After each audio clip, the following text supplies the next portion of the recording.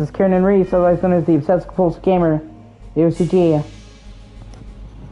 And hopefully I'm live.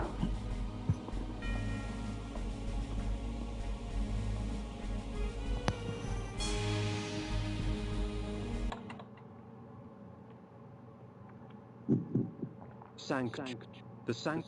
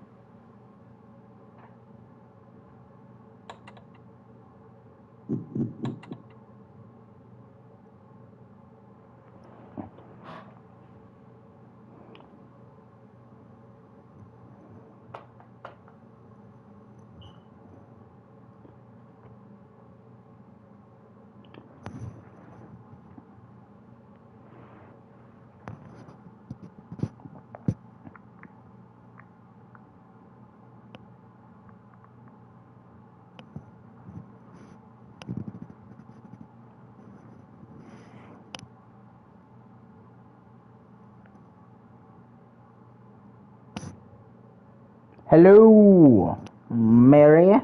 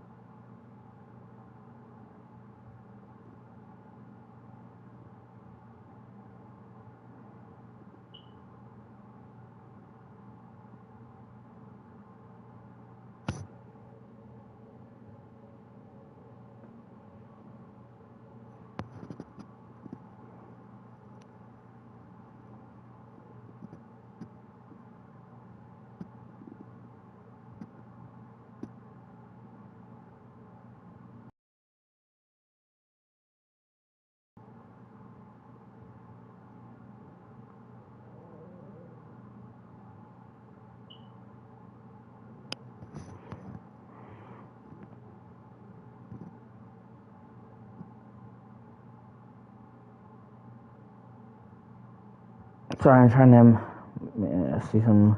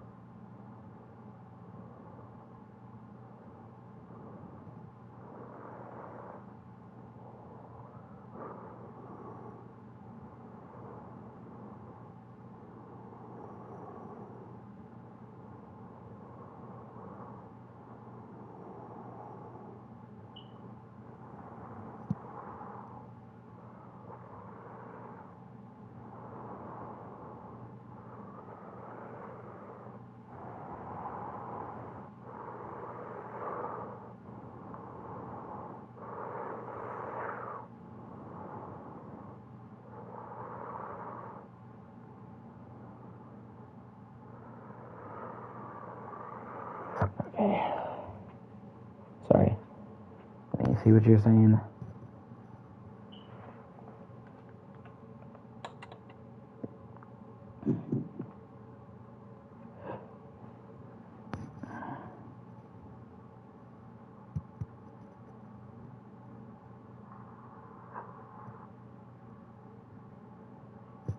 Getting which game? What do you mean?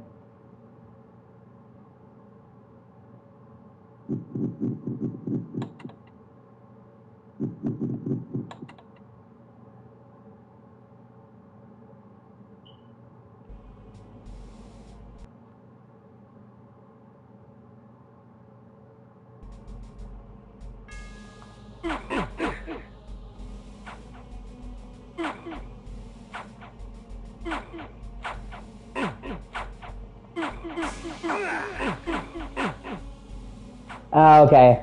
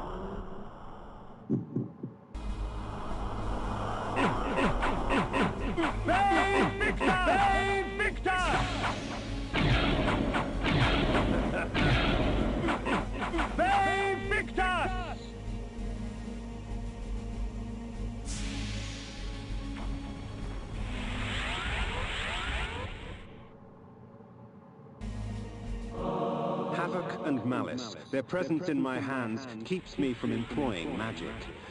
Yet rest assured, they do little to hamper my relish for slaughter.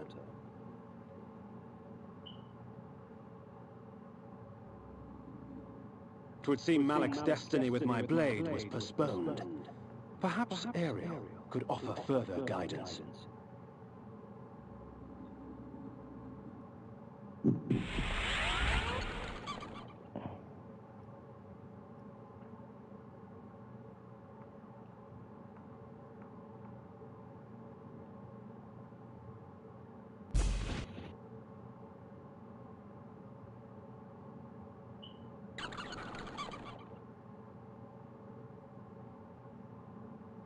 Ah, the Lord returns empty-handed. Does the Seraphim elude you? Very well. Go east of Malak's bastion. The Oracle shall give you aid.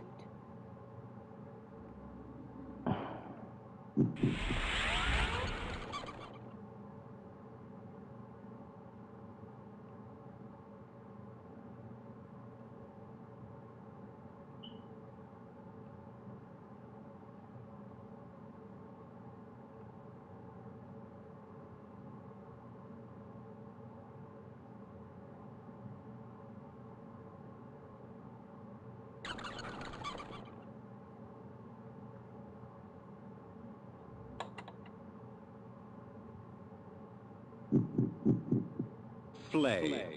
These curious devices hurl bolts of...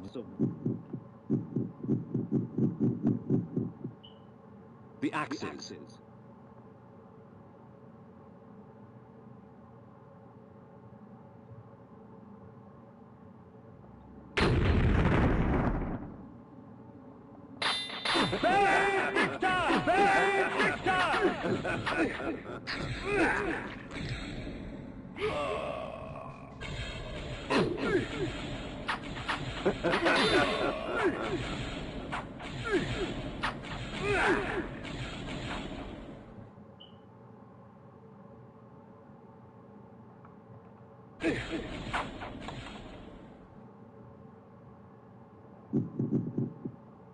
A medley of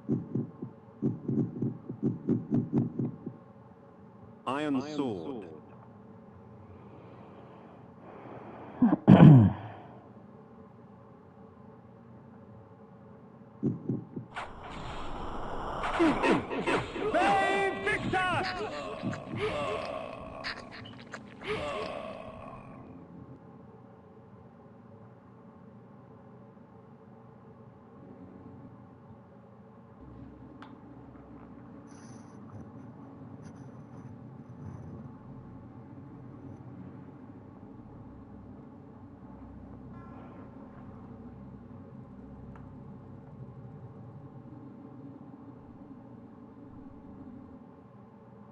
High upon the face of these cliffs, hidden amongst the complex network of caves, the underground sanctity of the wise Oracle of Nosgoth lay sleeping.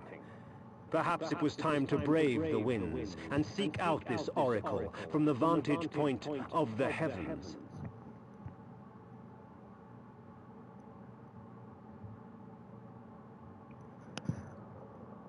Hold on, I'm trying to see some.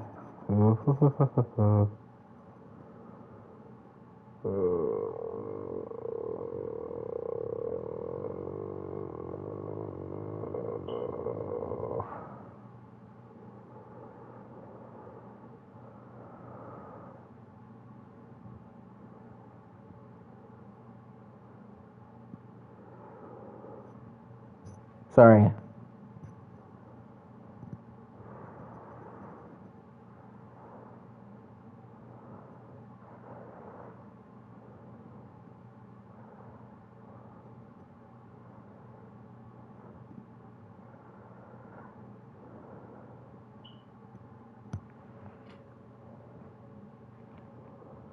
I'm just trying to make sure I'm not missing anything.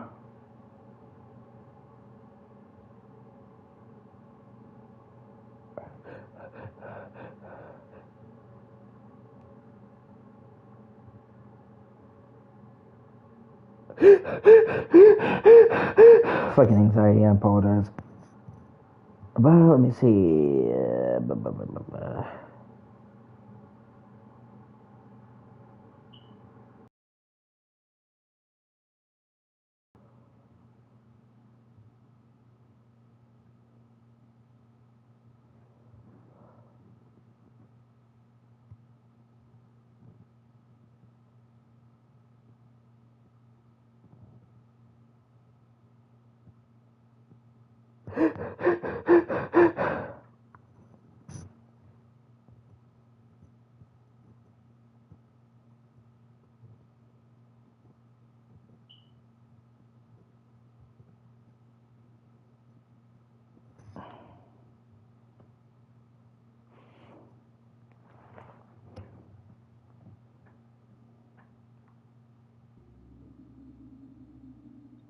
Oh, little vampire, the game grows interesting.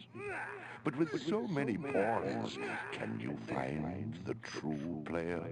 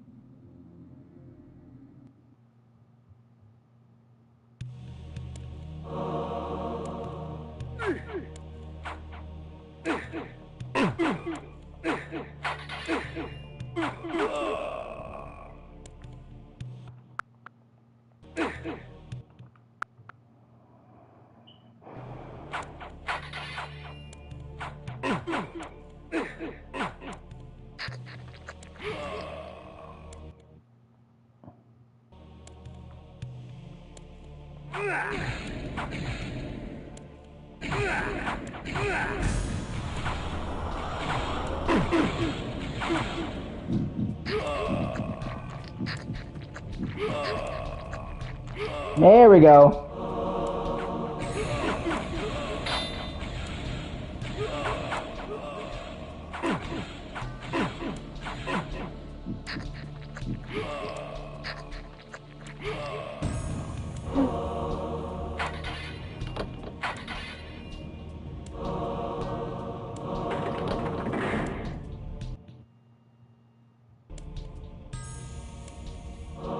The human mind is a fragile thing. One minor shock properly timed can render them catatonic and ripe for feeding.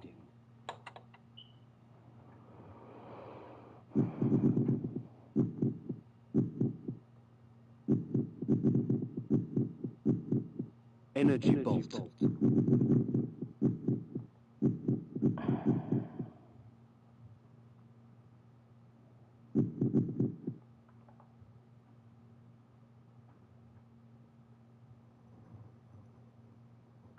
Thank you for watching. I really appreciate you. If you like, comment, subscribe, that'd be amazing. Yeah, this spell's actually super useful. You hit them with it, and it instantly stuns them so you can feed off of them. I.e. kill them. Even from a distance.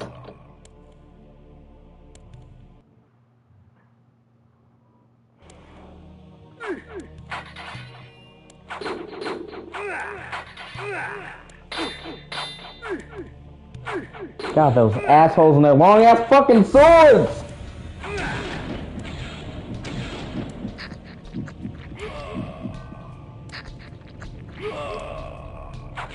I didn't know I was fighting Mr. fucking Fantastic!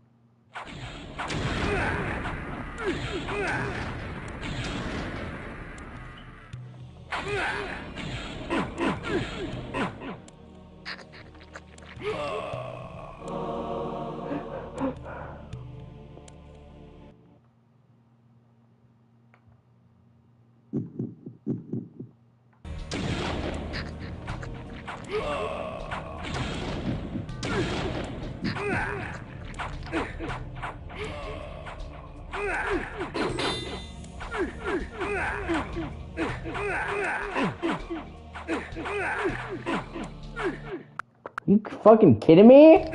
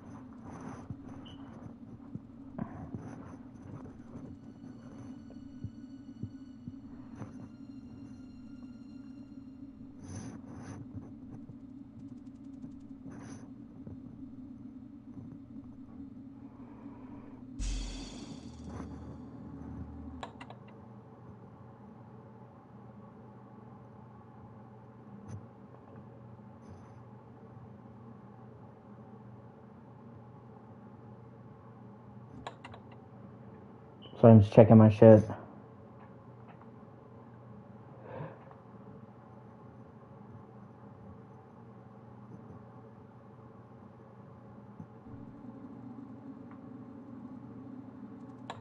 Ba, ba, ba, da, ba. 21, okay, let's see. Da, da, da, da, da, da, da.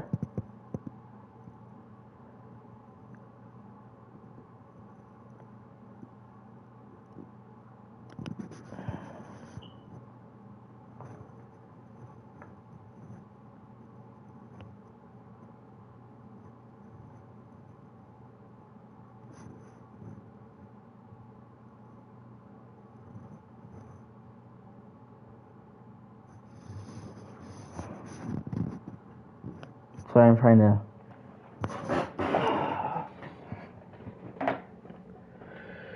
make sure I get everything. Like I said, I'm trying to platinum this, in the guide that I'm using. It helps, but they don't tell you about the secrets, like, in bold, so I have to sit there and search through the fucking text for it. Excuse me.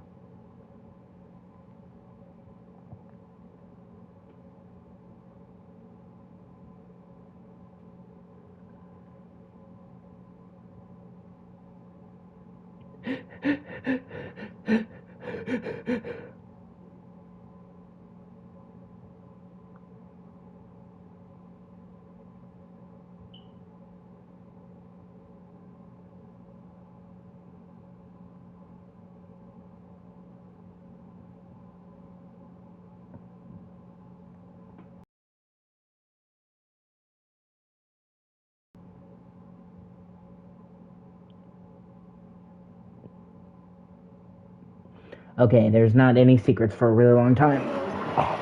From where I'm at, so I don't have to worry. Just making sure I don't want to miss anything. I want to get this fully completed before Soul Reaver.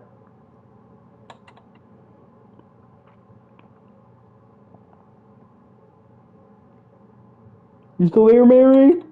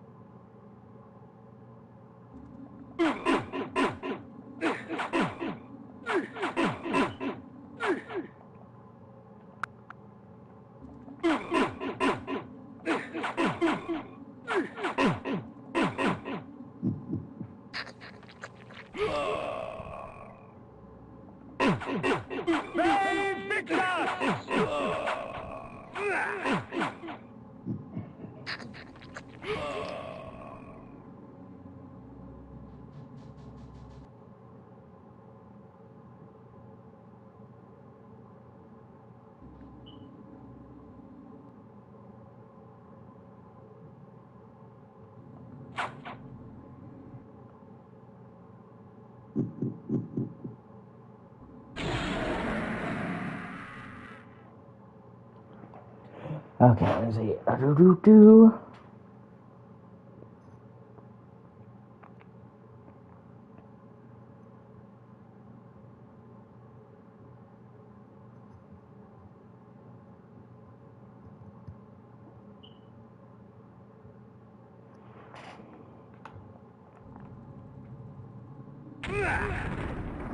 And yeah, there was parts of this game that are really dated. But you have to understand this was a first-time studio making a really ambitious game. And on top of making a really ambitious game, they were...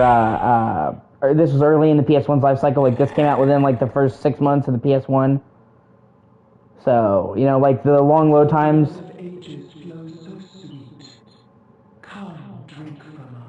At the time they made this game, Mary, the format of CD was new, you know? And games had never had loading times, really, because the cartridges...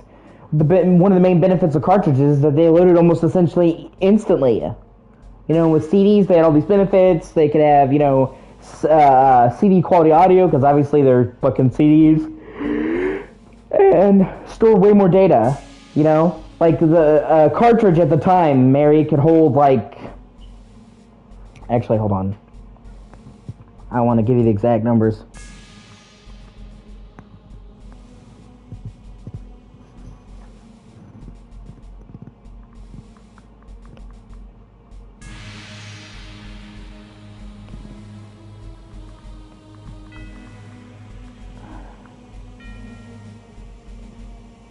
Yeah, okay, so the biggest game pack ever. The snow will do you no harm, for our blood preserves. Yeah, snow doesn't hurt me anymore. It would like slowly chip away your health. You're unlucky, so it's just a good upgrade to have. The biggest cartridge you could have for 64, okay? Sony. Oh, shit. was 64 megabytes, okay?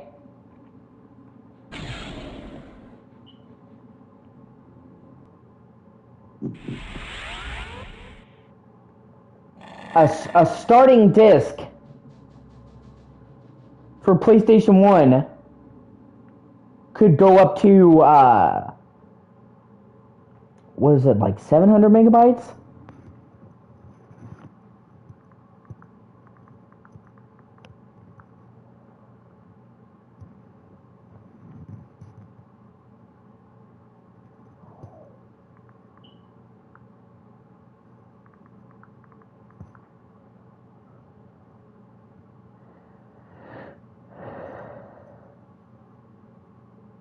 $660 megabytes, okay? So, you know,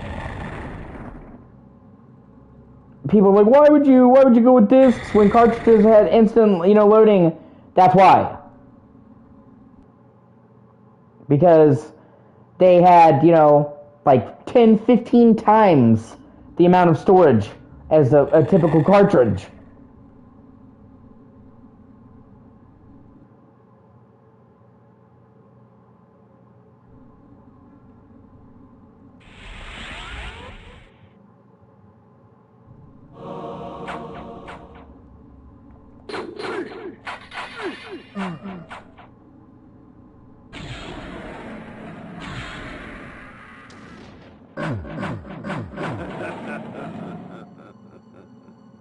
But then they came with the, problem of having to load it up and all that shit. So a lot of people were still learning and transitioning, so you did get a lot of early disc games like Blood Omen that had long fucking load times.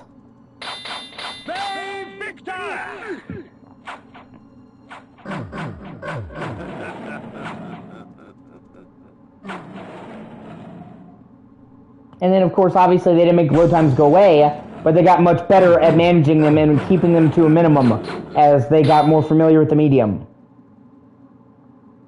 And that's actually one of the biggest benefits, Mary, of next gen, of PS5, Series X.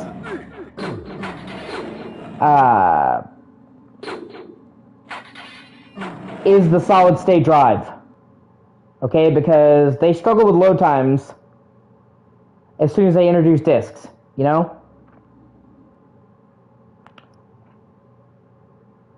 and that continued on to DVDs, although they definitely did stuff to mitigate it. And then it got worse. It got worse when they did fucking Blu-ray, even though the reason why they did Blu-ray was pretty fucking simple. Once again, Blu-ray had huge advantages in storage capacity. The average DVD, Mary, if it's dual layered, is about 8 gigs.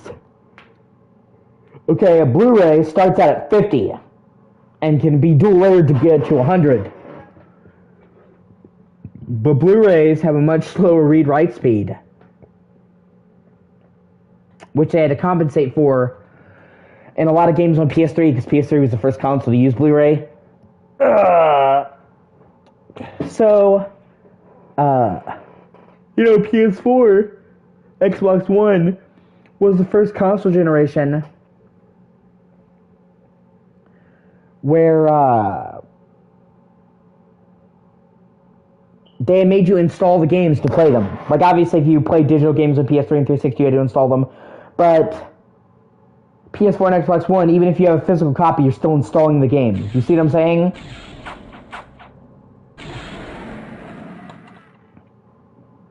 You're still installing the whole game. And they did that to help mitigate load times, because they were only getting longer.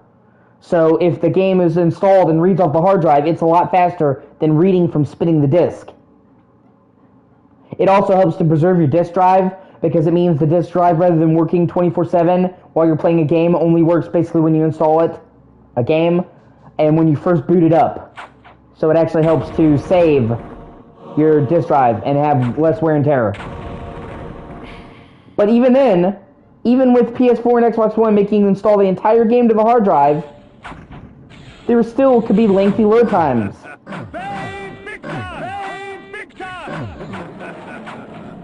But this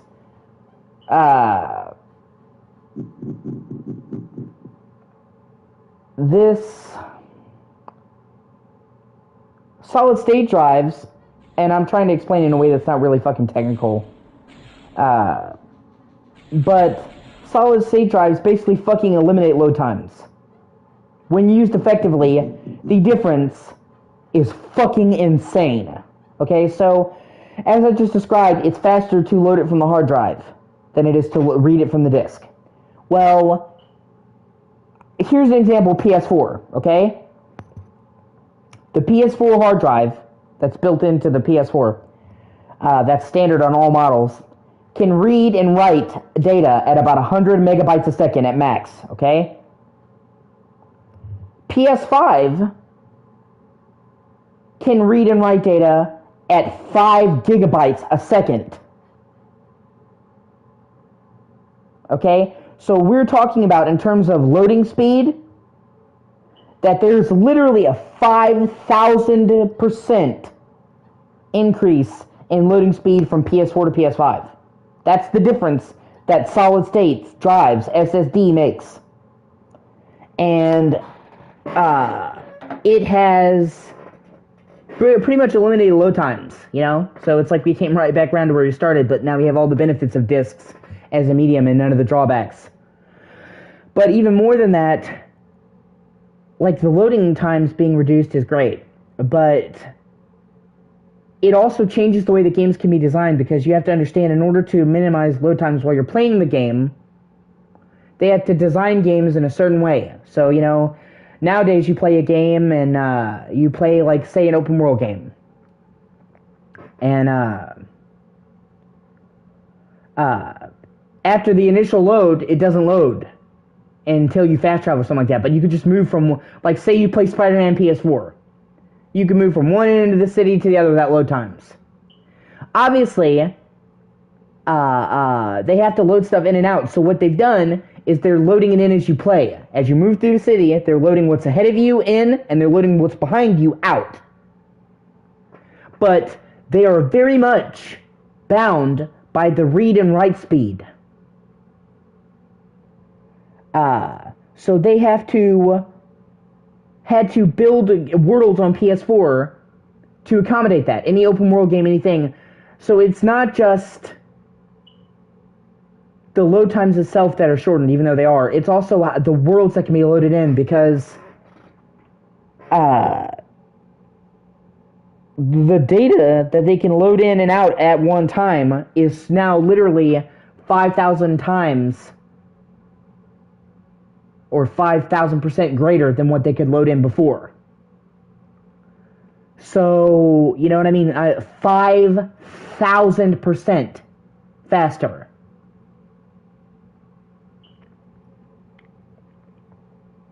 So when people talk about SSDs, they talk about loading, and yeah, that's what it does, but it doesn't just shorten load times. It changes the way the game worlds and shit can be made. You know, like, I'm sure you play plenty of games where you'll have to fit through a crevice, and your character will have to saddle through a tiny crevice. Those are used to hide loading screens. They slow the player down to impede your progress, so that you can outpace the game loading up new areas.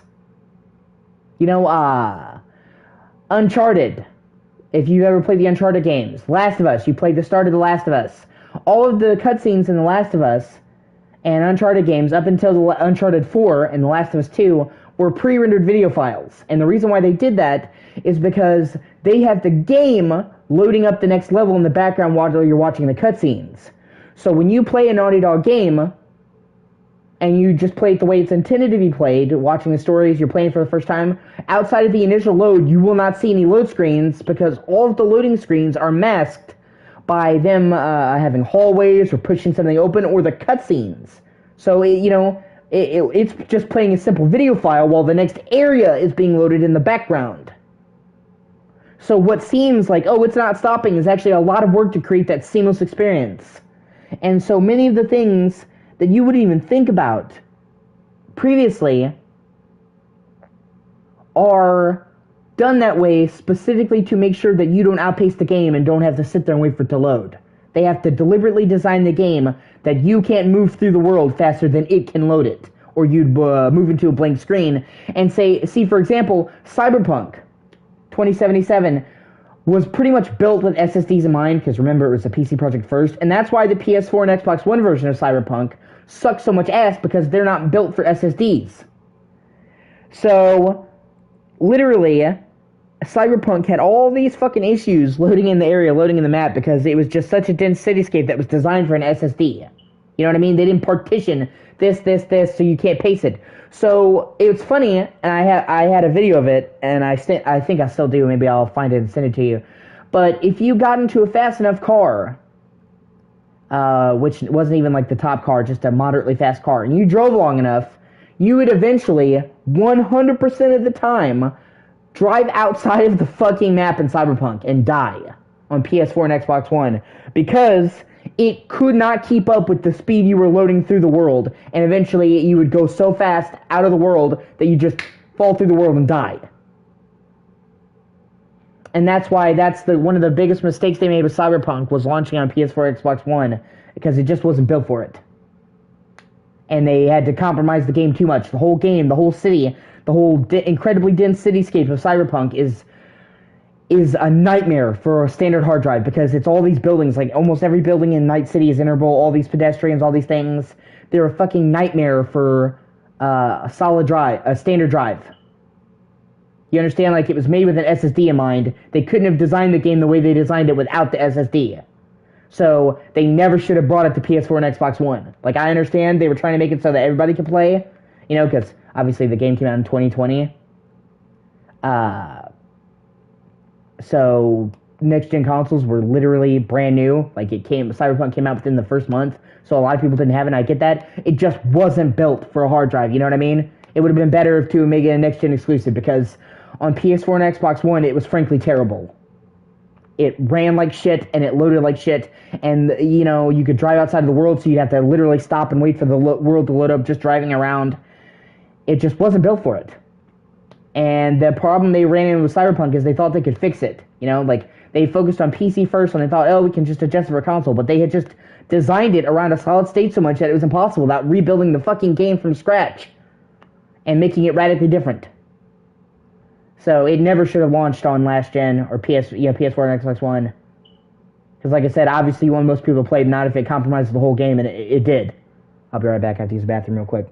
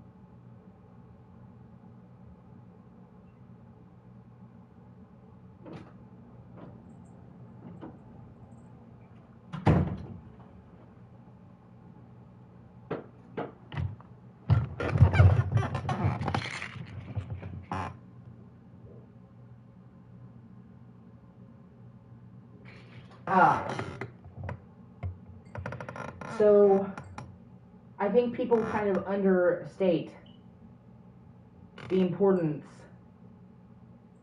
of, Mary, of a solid state drive, because it doesn't just change load times, although it does. It changes the way that the games can be made and the way the worlds can be built. Like, for example, in Days Gone, you've played Days Gone, you saw me play Days Gone. You know how when you transition between regions, you have to go through those narrow tunnels? Like the highway tunnels, most of the time?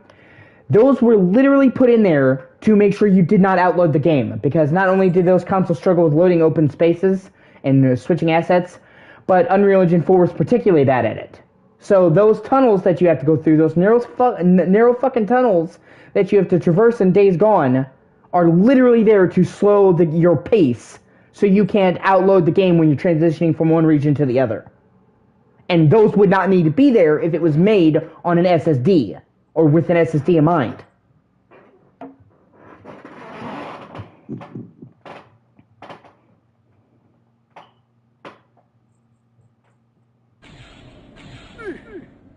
Or take Spider-Man. Spider-Man 2018 is really good. If you never played it, you should. But I don't even know if you like Spider-Man or if you like superheroes or you like that shit. So you might not even like them. But I'm a huge fan of Spider-Man. I'm like, since I was like a little boy, like I was 3 years old, I was a fan of Spider-Man. I mean, I was fucking nuts about it. Like crazy for fucking Spider-Man.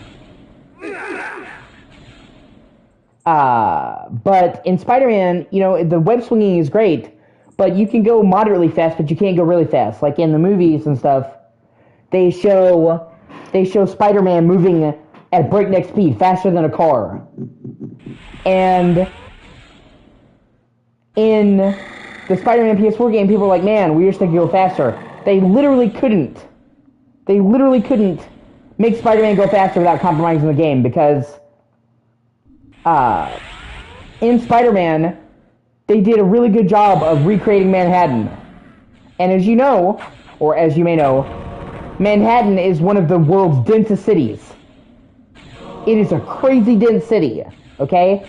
So they made it dense to accurately represent that, but they had to greatly lower the speed that Spider-Man can move through the world so that he could not outpace the game.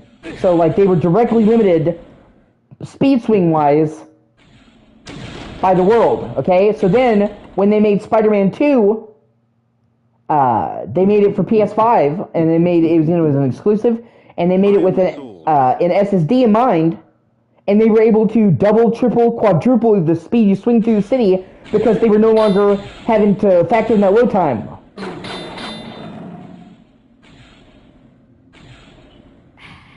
So in that instance, it wasn't just, oh, it decreased the load times. It actually made the game better.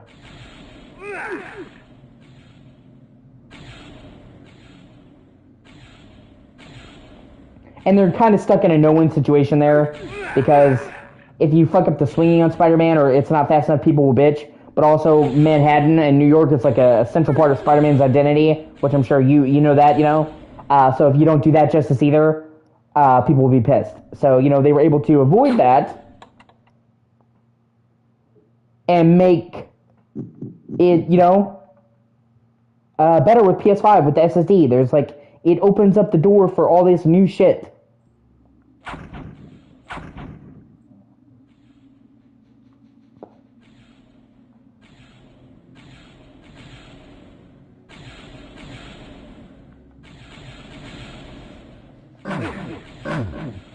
You know, it doesn't just change what they can do, it changes what they can make.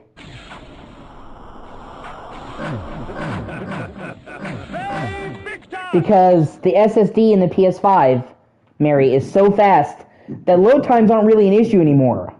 Iron Sword. Like, the fucking SSD in PS5 is so fast that you pretty much could not move faster than it could load. Even if you tried. You understand? Like, even if you had like a car going 300 miles an hour, like a rocket, in a dense city, the SSD is so fast you could not load it. So, like, it almost makes loading screens not exist or matter anymore. Like, it's not even something they have to factor in or think about. It's a fucking game changer in a major way. You know, and it obviously it helps all games. All games benefit from it, but especially open world games, which are increasingly more common in and out, as they're constantly, as you're moving through the world and revisiting places, they are constantly loading in or loading out assets. So it changes the entire design of philosophies of open world games. You know, and it's not. It also just changes. It changes. It even in a way allows them to have more power on screen at a time because, okay, so, and I'm trying to, like I said, I'm not demeaning you. I'm just trying to explain this in a way that's not technical gibberish because I know a thing or two about this. I'm not like the tech guy, but I've done a lot of research into this. My entire life, I've always been curious about why things are the way they are. You know, I needed to know why, not just it is this. You know, as a kid, I would take things apart just to see how they worked. It irritated the fuck out of my parents, understandably so. You know, like I would get pins and pull them apart to see if I could put them back together. So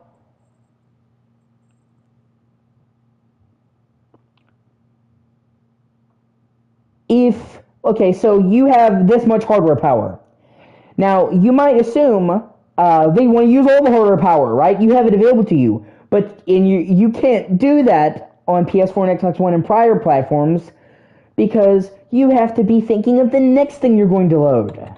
If you spend all of your processing power on what's right in front of you, then when you move past that, which you will, you then have to completely stop, skid to a halt, unload the stuff, and reload the new stuff. So they couldn't even use the full amount of their processing power because they have to also be using some of that processing power to unload what's behind you and unload what's ahead of you. So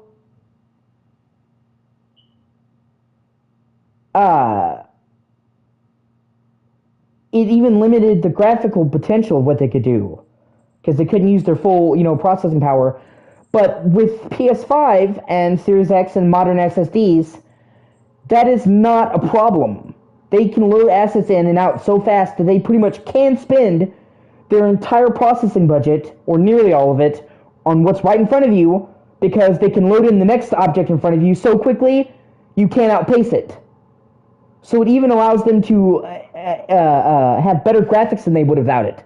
Like, it's so much more than just quicker loading. You know what I'm saying? It's like people are like, oh, it's just faster loading. It's not a big deal. Like, no, actually, it changes quite a bit and allows way more shit to be done.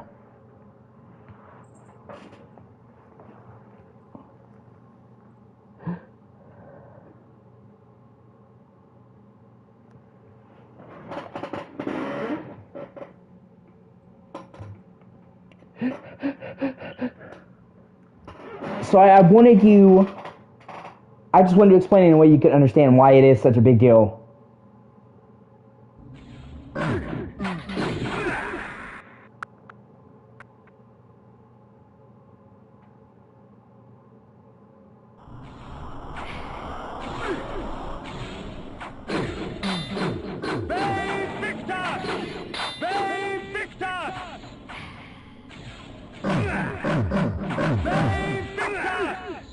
Oh my god, you fucking asshole.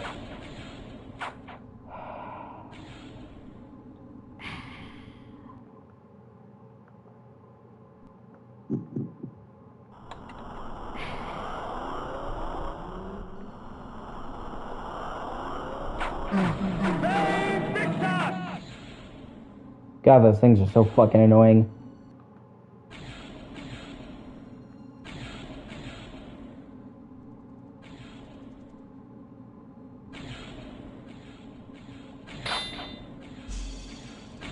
Can I not go that way? Hold on, let me...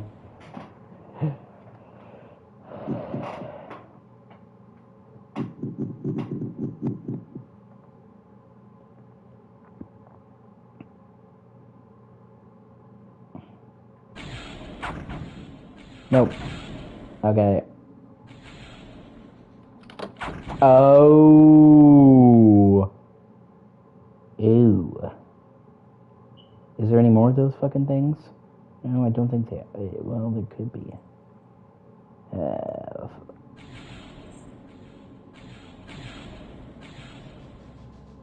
Okay, that's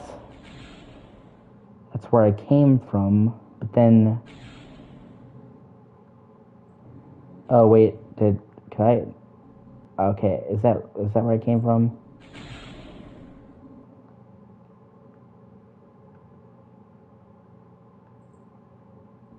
God, these caves are fucking confusing. I don't think it is. And thankfully, this fucking shield protects me from the fucking arrows. Otherwise, that would be so annoying. Like the shield spell in this game is a fucking godsend. It protects you from most enemy attacks too.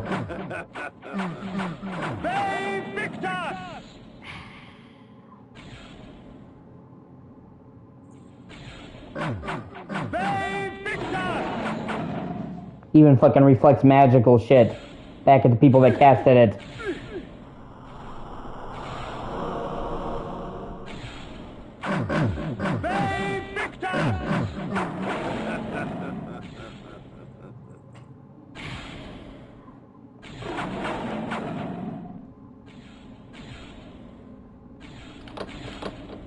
Nope.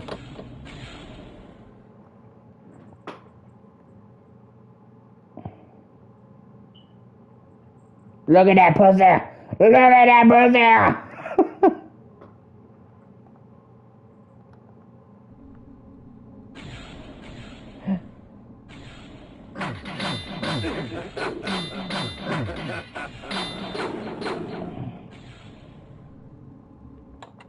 You can't tell me that's not the prettiest pussy you've ever seen!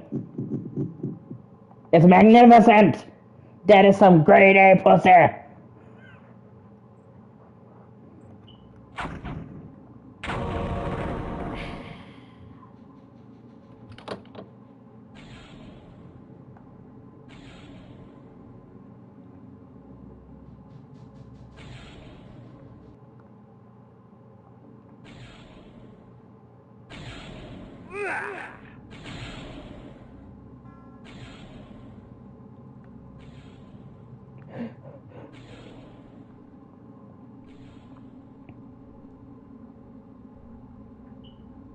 I hope you understand that, Mary. This is what you signed up for. A lifetime of dad jokes. I hope you get that. You signing on board with me that this is the kind of humor.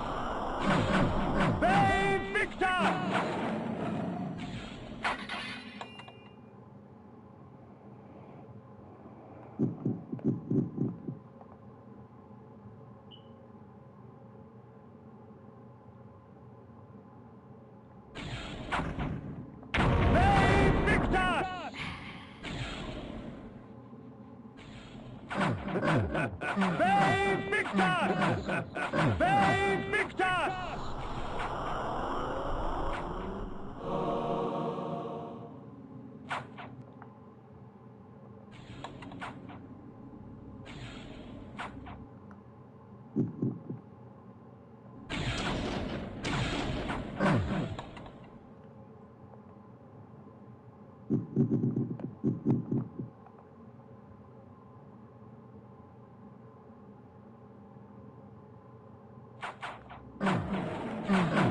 They Victus!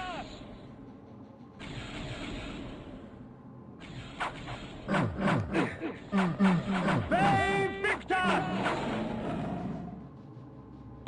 I wonder how the axes would do here. Since I just got them, maybe that's the problem.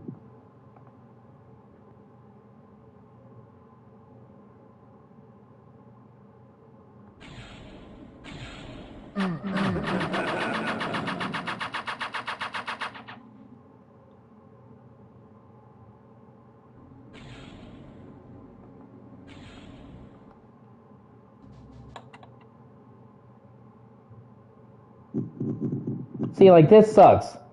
You know, you have a quick menu for changing spells, for changing items, but not your weapons. They Victus! So, any situation that requires you to change your weapons a lot, you're gonna have to pause the game and scroll through them every time. It's fucking tedious. But once again, this game is 1996, so...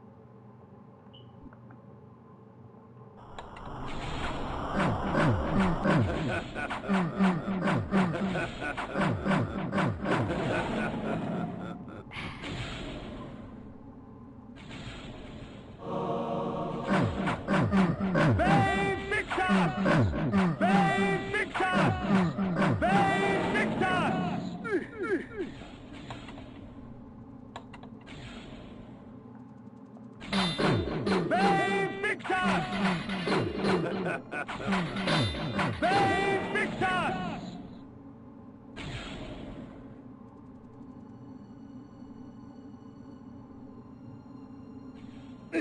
Oh, that's great. That's fun.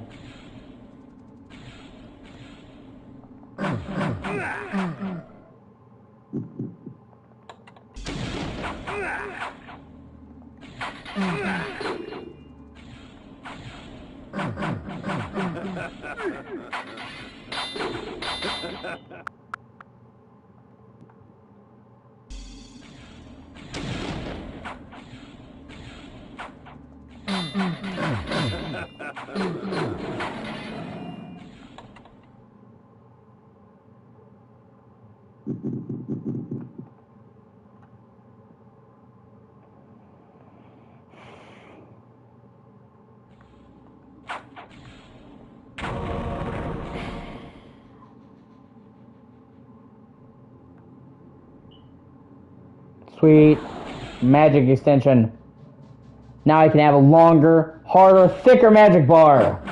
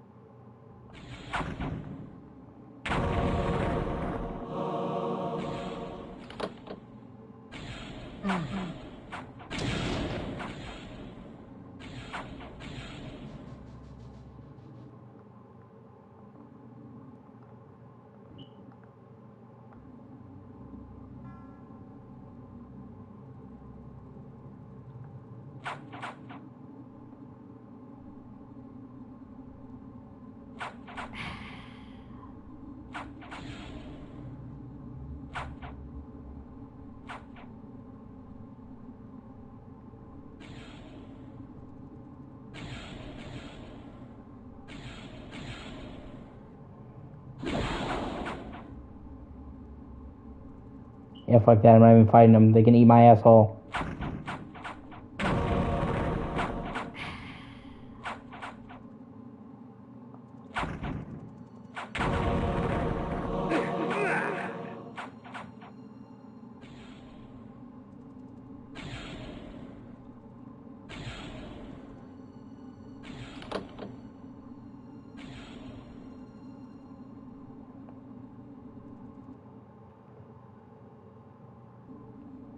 Oh, thank fuck.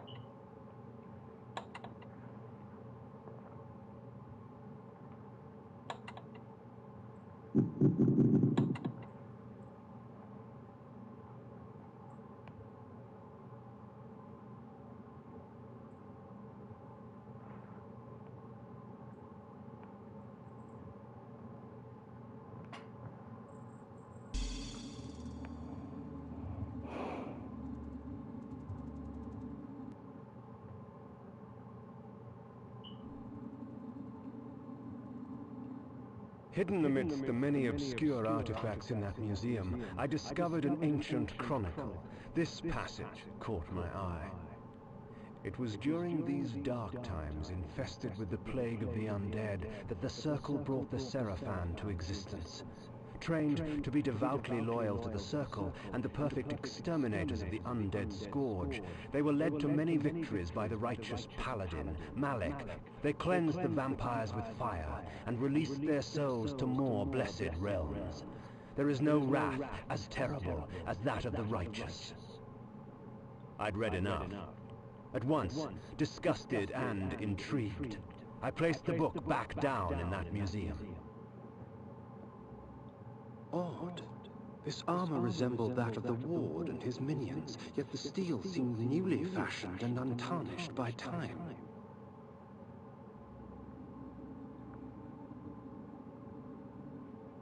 A guillotine, its blade still wet with blood. The shield was newly crafted. Its metal shone brightly in the firelight. The crest, I did not recognize. I recognize this crest from my youth. 'Tis the sigil of the mighty lion of Willendorf, blood-stained and rusted upon this battered shield.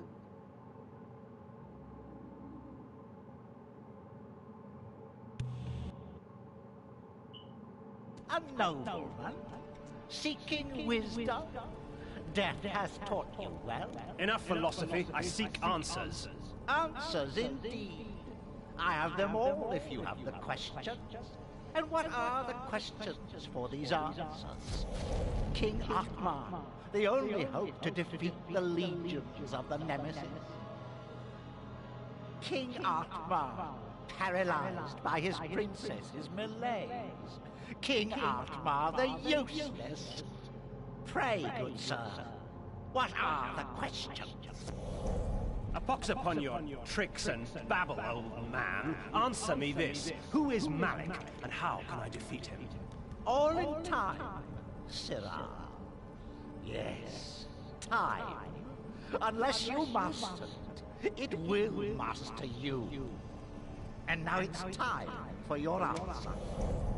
Malik, defender of the Nine, and last of the Seraphin sorcerer priests. His vanity led to the slaughter of the Circle at the hands of the vampire Vorador. For his failing, his spirit was fused to a hellish set of magical armor. He has allowed no member of the Circle. What of this Vorador? Follow the glow of the ignis fatuus to the Termagant Forest. Ignis fatuus. The Ignis fatuus lights the path to hell, nobleman. Your path. Time came. Next time.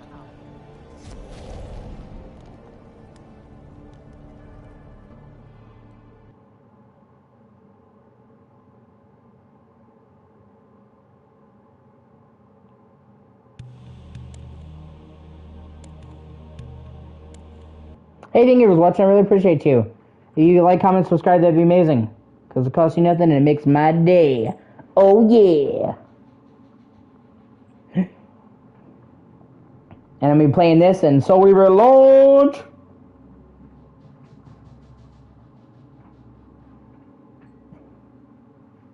I see. Oh.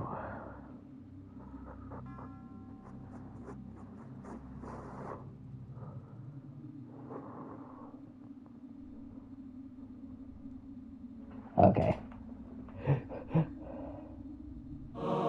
Through this magic, I can stop my enemies in their tracks. Frozen in time, they can do nothing to hinder their own doom. Sometimes I draw out their fate, for the added fear sweetens their blood. Oh, that's pretty dark, but okay. I'm gonna add a little bit of suffering there for taste.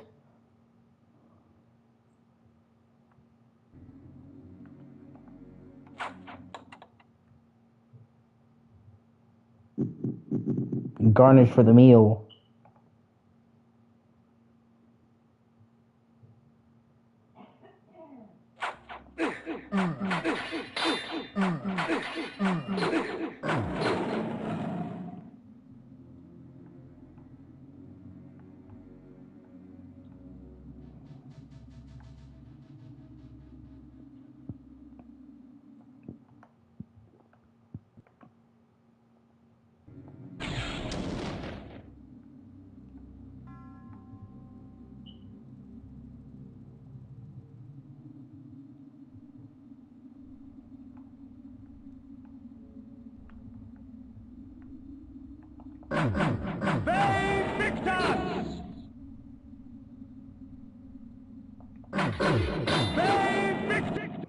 Let me see.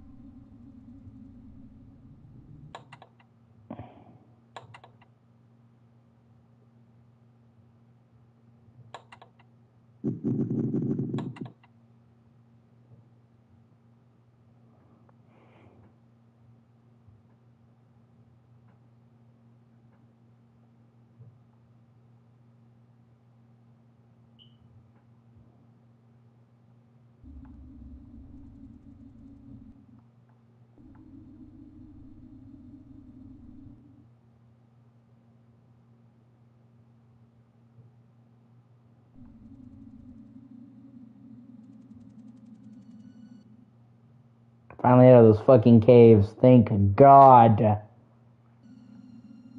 Really? There's more of those fucking...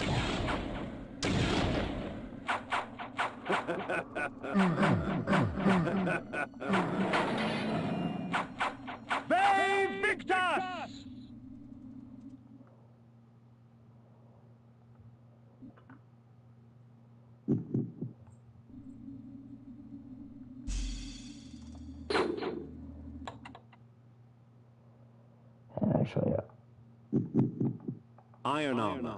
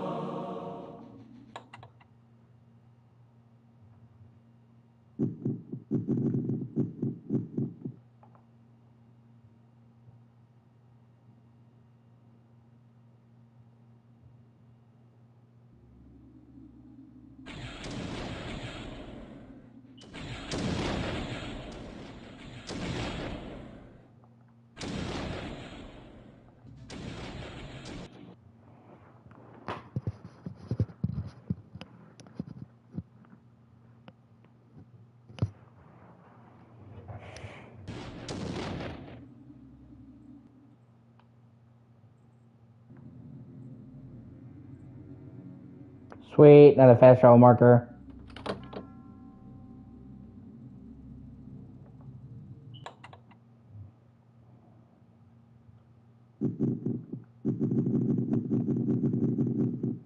Sanctuary.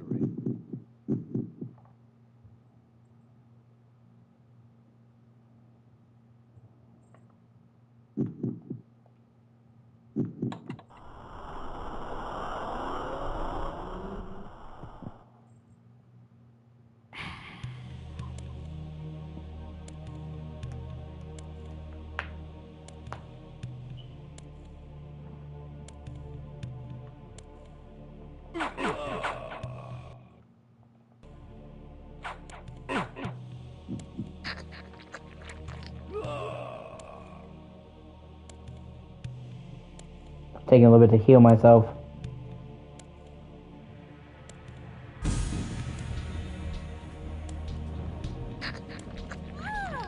Well, get more magic and then I'll go outside and get some more health. Or hop back into it.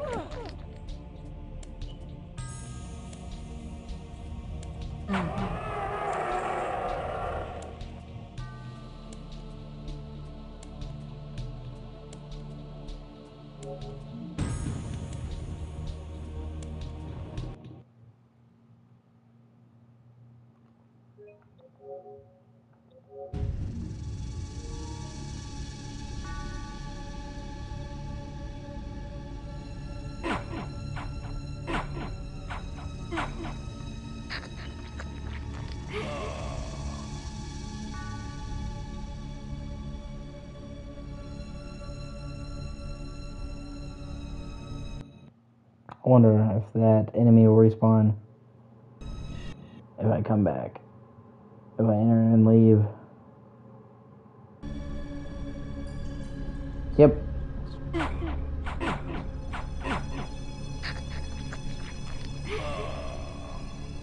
I'll just keep fucking with him until I get my health full and then I'll return back to where it was.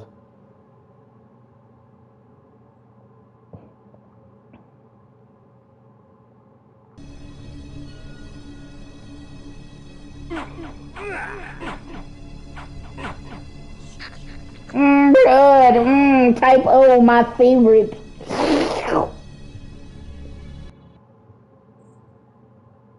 Gonna suck your blood, Mary. Nom, nom, nom, nom, nom, nom, nom.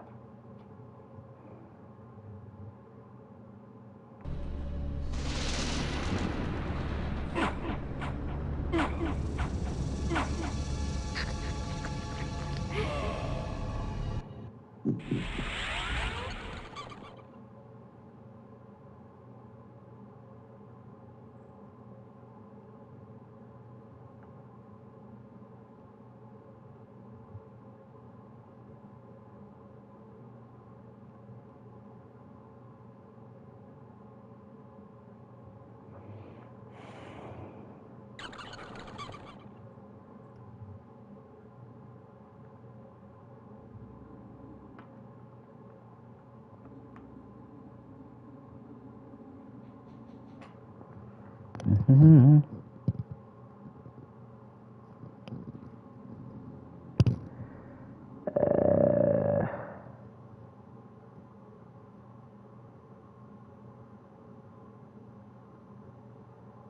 Okay.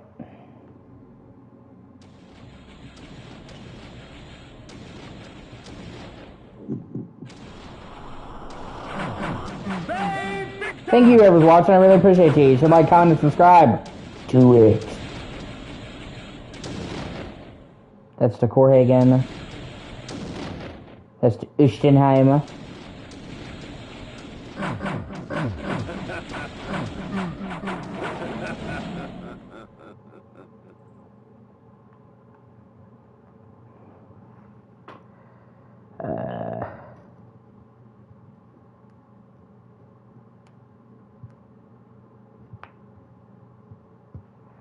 Okay.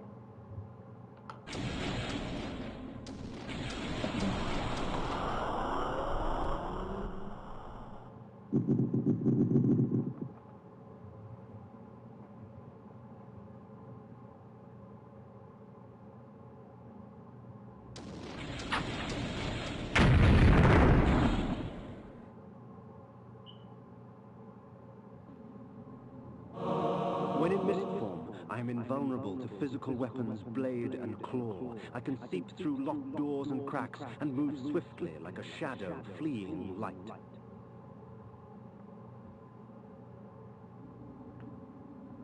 Interesting.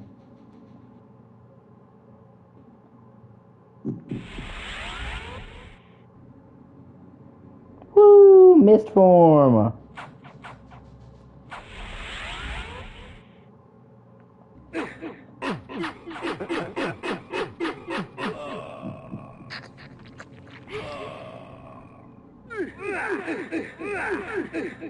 Oh, so I can also. Oh, it looks like when I'm in mist form, I can walk over water.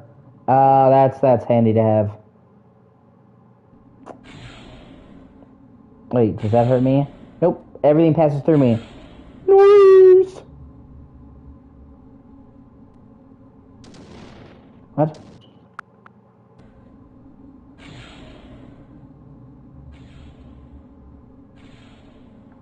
Oh, they're like air vents, gotcha. You're not gonna let a fucking fan beat you, are you, Kane?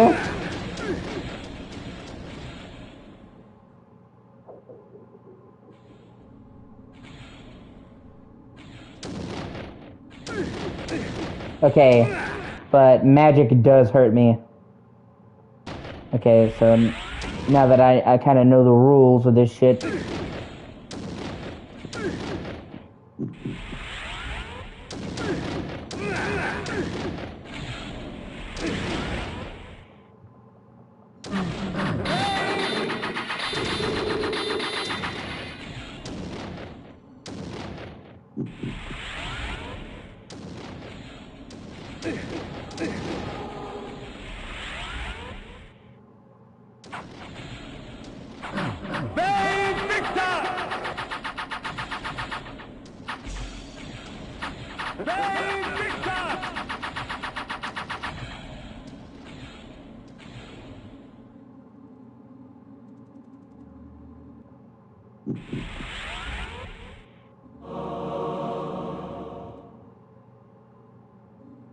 Thank you for watching. I really appreciate you. Oh, those motherfuckers. Those motherfucking fuckers.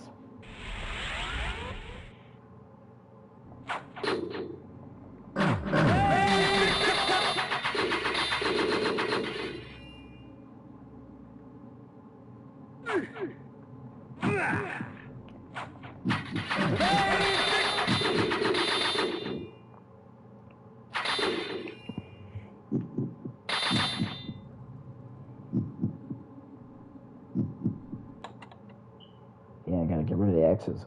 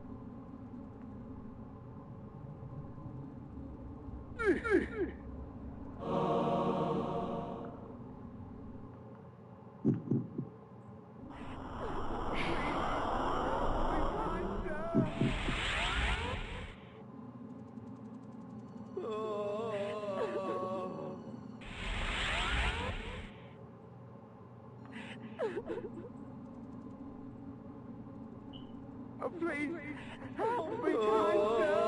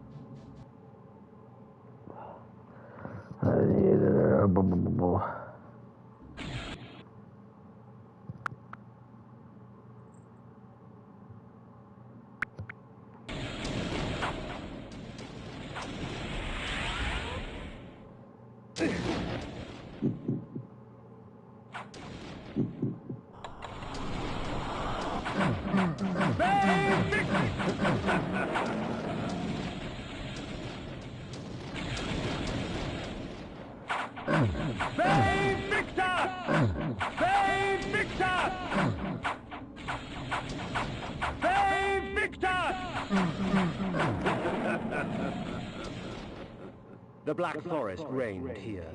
Its kingdom rarely invaded by those that live in the light. But it was called home by this mysterious Vorador. Legend told of a time when Vorador defeated Malek of the Seraphan. If such a man did exist, then he could perhaps be the key to defeating the Ward.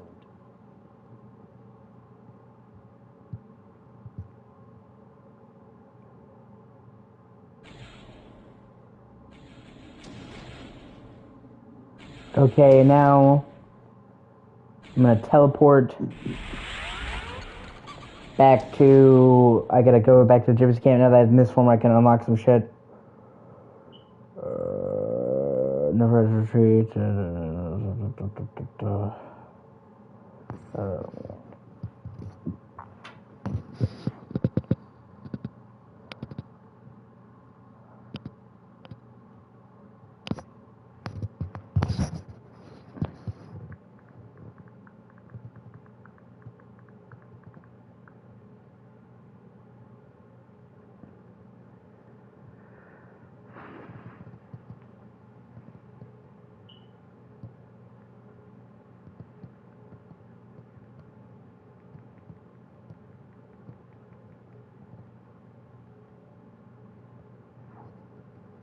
Damn it. Sorry. Hey, thank you for watching. I really appreciate you.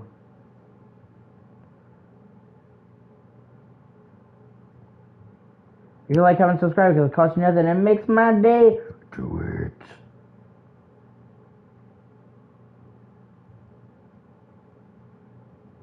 Okay. Let me see. I'm looking for... Oh, God. And then they show, like, settlements and shit. But they don't fucking show the names of them. So if you don't remember the specific name, well, fuck you.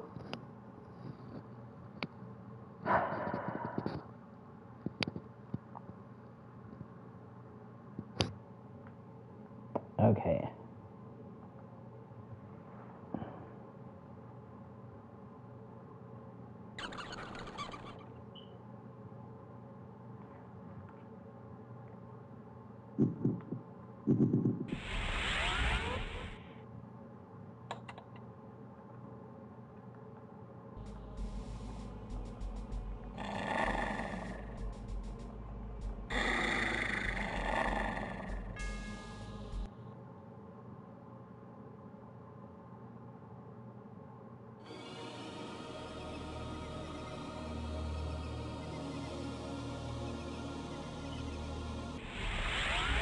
Yeah, okay.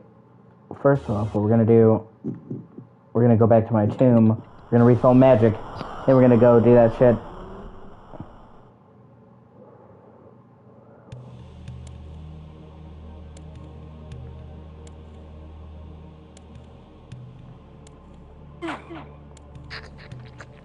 Blue bloods.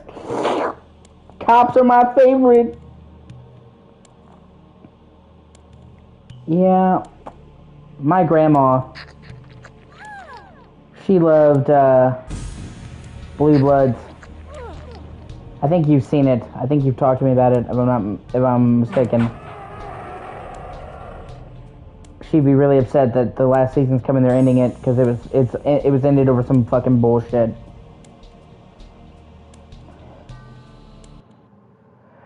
They didn't want to pay the cast a decent salary, even though Blue Bloods has consistently remained one of the top shows on television. Like, it's been in the top 10.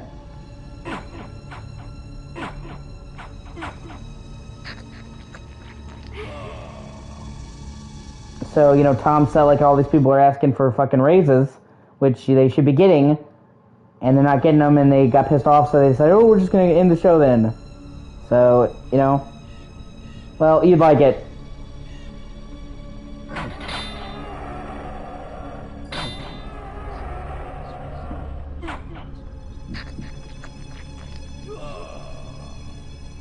It's got Tom Selleck. I love Tom Selleck.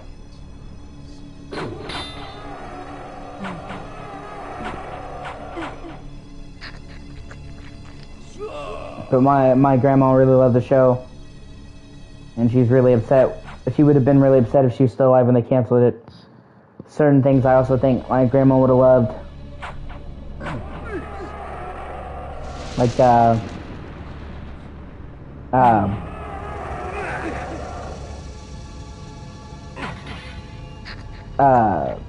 I'm trying to like Law and Order. My grandma was fucking crazy about Law and Order.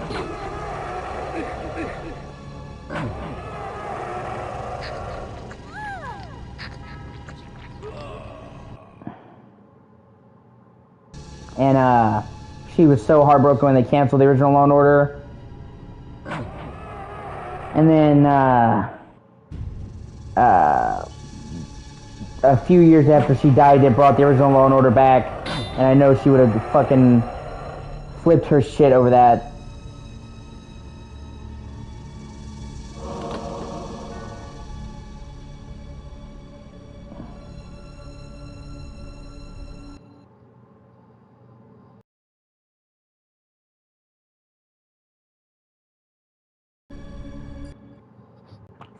Times like that I just think about her and I miss her. I can't believe she's been dead over 5 years. It boggles my mind, honestly. She was such a huge part of my life. I'll probably miss her to the day that I die.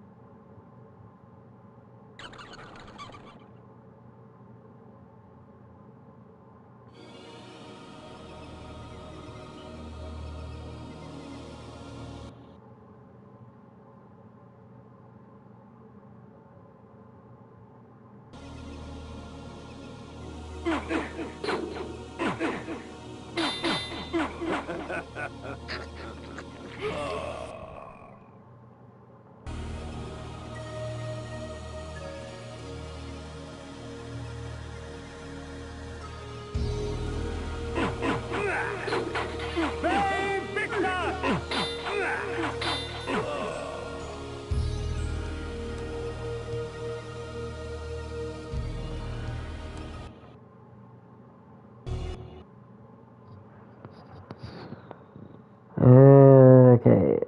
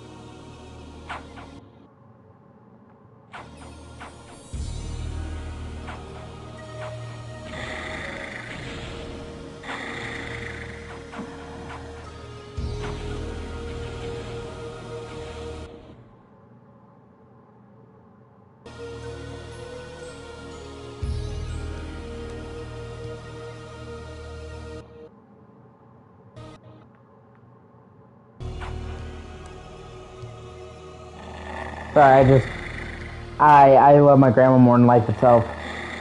I get emotional thinking about her and what happened to her.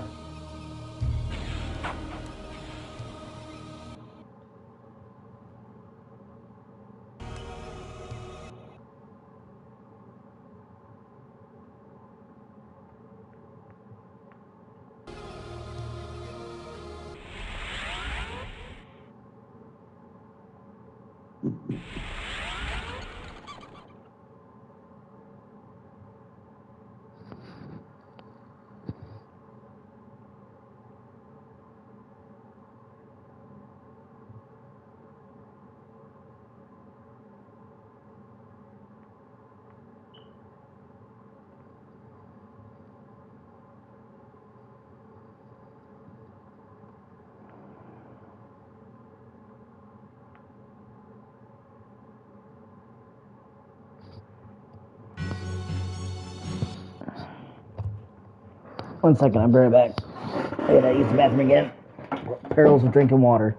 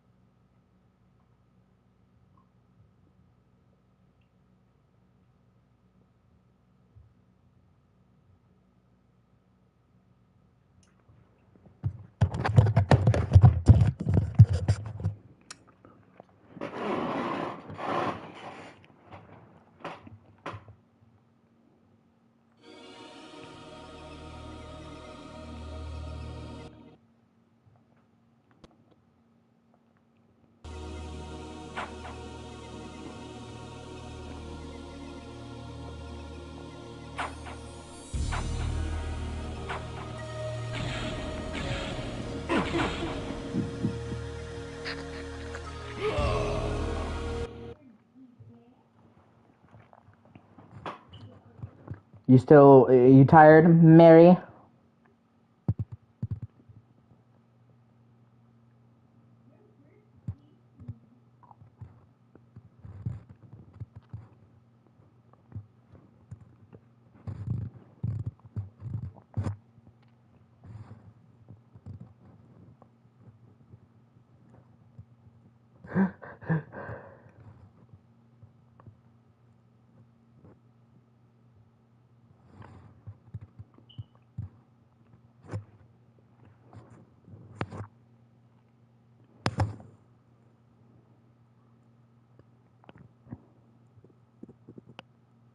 I ain't about that shit.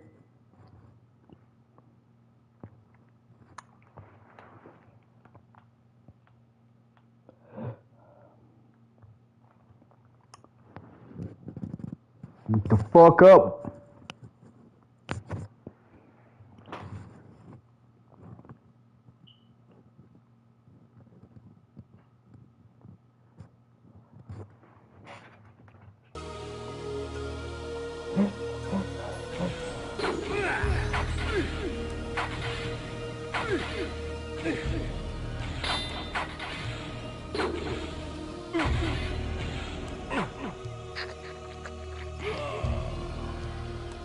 You get to go to bed when I say you get to go to bed, Mary.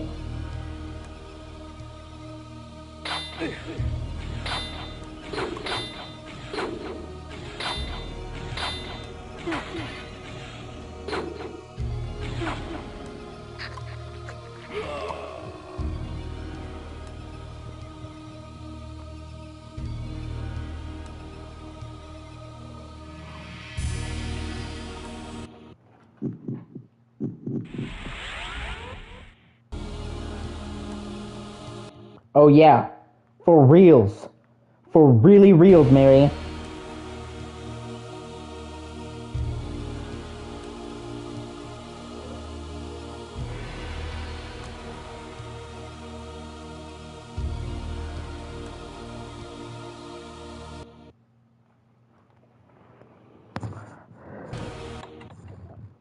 Ba-ba-ba-ba-ba-ba.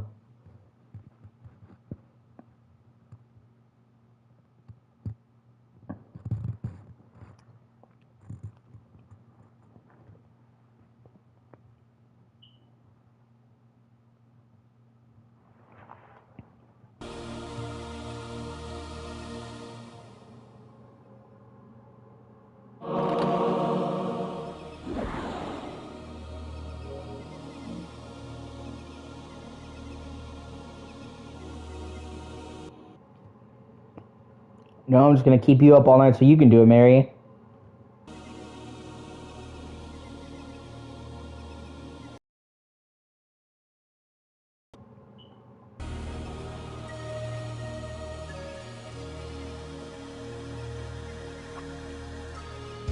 Keep you up all night long!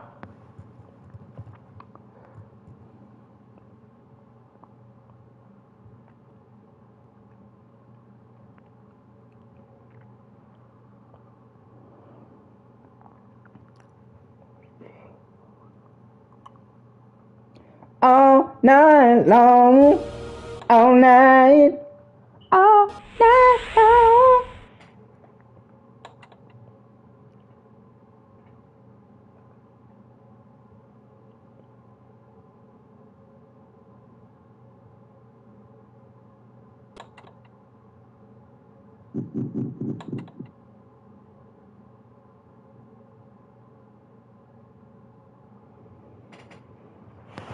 Ba ba da ba ba, slibbity ba ba dee dum.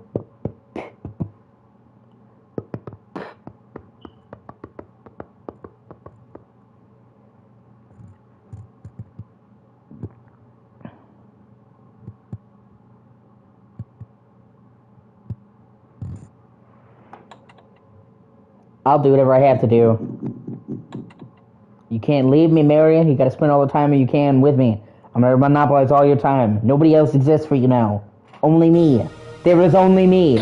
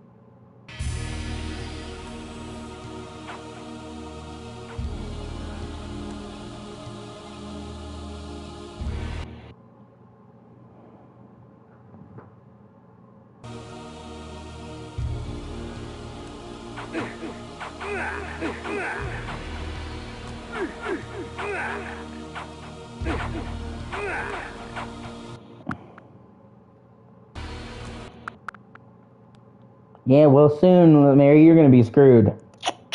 By me. Gonna get all up in that cookie.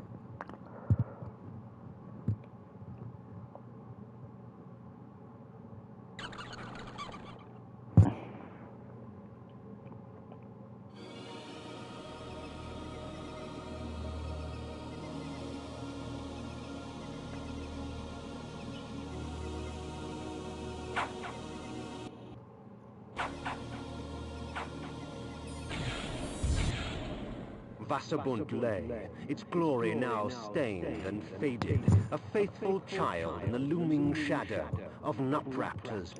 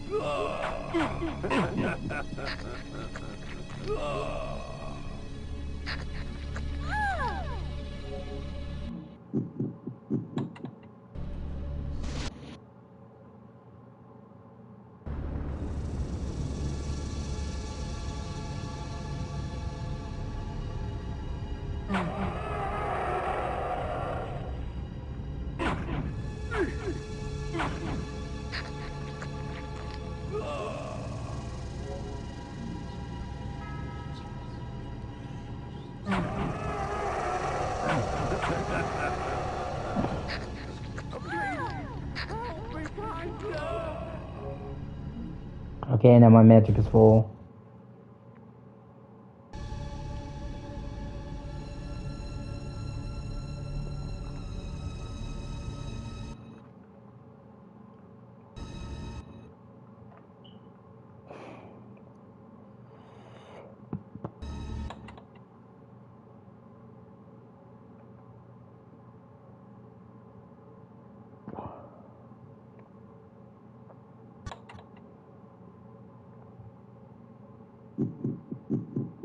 Sanctuary. The sanctuary spell.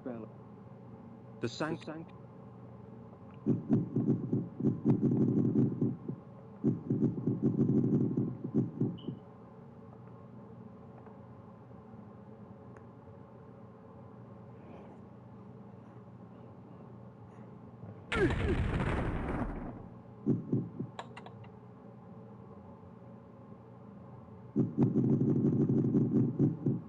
I'm trying to, hold on.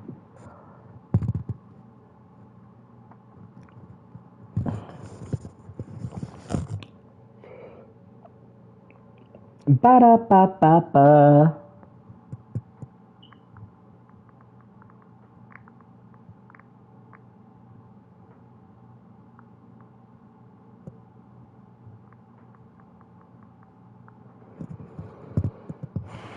Ba-da-ba-da-ba-ba-da.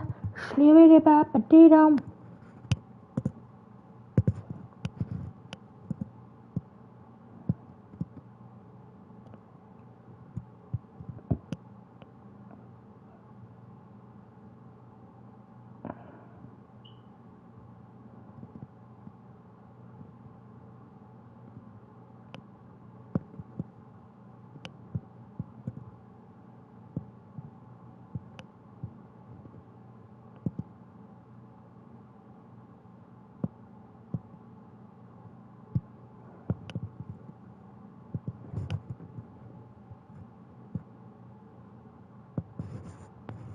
No, hold on, I'm trying to...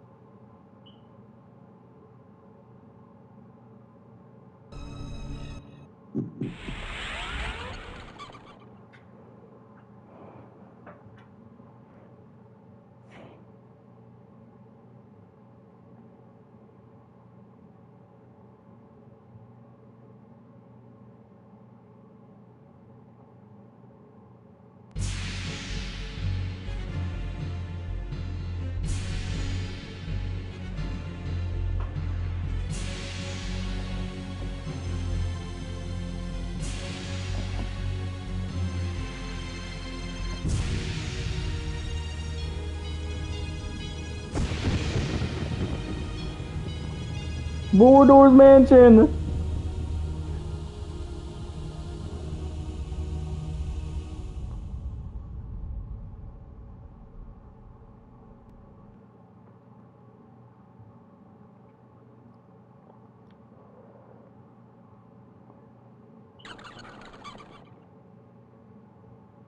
Actually, I came here a little bit early.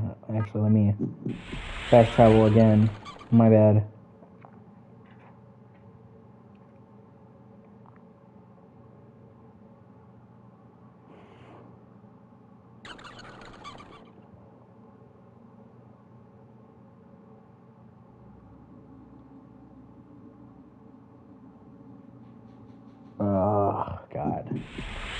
Sometimes it can be truly fucking confusing where you're supposed to go.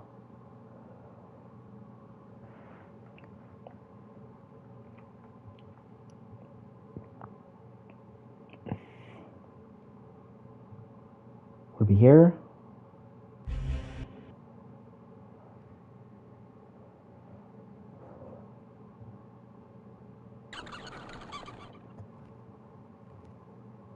Oh, fuck.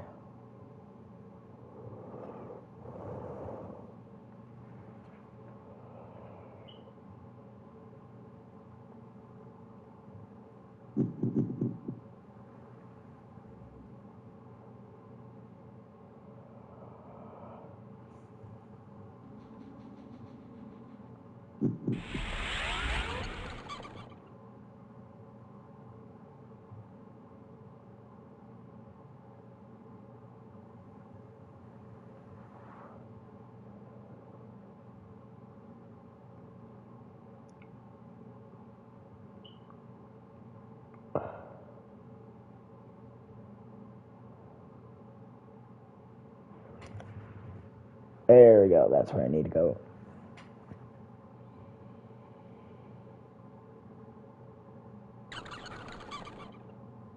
Okay.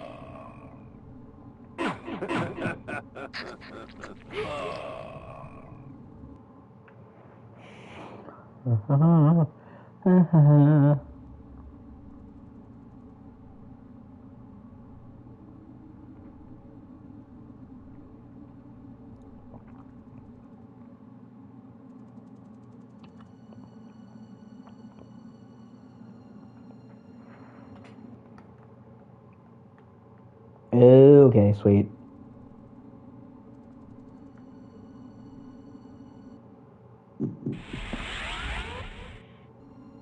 Mist form.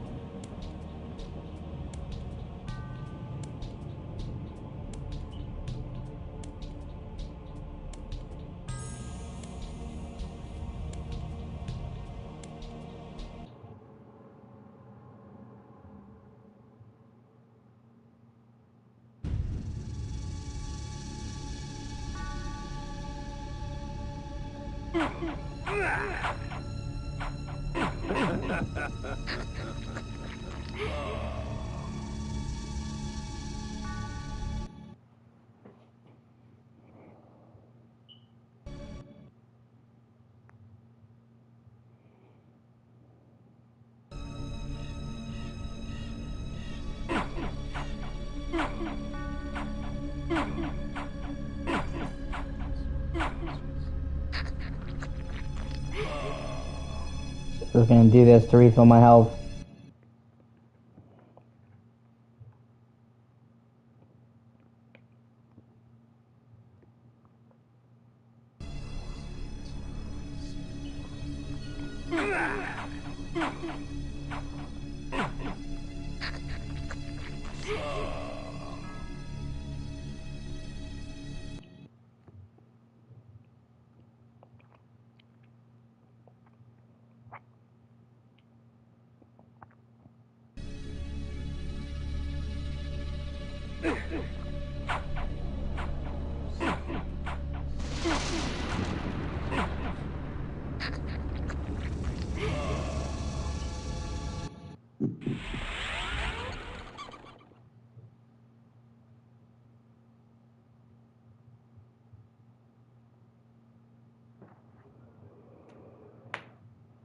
Oh yeah.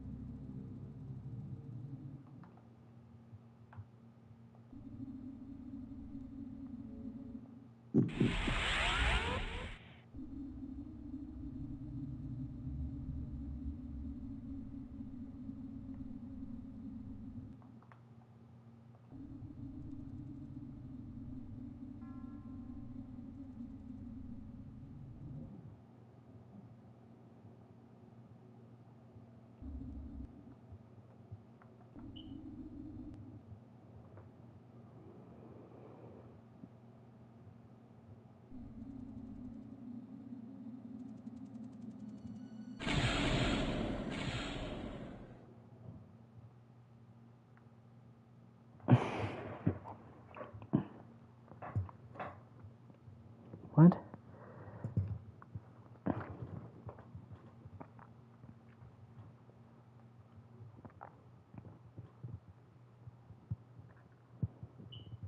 Okay.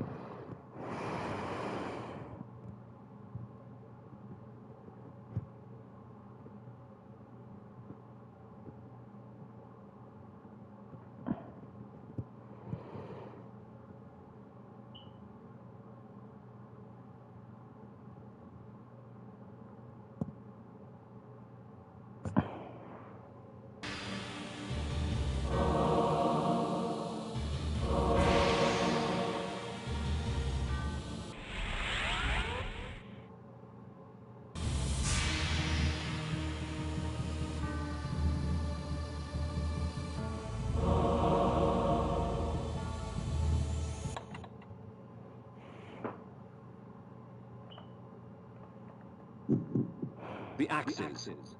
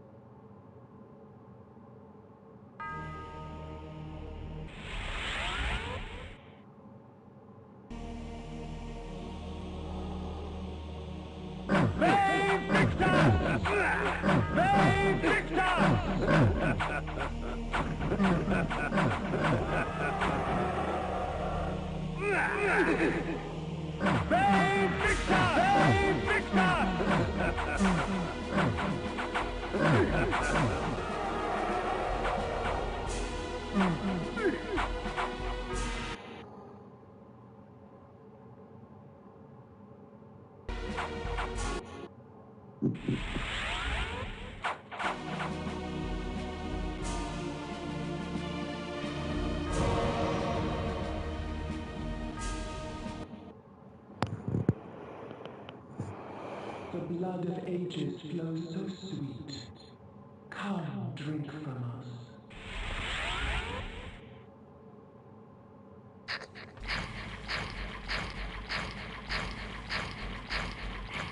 Your strength has increased, for our blood enhances.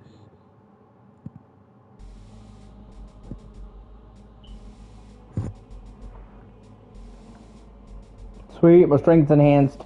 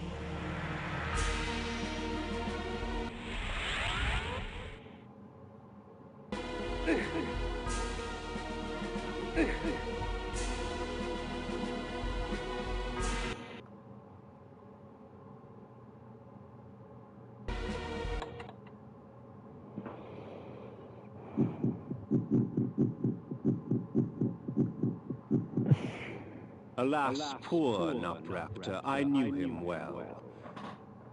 Well, not really.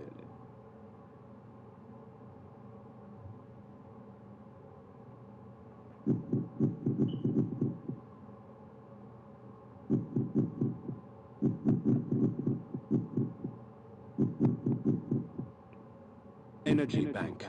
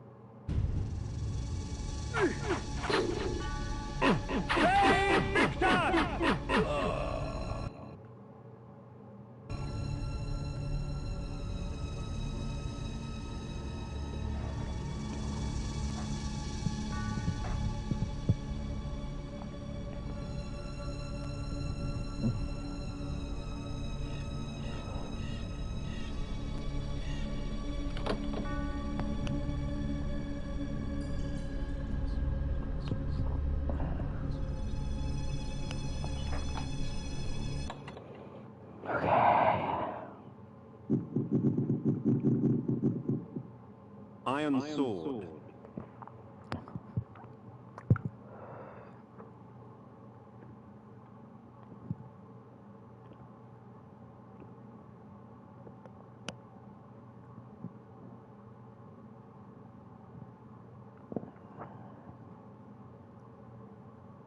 Okay.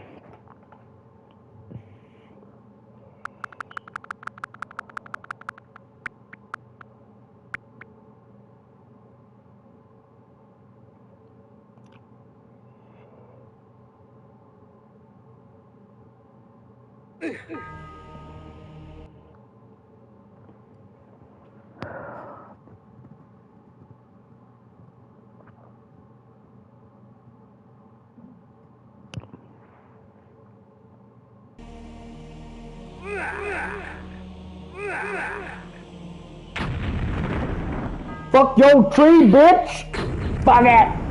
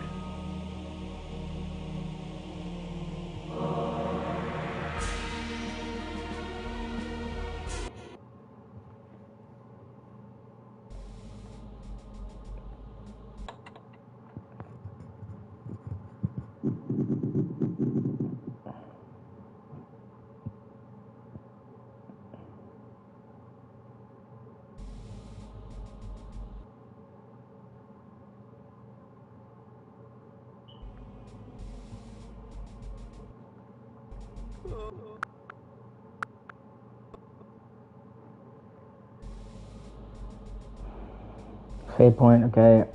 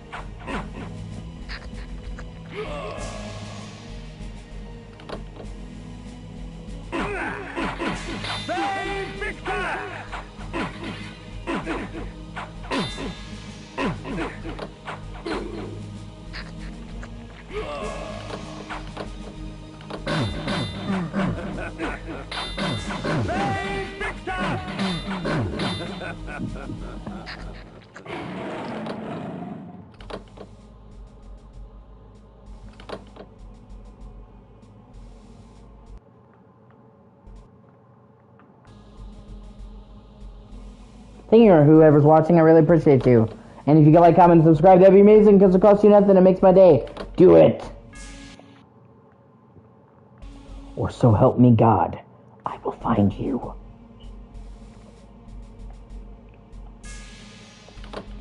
I'm not a man of means. What I have are a particular set of skills. If you subscribe now, that'll be the end of it.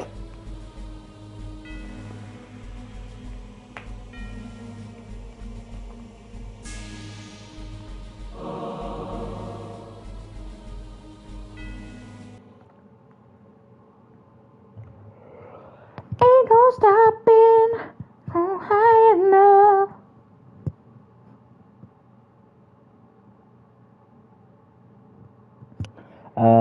Okay.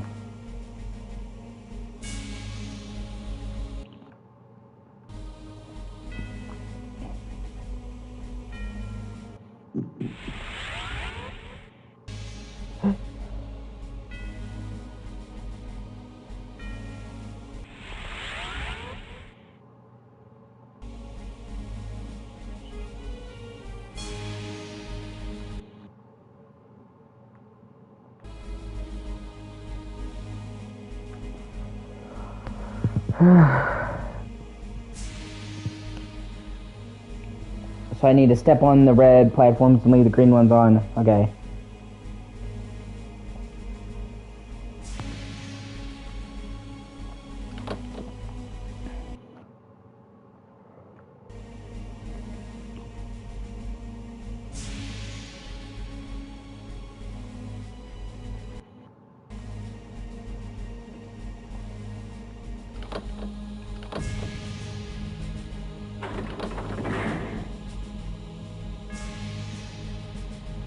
Blam! Flame sword, bitch! The sword ravages flesh with teeth of metal and flame, leaving only scorched remains.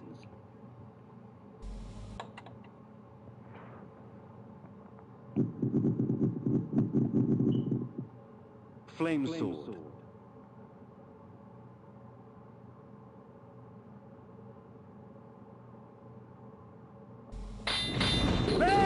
Oh shit, wow, that actually looks really good. Actually lights up the area around me.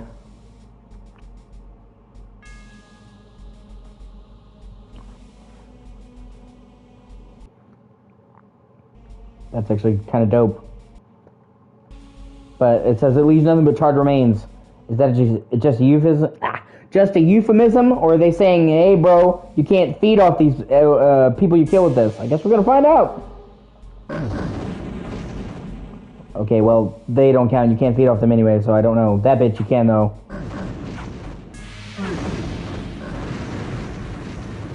Nope, you can't feed off enemies that you kill that way.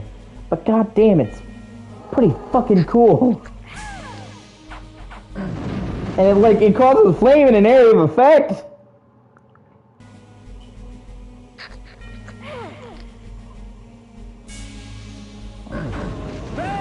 And does a lot more fucking damage too.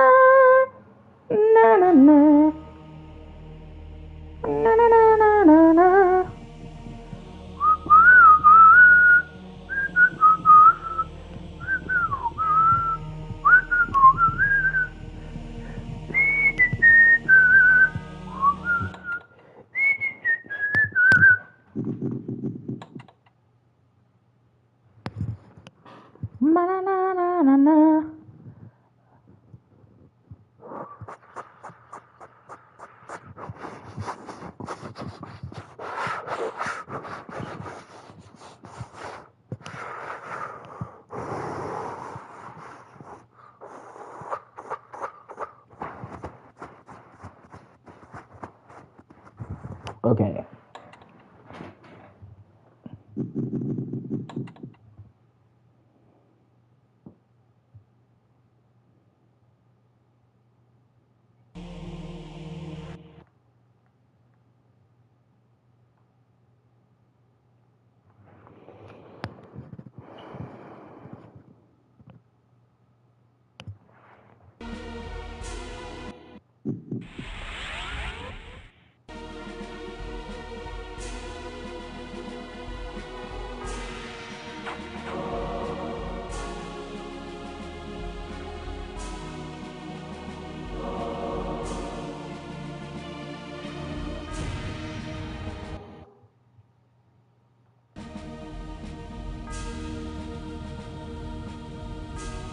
I'm not mistaken, this is the blood fountain.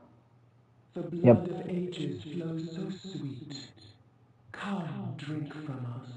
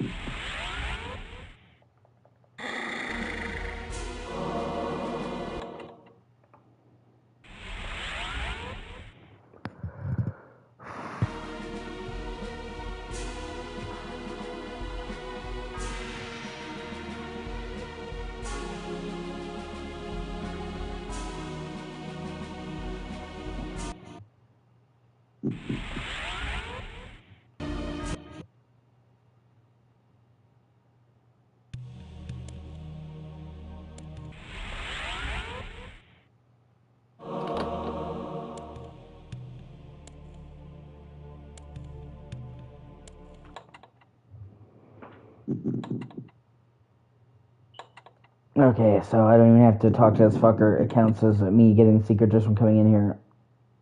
Okay.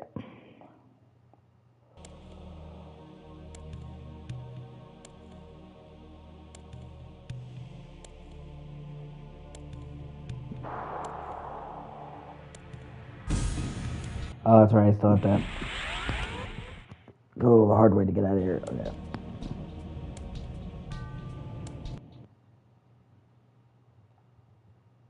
Shed your blood for me, and these artifacts will be yours.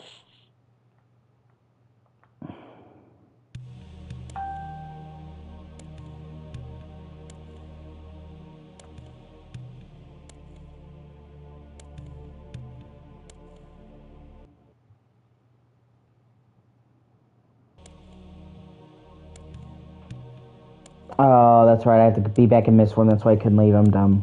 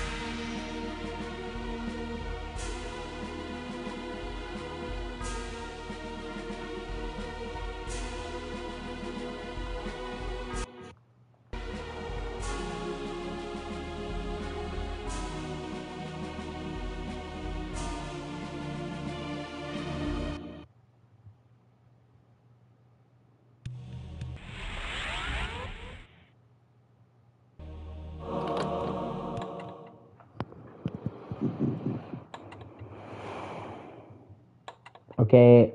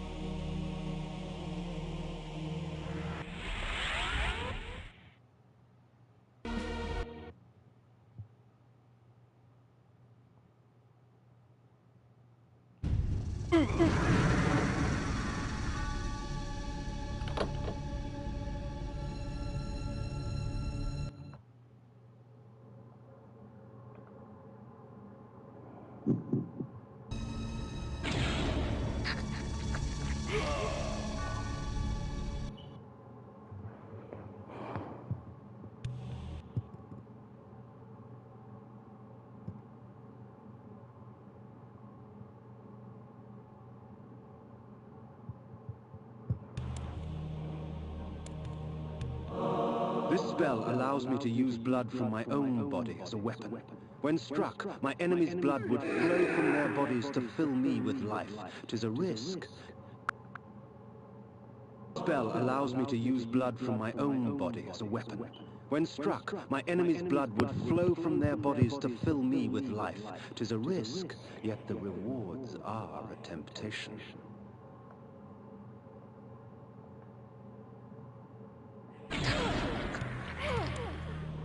So basically, you throw some of your life, and if it hits them, you get it back. Oh, that's cool. Kind of risk-reward thing. That's nice.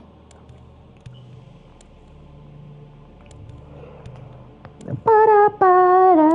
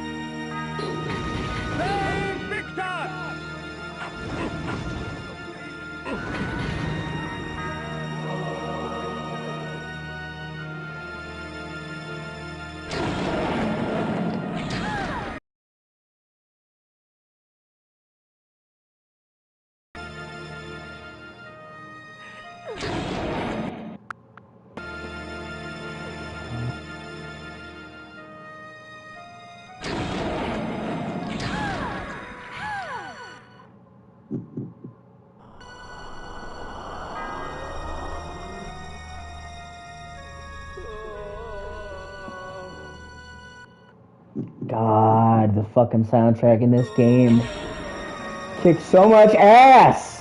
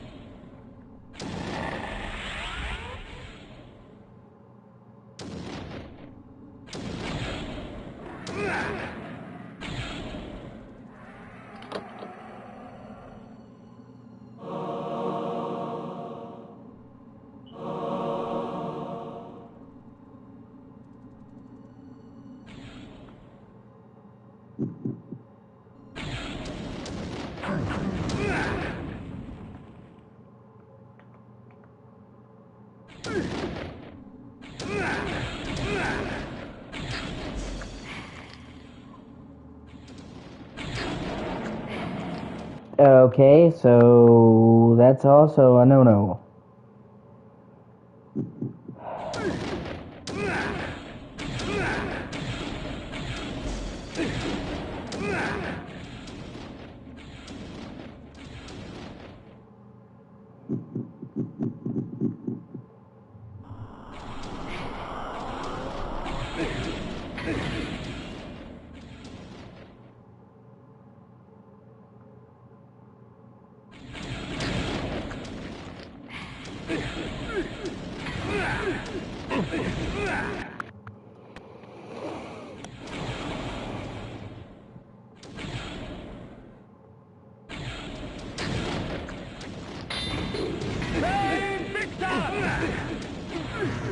Oh my fucking god, fuck you!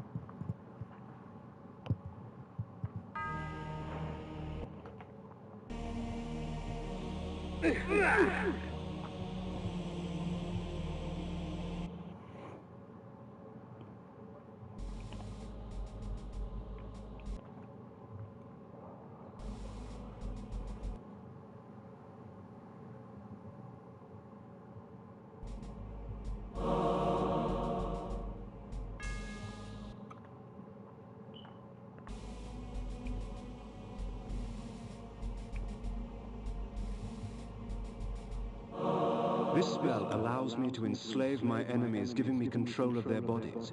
When I release my grip, their bodies will shrivel and die as I displace their souls and replace them with my own.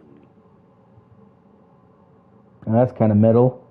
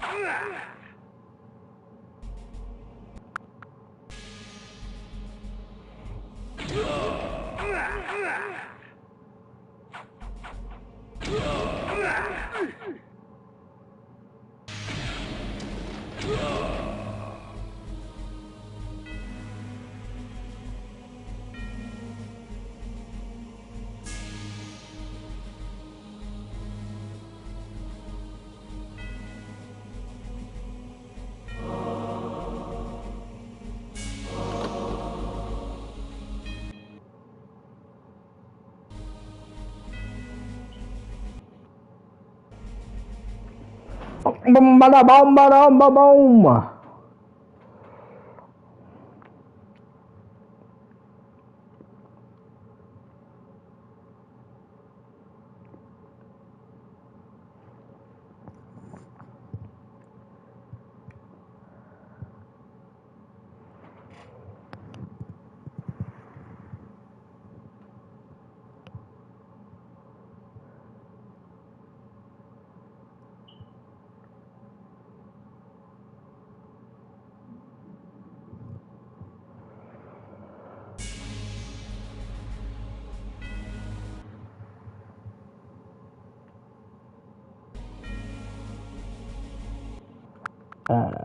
Shit, yeah.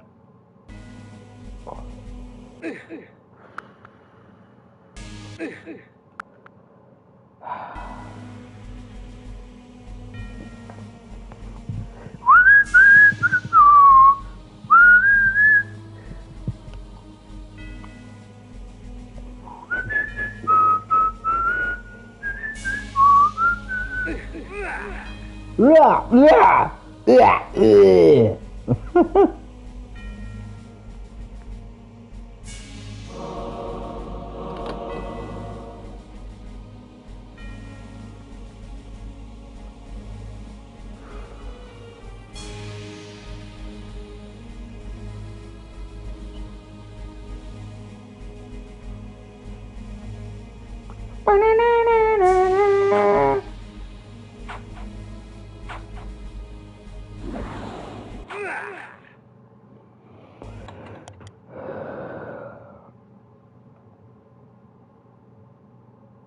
I should have 25 secrets by now.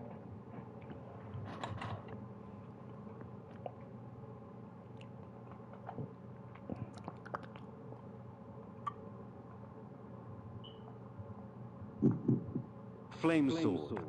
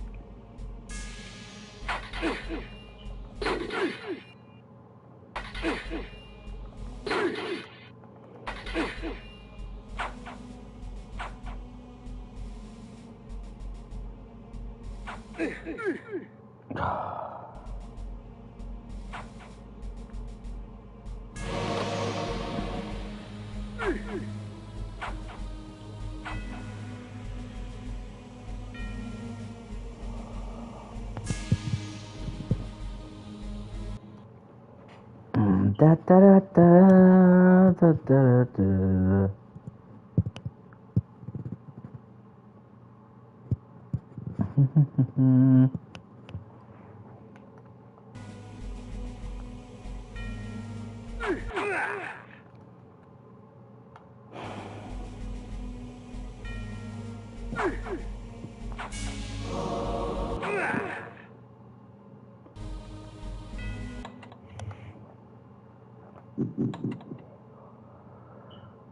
Okay, got it. Let me check my trophies real quick. I need 250 mutilations, 500 meals, and 1,000 slings. Okay, so let me check my stats. So frustrating.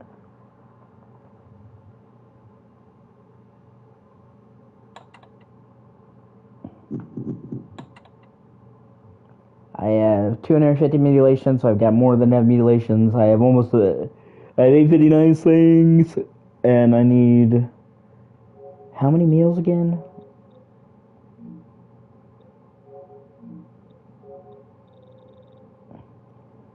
500 meals. Okay, so I'm on my way. I don't need any more mutilations.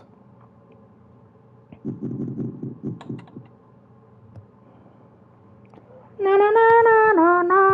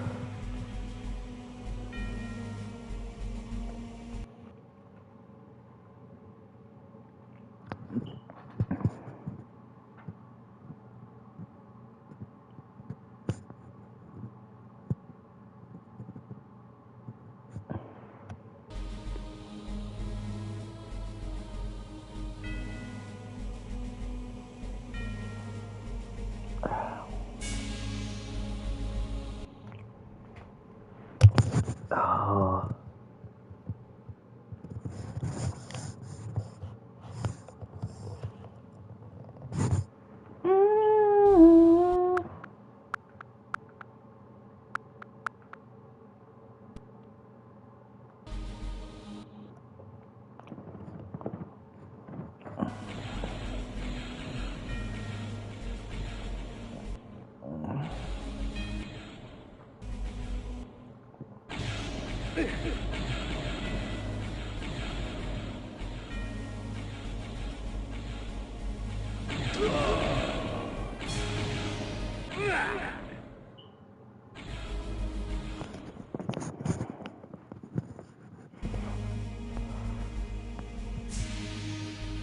Goes out to most wall.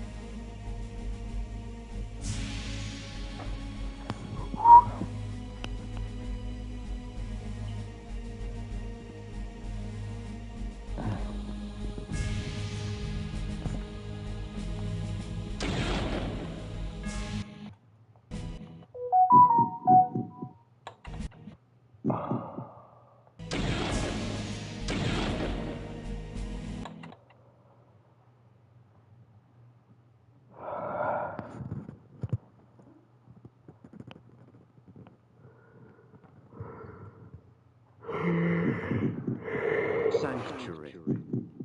Sanctuary. Oh, God, my ears kill me.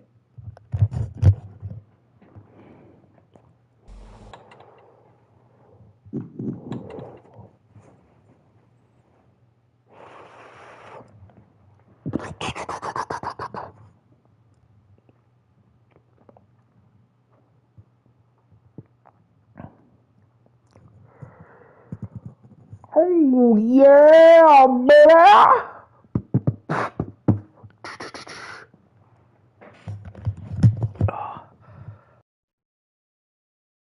little bit and just use the controller mic.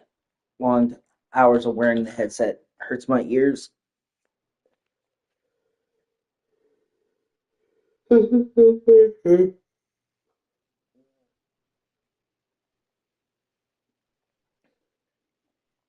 One second, real bad. I have to use the bathroom. The bathroom. The pee pee.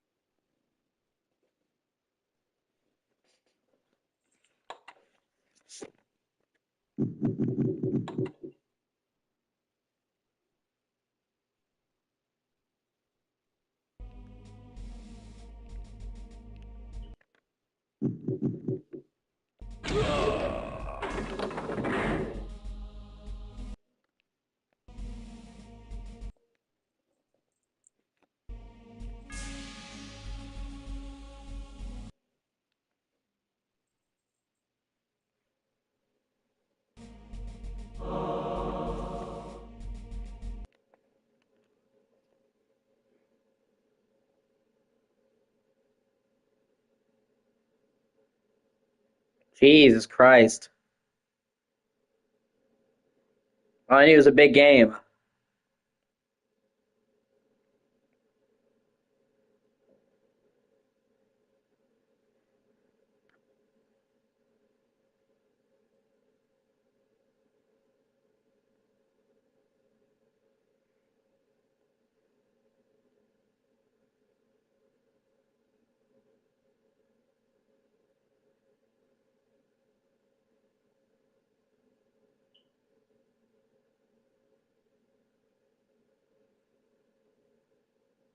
Jeez.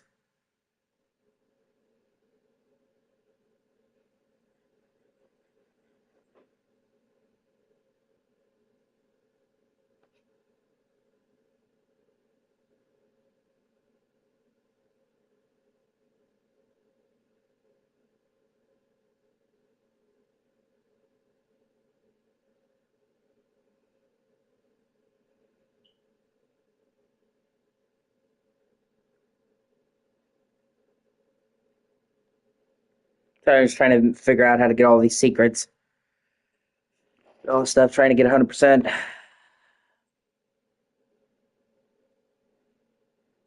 How you doing, Max? Good to see you, man.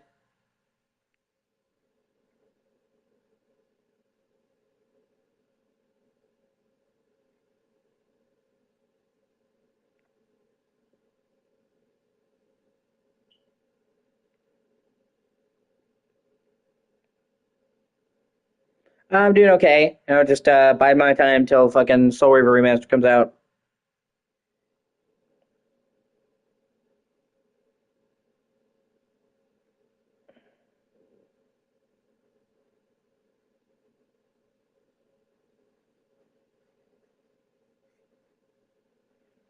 You know, playing with my pussy.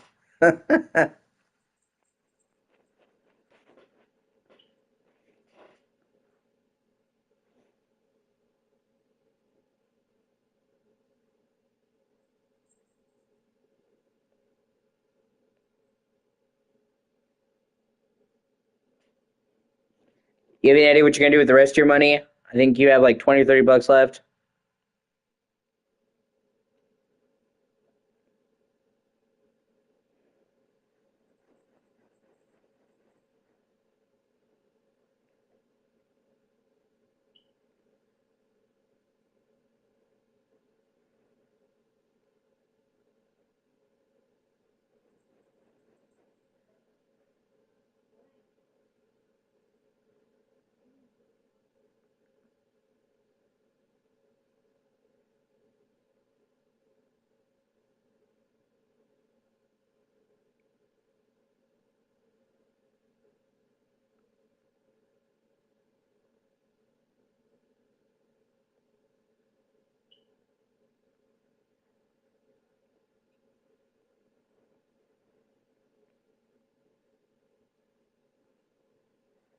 Yeah.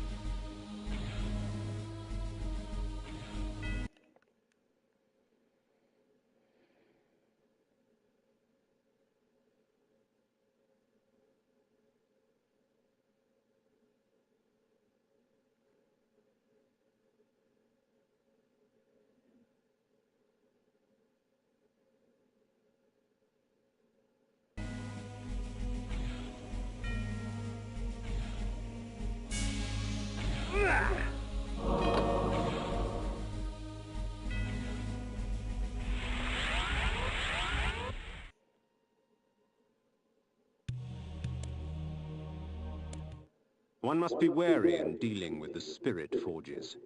The wraith and shade that inhabit them offer items beyond mortal dreams in exchange for a sampling of your blood. The wraithsmiths forge their items with forfeit souls.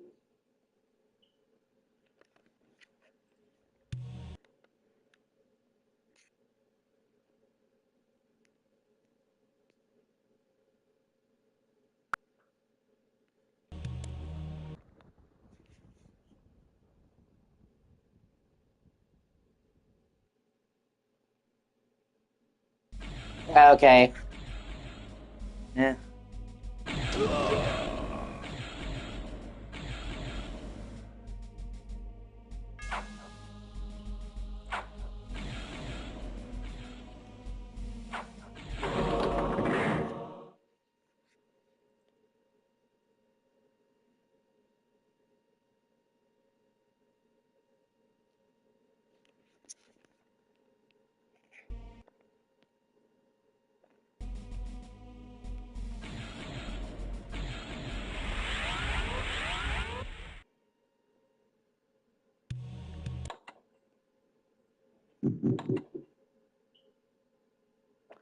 Uh, Over halfway. Not sure how much, but over halfway.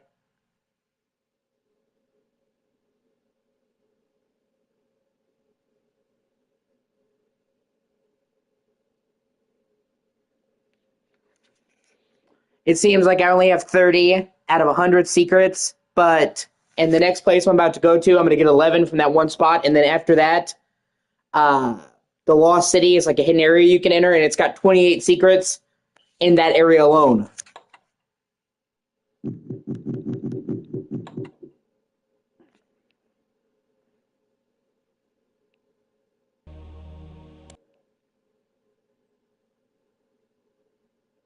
Shed your blood for me, and these artifacts will be yours.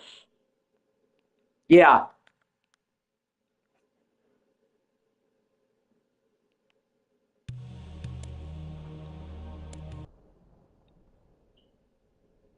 Trying to get 100%, but I don't know. I'm deciding if it's worth it because getting a lot of these secrets are tedious. So, do I want to put in the extra effort, even if it's more than required to get the platinum, or do I want to take it all the way? I don't know. I'm still deciding.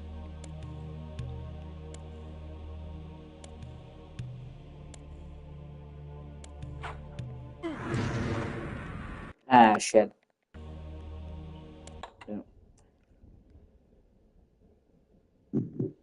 Slow time.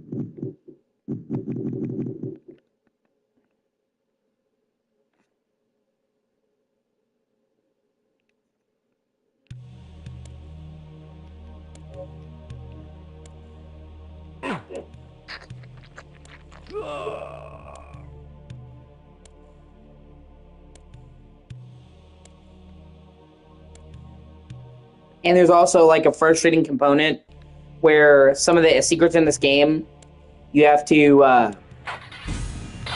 have a full moon to enter, and there is no way to pass the time. It comes once every, I think, 2 weeks in game. So in between full moons, you have to wait like at least 2 hours.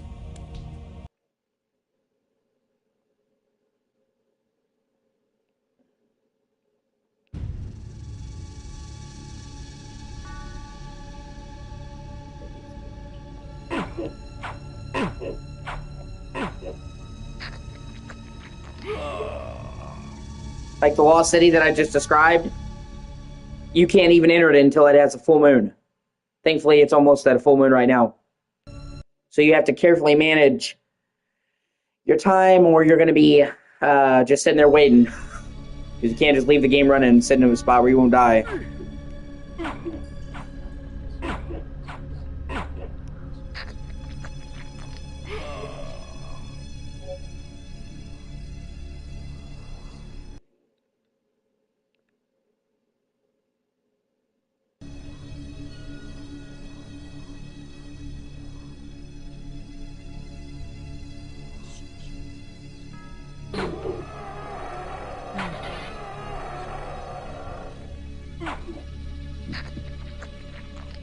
See, the moon down there is almost full. It's like one more night.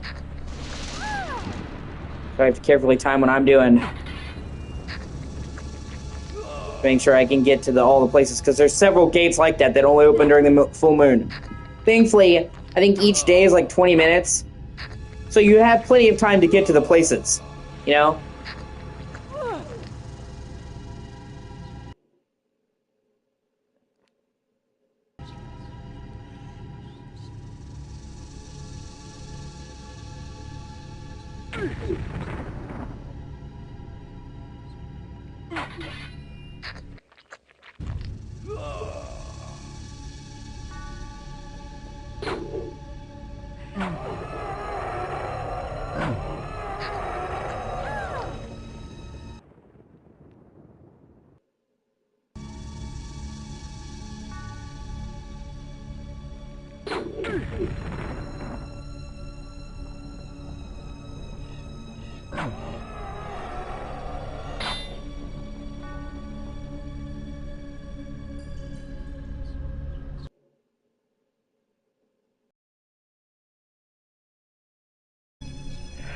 I'm trying to get my health all the way full and my magic all the way full before I head back into danger.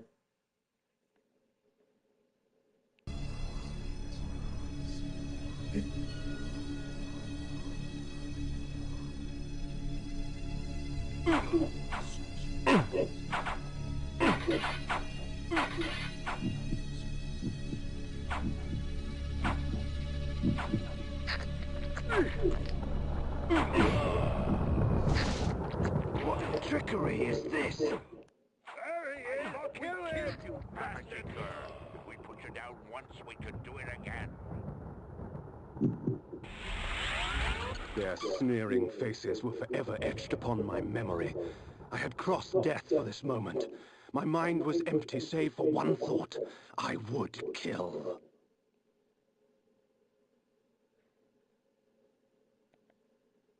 Cool story, bro.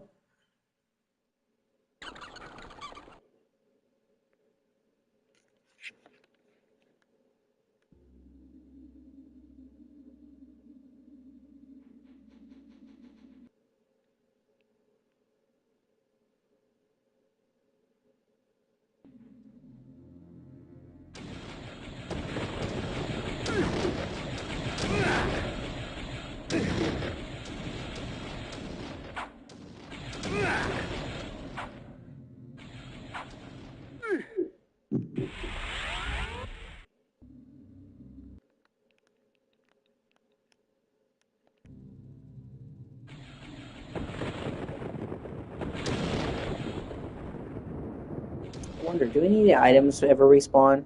Let me check that right now.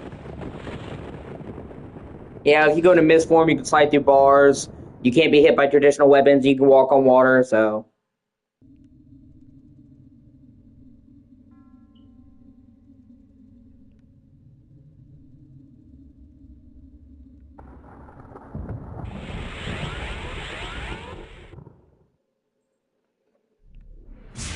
Nope.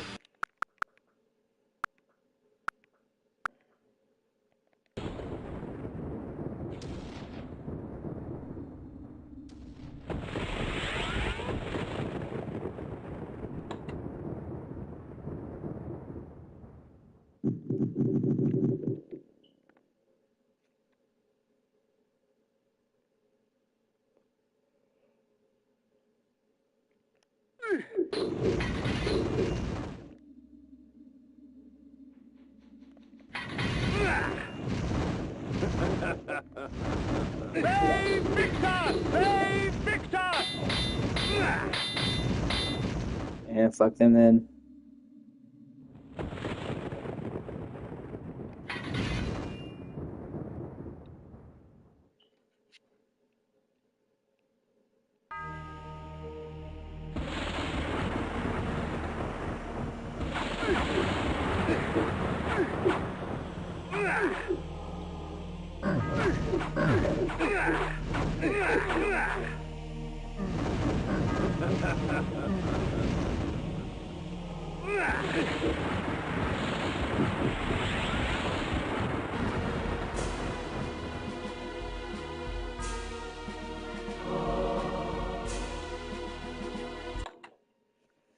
Okay, let's see here.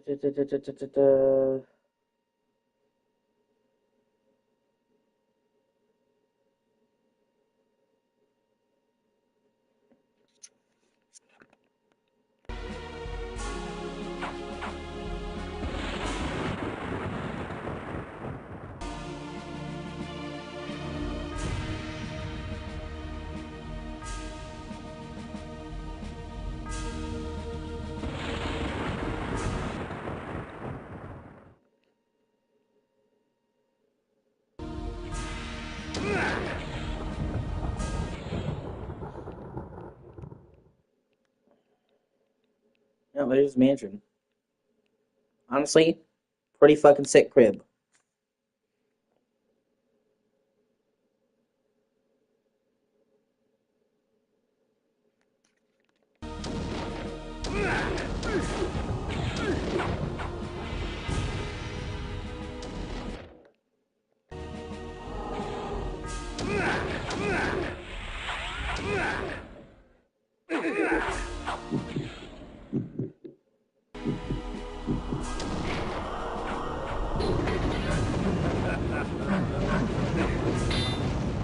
Strange that Vorador would choose a dwelling so perilous to him. The swamp could only offer a vampire hazard and pain.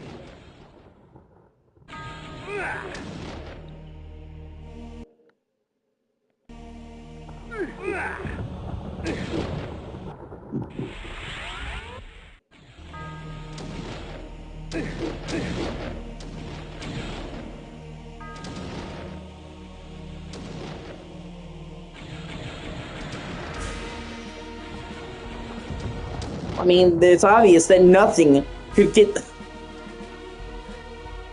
Nothing's gonna get through all this shit!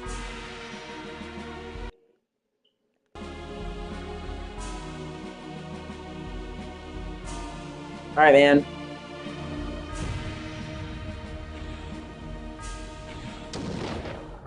Vorador's keep was hidden deep within the turbigent forest, nestled among vines and creepers that clung desperately to its dark, weathered stone.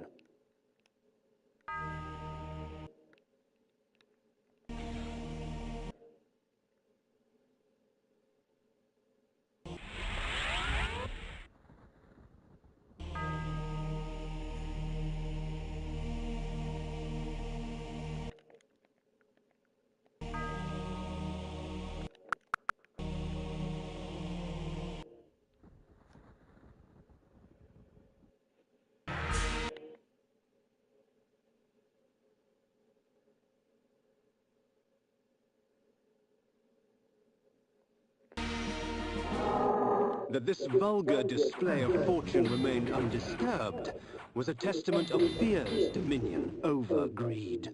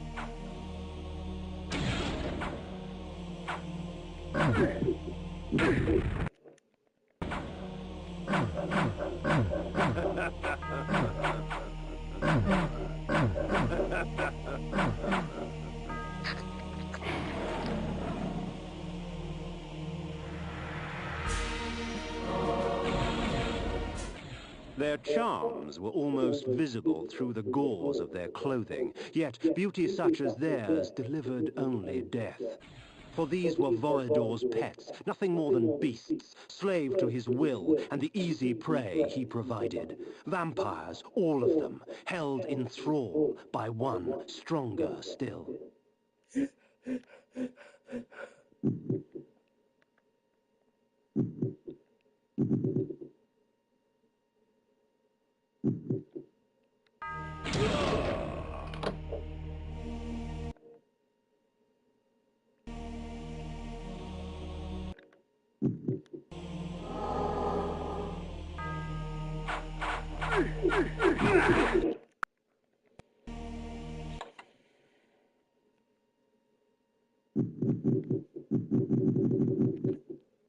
Flame sword.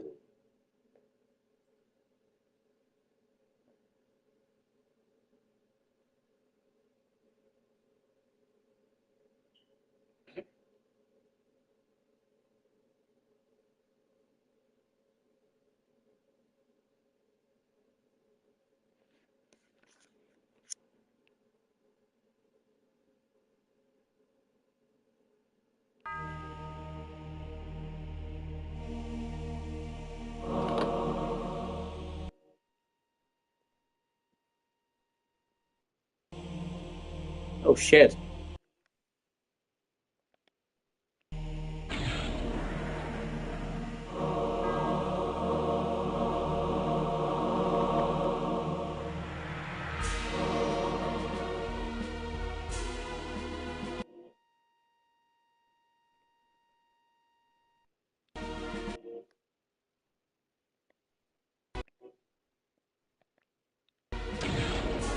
Damn it.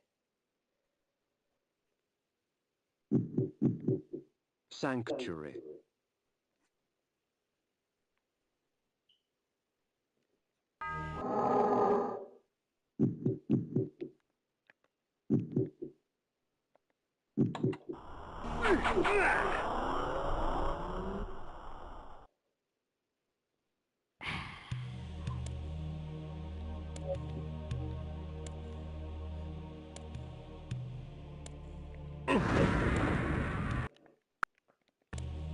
Yep, I keep forgetting about that. Flame sword is great for killing, not great for feeding.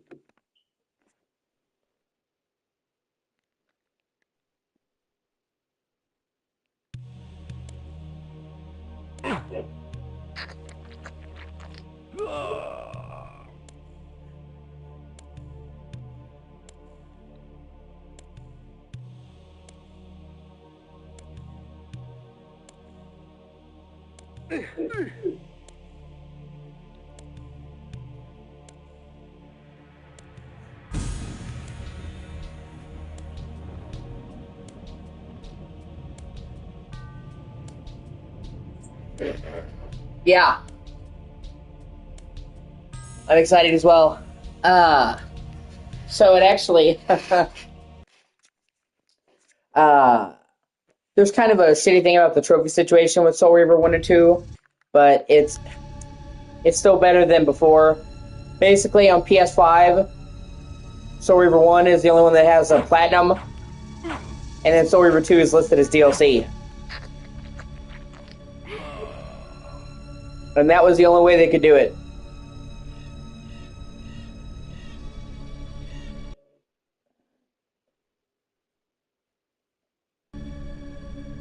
Apparently, Sony just fucking refused to budge. They made it a stipulation that every app on PS5 can only have one platinum, which wasn't a thing on PS4, mind you.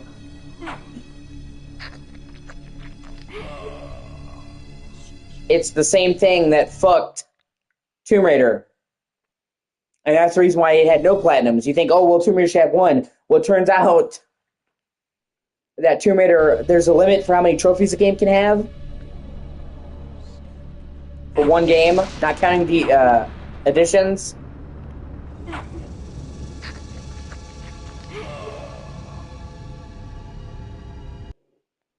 So,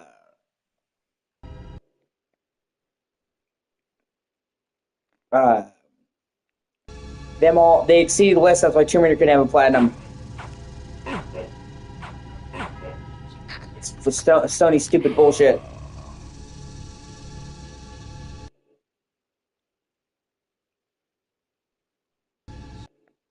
And furthermore, I think the rule is that if it's a separate app, you have to have the option to buy it separately.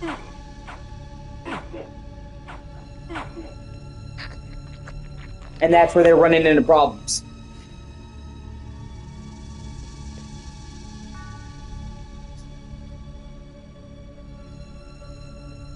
Like Metal Gear Solid, the MGS collection, you could buy every game separately. So I think in order to make it a separate app, each one has to be a separate purchase. And that could be a logistical issue. And it could be an issue for patches.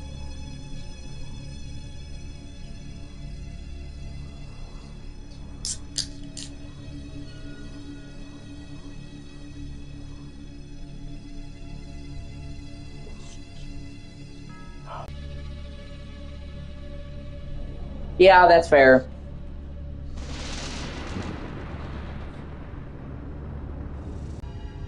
Like, you could purchase them separately, but then you could have, like, a unified launcher. Splitting hairs, but I would like that.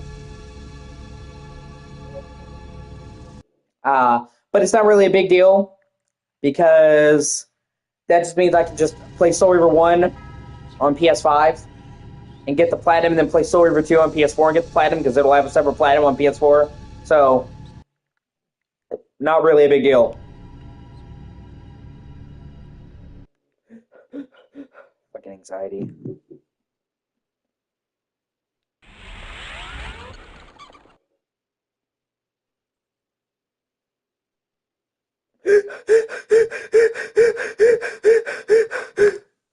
Okay. So, yeah, like I said. And ostensibly, the only difference between the PS4 version and PS5 version is that the PS4 version will be at 1080p, and the PS5 version is going to be at 4K. But those games don't really need to be at 4K with the updated graphics, so that's no skin on my back. And I also saw the completed trophy list, and it's very doable and very fair, and a lot better than Tomb Raider. Tomb Raider wanted you to play each game like 5 times. Tomb Raider wanted you to do all these bonus feats that are fucking bullshit. They'll go through it using only pistols, which fucking sucks. Uh, all this other shit. Limited amount of saves. Thankfully, the Tomb Raider or Soul Reaver collection does not have any of that bullshit. No limits to saves. Nothing like that. It's pretty much just play through the game, get 100%, get all the collectibles, which is actually pretty doable in Soul Reaver. It's not like Tomb Raider where there's a million collectibles and there's ammo pickups, so it's hard to keep track of. And this game has a map, and the map will tell you exactly what's left in each area. So if you're missing, say, one collectible, you can literally look on the map and, oh, it's here somewhere, and narrow that shit down. So, not really that big of a deal. And, go through a certain boss battle without getting hit. But the game has quick save and quick load, so that should be pretty easy to do. There's a first fight with Kane is where you get the Soul Reaver. And you have to not get hit, but that isn't really a big deal because you have quick save and quick load, so just, save scum that shit if you have to. But not really, a major problem or anything like that, so... and then Soul Reaver 2, I might have to do 2 playthroughs because there's a trophy for beating the game in 6 hours, but that should be pretty doable. So I might have to do a quick second run on Soul Reaver 2. But, and one thing they're adding that I'm really glad is they added the ability to skip cutscenes. And Soul Reaver 1 and 2, you could not skip cutscenes. And it wasn't so bad in Soul Reaver 1, but Soul Reaver 2 has a lot more cutscenes. And it's not like, yeah.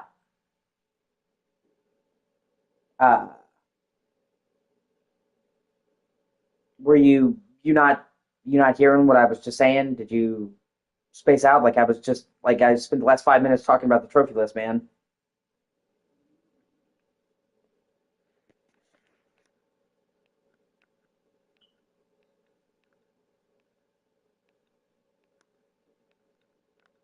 I think PSN profiles.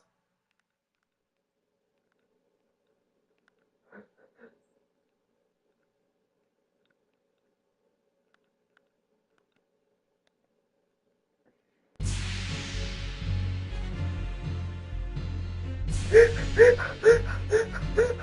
is my way of feeling anxiety.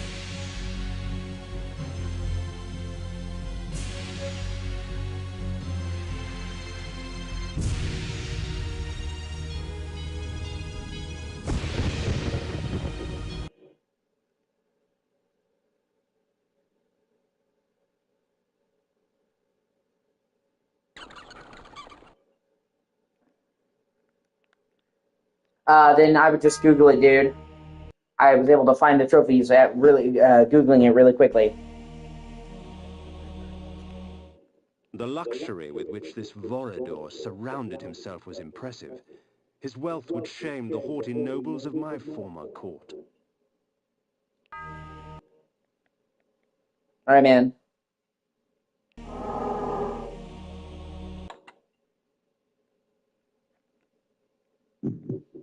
iron sword.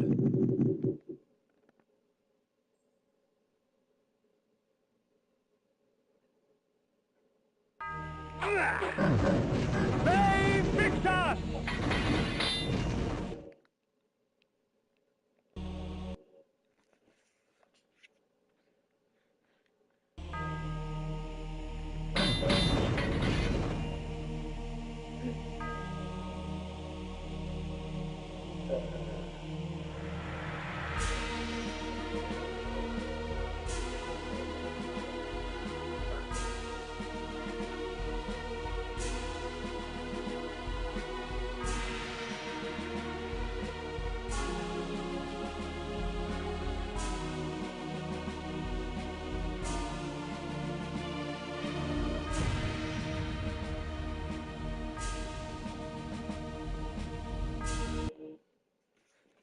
Hey, thank you whoever's watching. I really appreciate you. You should like, comment, subscribe because it costs you nothing. It makes my day. Do it.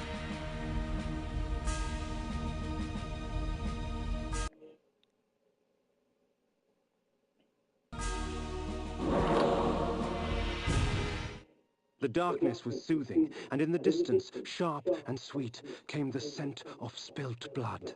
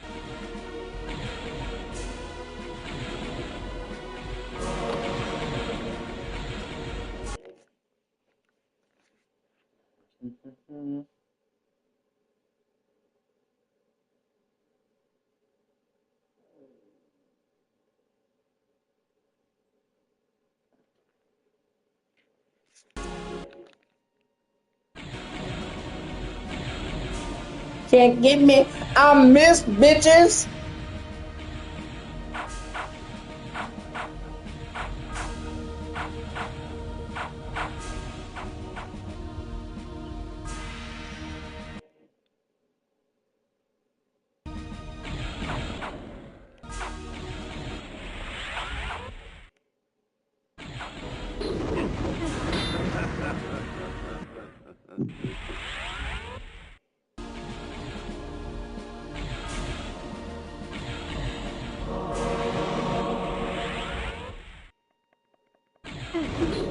Bay Victor!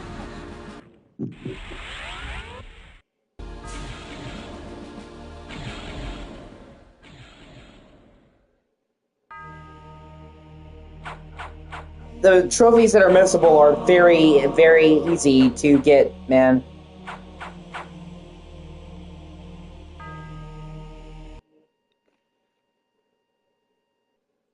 And there's quick save and quick load.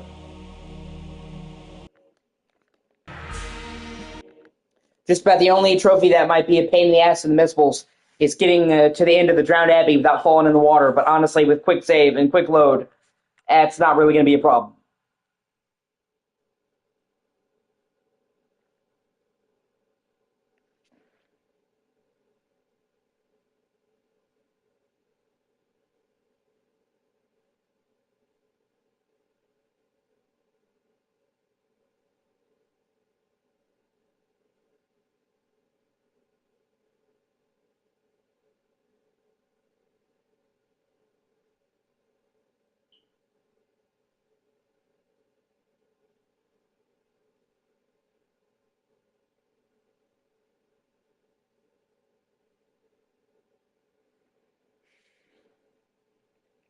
And then you have to talk to Rahab before you kill him, because you can have an optional conversation if you go to his dead body's spirit. And then one of the trophies is to leave a boss and come back in which you can literally do immediately. Literally walk out the room and then come back. So as long as you know what you're doing beforehand, which most trophy hunters are, I don't think it's that bad. And it's 1,000 times more fucking manageable than Tomb Raider. Any of them.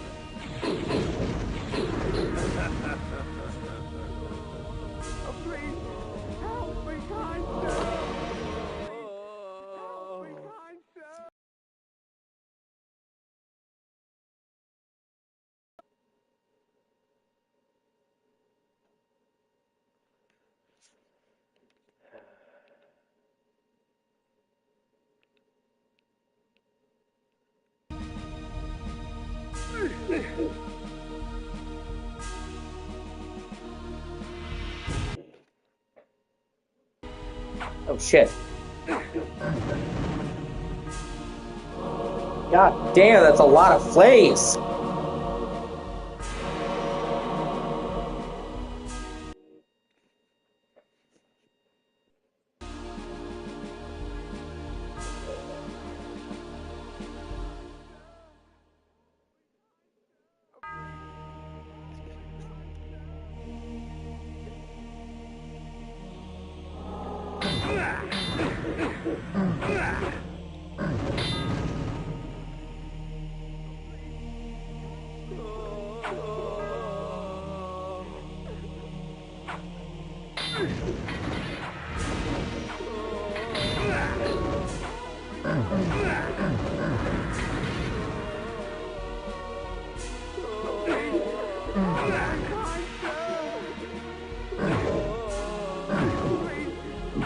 Oh, I hate that bitch. Fuck you.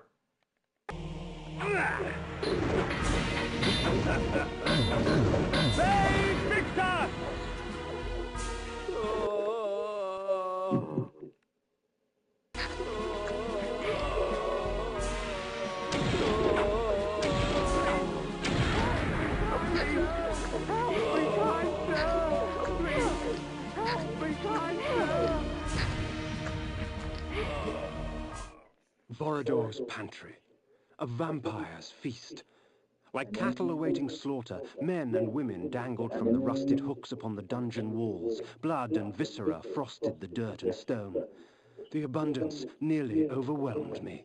For blood is the life.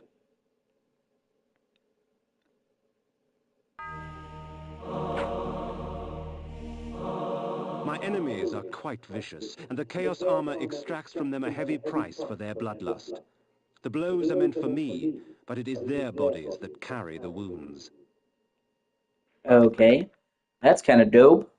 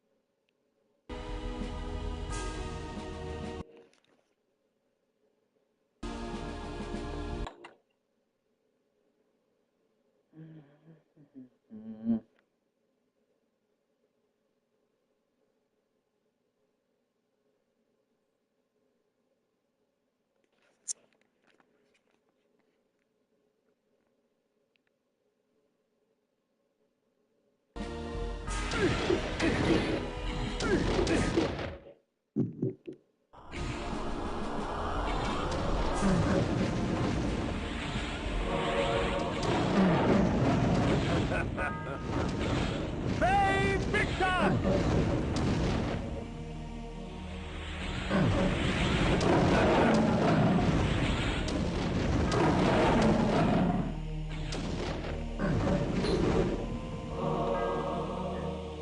And my health bar continues to get stiffer and longer.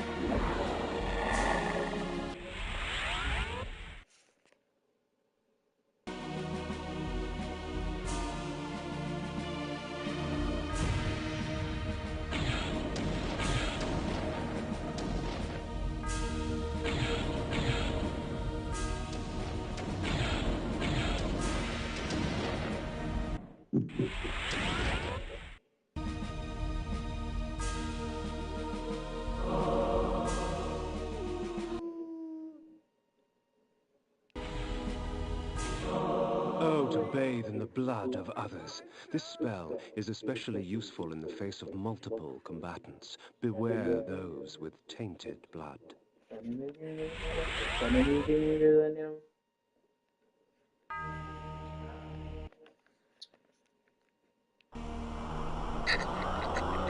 Okay, that actually is pretty fucking sick.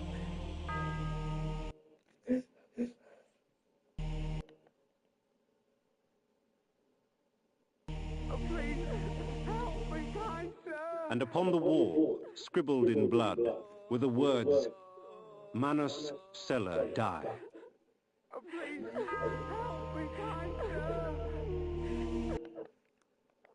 All right, just turned full moon. Okay, now I gotta be quick and get the shit.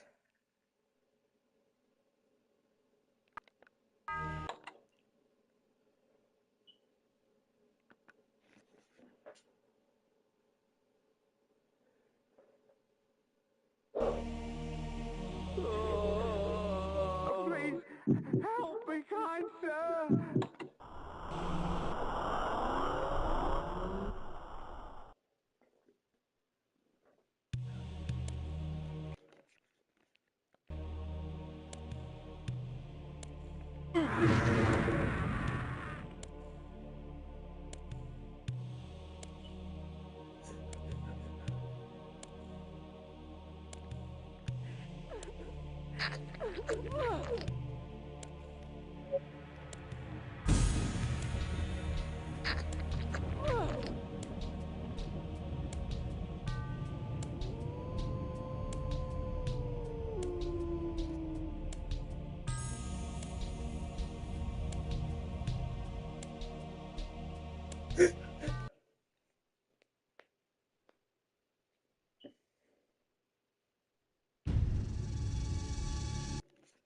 Okay, let me see.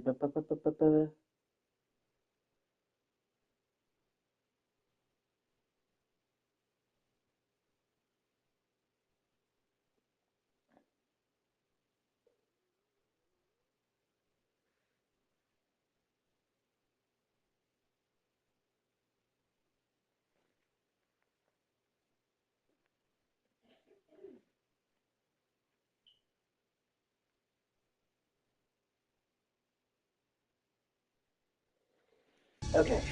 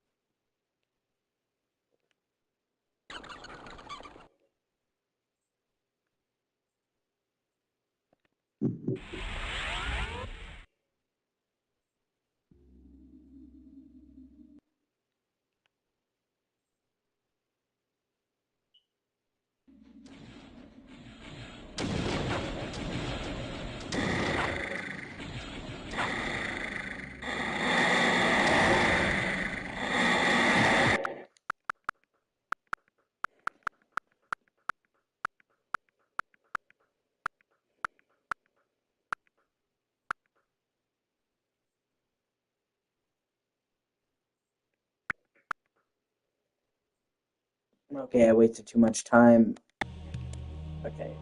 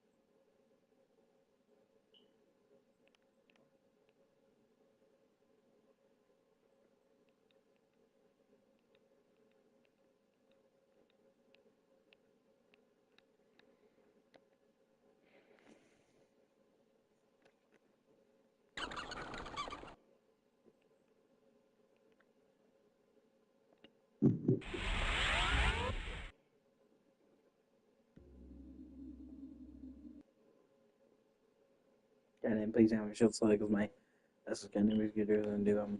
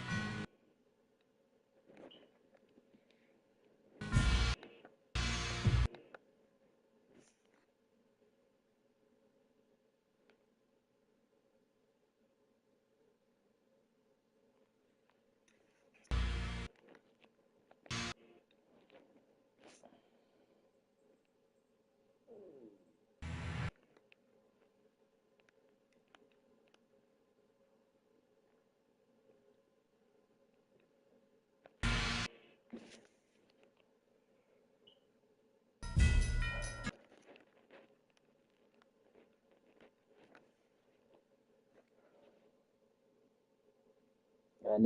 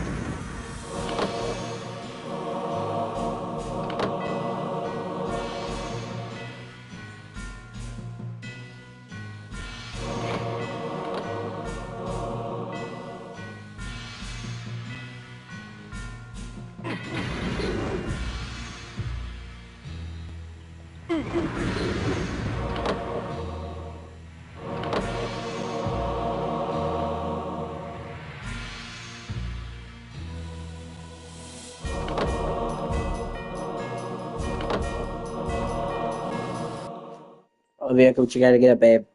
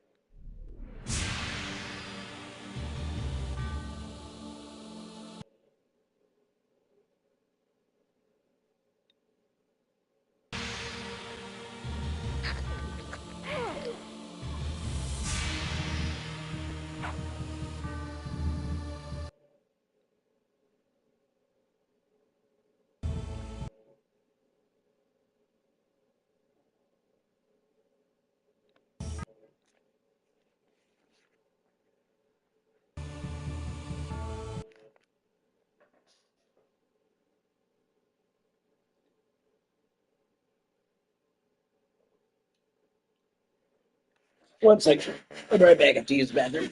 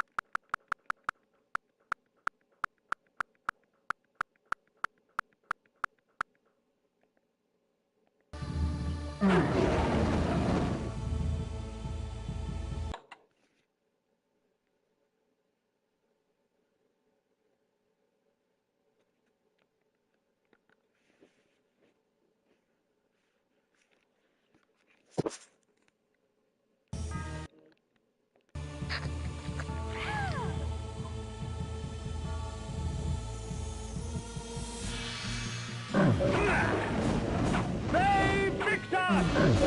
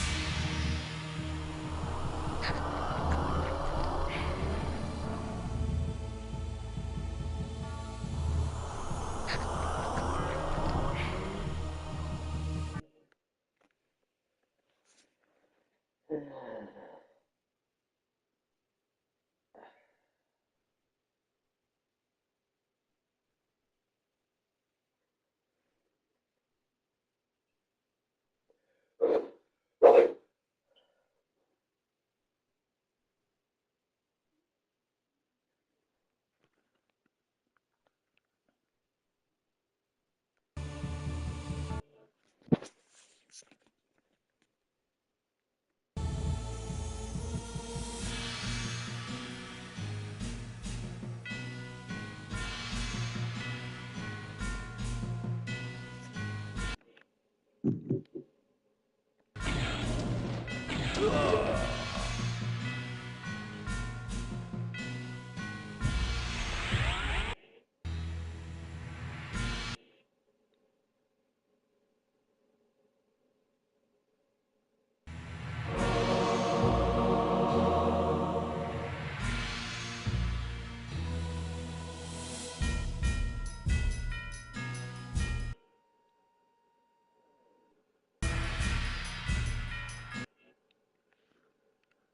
it.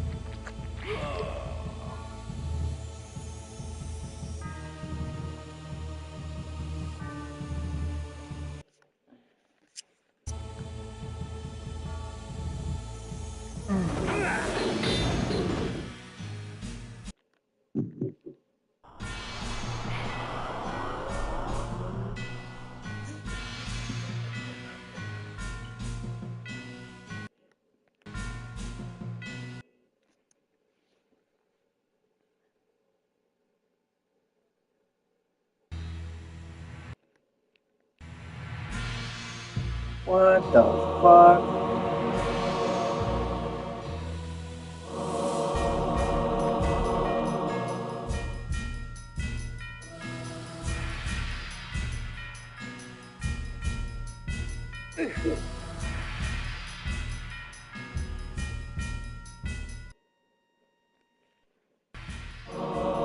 Oh my god! What the fuck? There's so many items!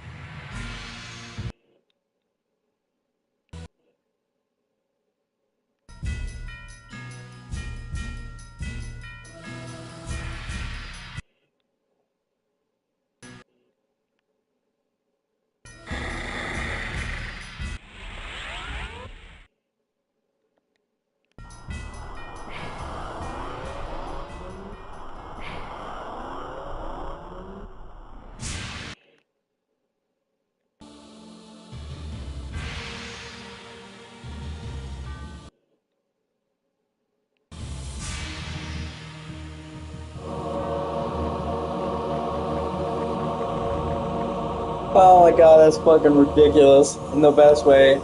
Well, it makes sense. You have to go out of your way to get here, then solve a bunch of puzzles to get here at a certain time and a place. So yeah, it makes sense that they'd shower you with items for getting that.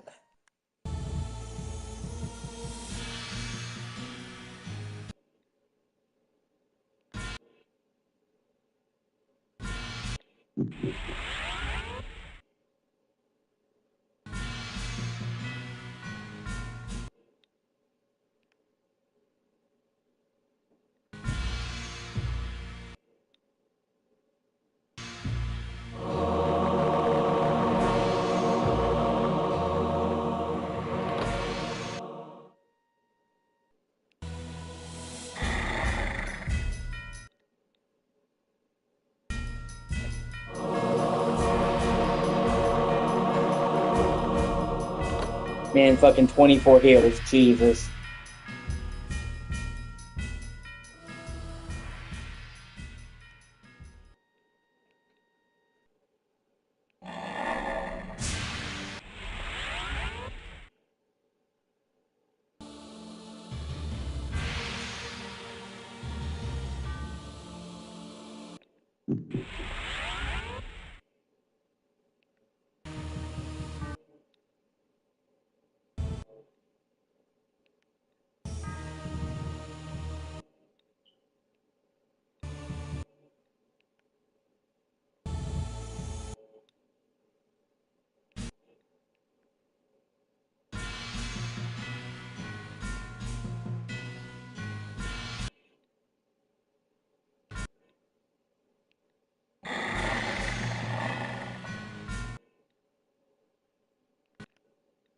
Oh, that's...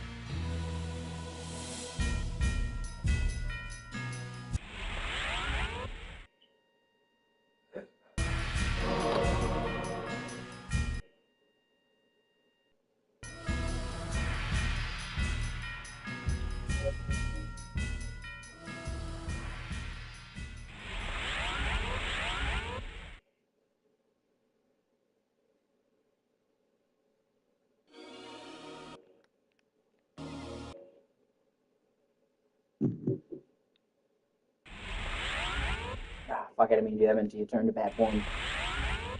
Well, actually, never mind. I'm gonna go heal my shit first. Get my health healed. And then go back into Vordor's mansion and finish that up.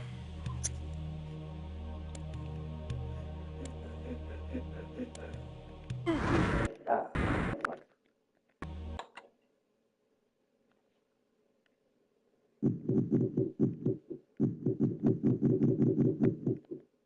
Iron Sword.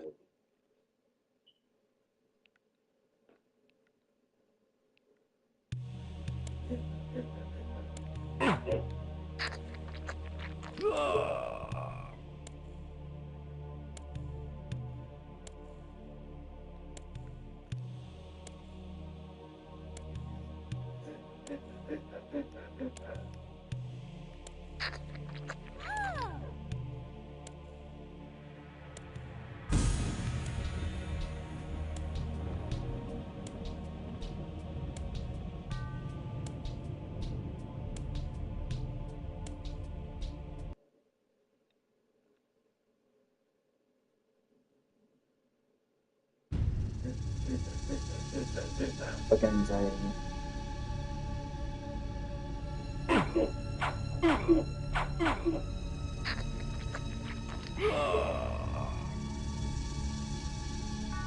So you can just, that guy respawns every time you enter and leave, so you can just enter, leave, kill him, get your blood and refill it.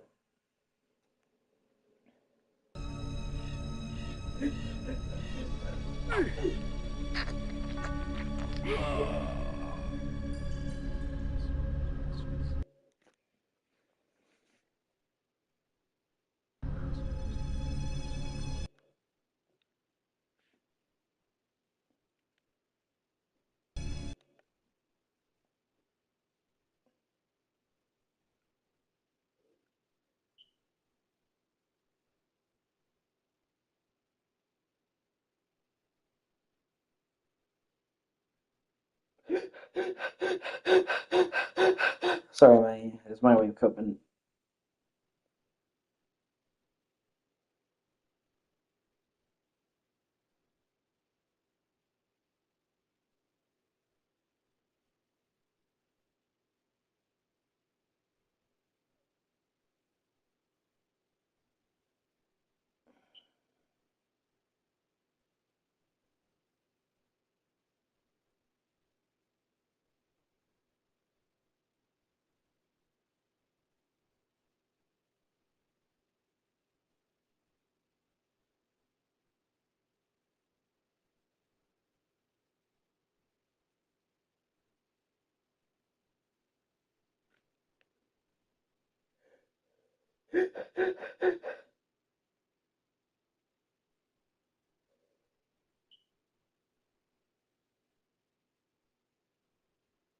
Okay.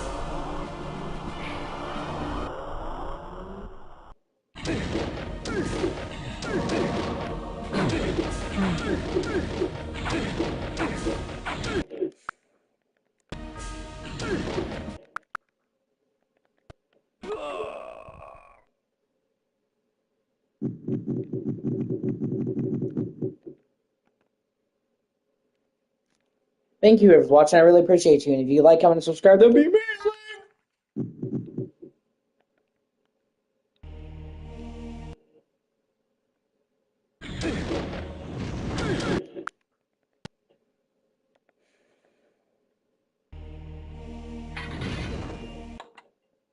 Wow, 7 people. Fuck yeah. At times, my magic extends into very...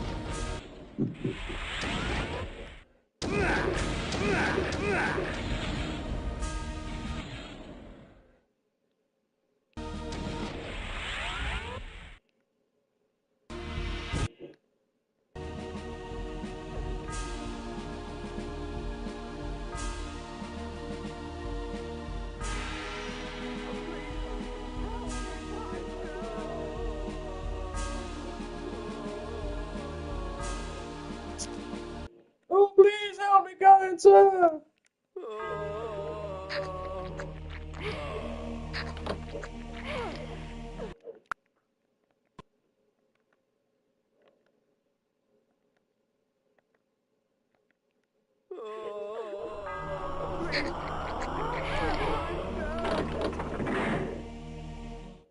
and upon the wall, scribbled in blood, were the words, Manus Celer Die.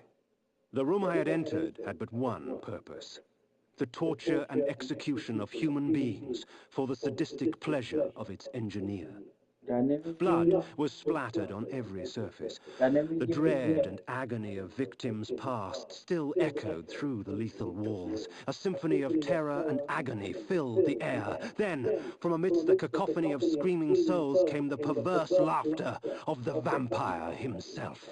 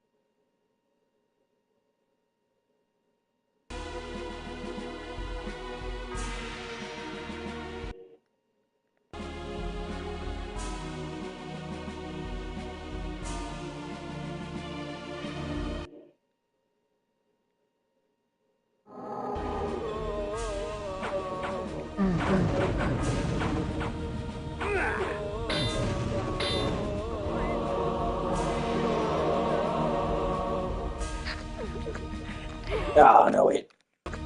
Ah.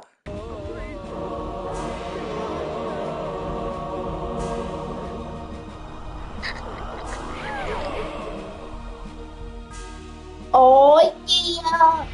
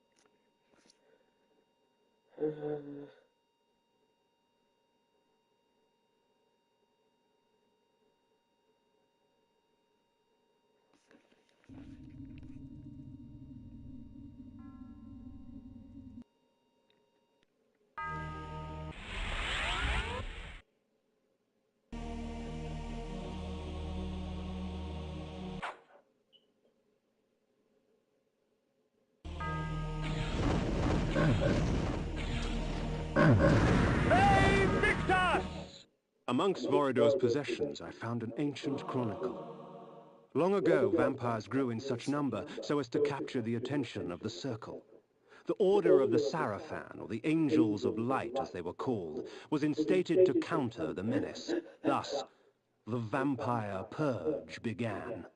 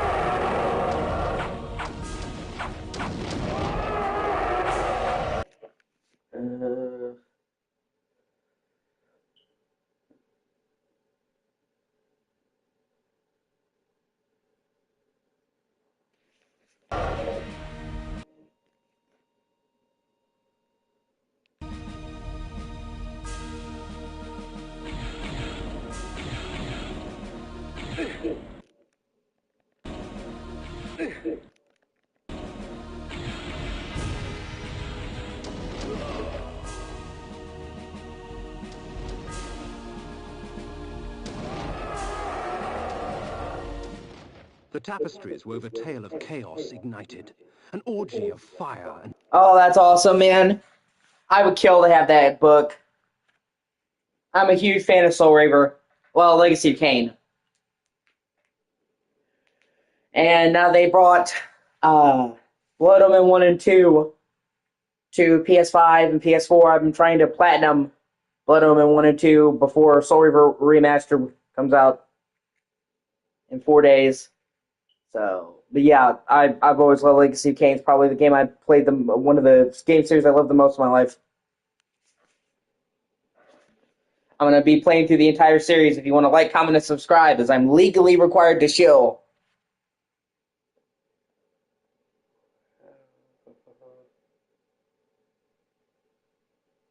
Yeah, exactly.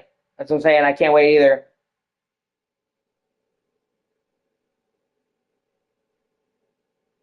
The series, last time a game in the series came out was 2003. It's been almost 22 years since we had anything in this series. So, that's it's just the fact that we're getting a good remaster is crazy. And hopefully this does well. It can actually open the door to new games.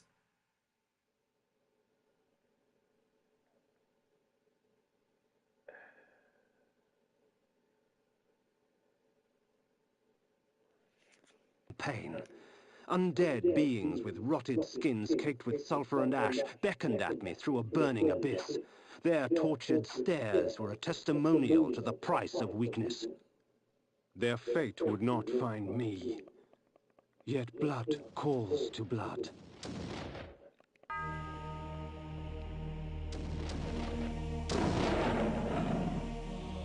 I'm hoping now, once Soul Reaver 1 and 2 Remastered come out, that we'll have 4 of the 5 games playable on modern hardware. I'm hoping they'll either remaster Defiance next, or just bring it to the service as a PS2 classic, because Blood Omen on Blood Omen 2 technically didn't get remastered. They just got ported to PS4 and PS5 with new features and trophies. And obviously, I prefer Defiance got remastered, but if I had to choose between not getting it and getting it as a PS2 classic, I'd choose that. Besides, 4 of the 5 games are now on the series. I want Defiance in any way we can get it on modern systems, so we can literally have the whole series on modern platforms. It's gonna suck because I'm gonna play through this Blood Omen 2, Soul Reaver 2, and then where's Defiance?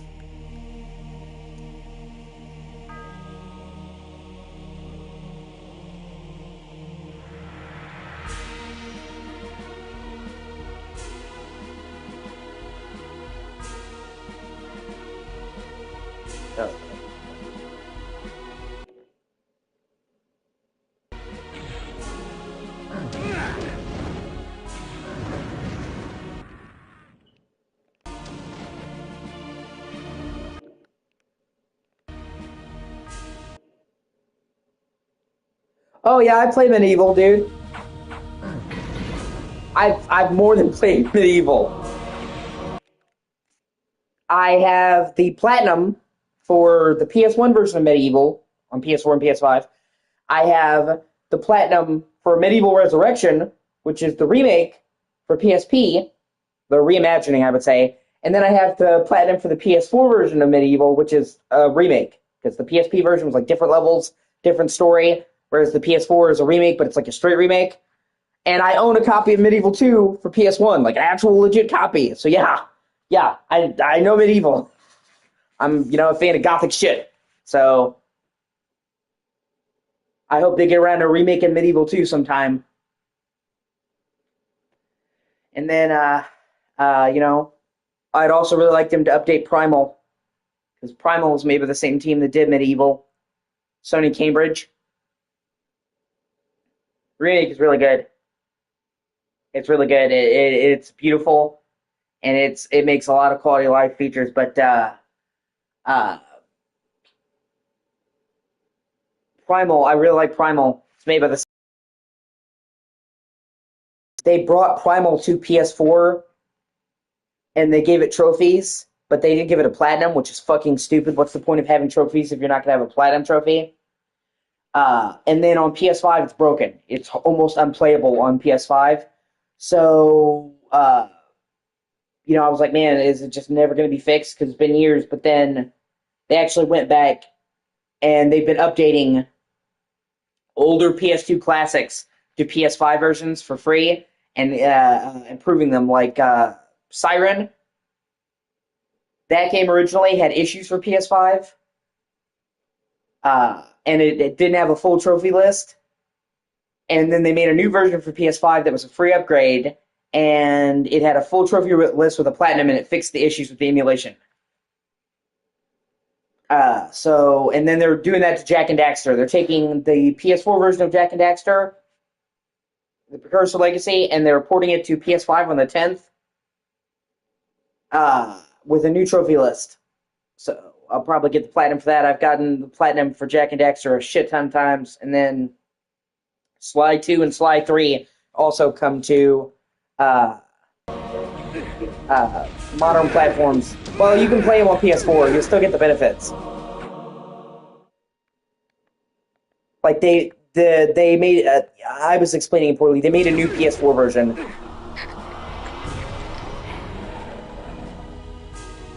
As well. It's just the PS5 version was the point, but they also went in there and made a new PS4 version. So either way, the games are getting upgraded and fixed. The issues are being fixed, and they get full trophy lists.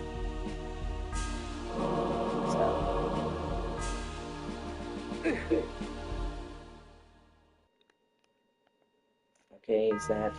I get everything in this room? Yeah. And, I'm also a huge fan of Sly Cooper, so now that they're bringing Sly 2 and Sly 3 to the service, it's fucking dope, because now the whole Sly trilogy will be playable on PS4 and PS5, and I dig that. I love Sly Cooper, so December 10th is a big day. If you're into older games, Soul Reaver Remastered 1 and 2, Sly Cooper 2 and 3, Jak and Daxter getting a new version, all classic games coming on the same day. So if you're into retro games, man, December 10th is a good day. It'll be a busy day for me. And I intend to 100% complete Soul Reaver 1 and 2 and get the platinum.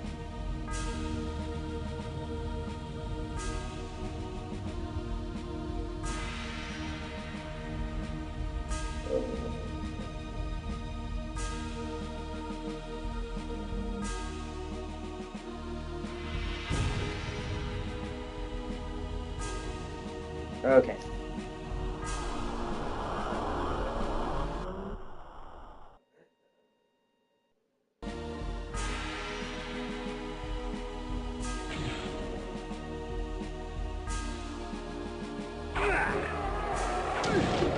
Oh, that's cool.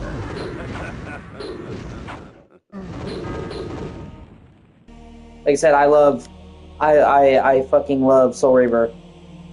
Yeah, I love a wide variety of games. I love old games, I love new games. I play a lot of stuff.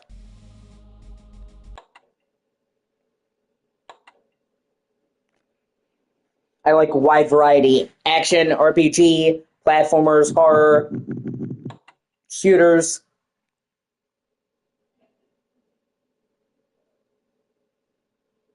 Play a lot of games in my life.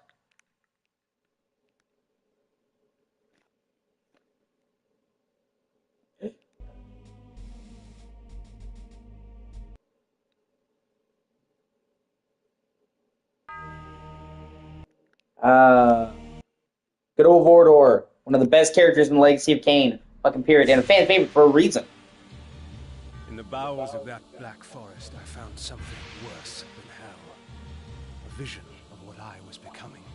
It's not often I see one of our own, especially one as young and foolish as yourself. Nonetheless, drink. Drink deep and indulge your gift. Gift? Vorador Yeah. my curse a blessing. That we were gods, that mortals offered their blood as sacrifice so that we could enjoy our supernatural powers. And somewhere, deep inside my new self, I knew he was right. That mortal dreams were prayers. Prayers to us, begging us for power. I pondered this as the decadent old fool prattled on about his past.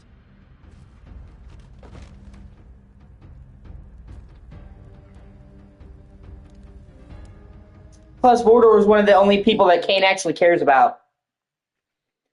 Kain, it's really hard to earn Kain's respect, and he just really doesn't care about most people, but he cared about Vorador enough that he literally, for the entire rest of the series, wears his fucking signet ring as a earring, which most people didn't pick up on that detail, but in Soul Reaver 1, Soul Reaver 2, Defiance, he's wearing his ring as an earring.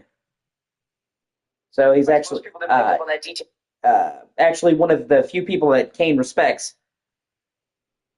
which is kind of fucking crazy because, one of the massive fucking plot holes that Blood Omen 2 started and caused was that they just have Vorador coming back to life, and they don't ever explain that, and I don't think I'm alone in saying that Blood Omen 2 is probably the worst Legacy of Kain game. I still like Blood Omen 2. I still think it's a good game, but it is the weakest in the series for me by a large margin. This game is far from perfect, but for the time it was pioneering, and most of its problems can be attributed to age. It was very, very, very early in the lifespan of PS1, like the long load times and stuff, it was very ambitious. When Blood Omen 2 came out, a lot of the problems were a lot less acceptable in 2002, and one of the things in Soul Reaver, Legacy of Kain, that's prized above all the others is the fucking story. So when you have a game that throws in a bunch of fucking continuity errors, people get really upset. And, that's the problem, is... Yeah. Well, honestly, with how they treat video game adaptations, man, maybe that's a good thing. Maybe that is a good thing. Because 9 out of 10 video game adaptations fucking suck. I'd rather have no adaptation than a bad one. We don't need another Borderlands movie situation. The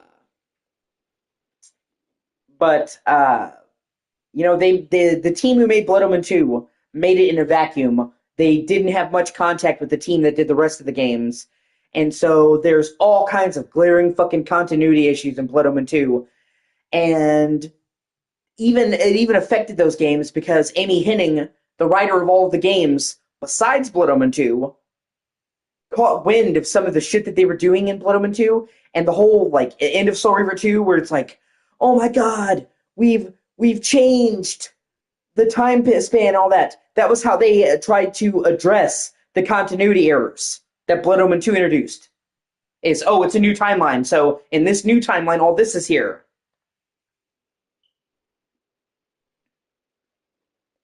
Yeah. So, they literally had to alter the ending of Soul Reaver 2 to try and fix the fuck-ups of fucking Blood Omen 2. And even then, they still weren't able to fix it because, you see Vorador in Soul Reaver 2, but it sticks with the canon because you're time traveling. So you're going to the part, where Vorador's still fucking alive.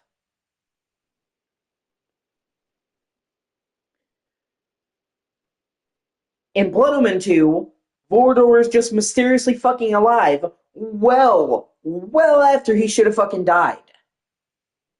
And they never fucking addressed that. And apparently, they actually had a scene in Defiance that would have addressed that, and they had to cut that too. All the games, unfortunately, were rushed out and forced to cut stuff. Like, pretty much every fucking Legacy of Kain game has cut content, some a lot. So they at least tried in Defiance to address that, but oh boy, it just sucks. And it's also even weird because, in Blood Omen 2, Vordor and Kain have like a relationship that's kind of filled with contempt, which is kind of fucking bullshit because, like I said, Vordor's like supposed to be one of the only people that Kain actually respects. And, that's why he kept his fucking ring, because, literally, Soul Reaver starts about 1,500 years after Blood Omen, okay? And that's to start with. Because for some fucking reason, it took Kain 500 years to figure out how to make vampires of his own. I don't know where that came from, but okay. Yeah, it does. Yeah, time travel's really hard to write. Sometimes, when you do time travel, you open up so many plot holes that unless you're just a terrific writer, you're gonna make it fucked up. Sometimes it's better not to bother. But so it took Kain like 500 years to figure out how to sire his own vampires because he was made a vampire through magic, not blood, so he can't bite people and turn them. And basically, they explain it as he would put parts of his soul into them, and it would fish their soul back to their bodies.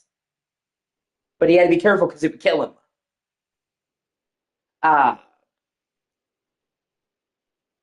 So then Raziel is like, we served him for a millennium, so 1,000 years. So right there, that's 1,500 years between games. And then some undisclosed fucking amount of time when Raziel gets thrown into the...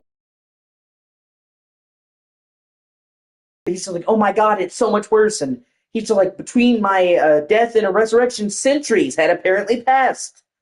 So I'm going to say it's between like 17 to 2,000 fucking years.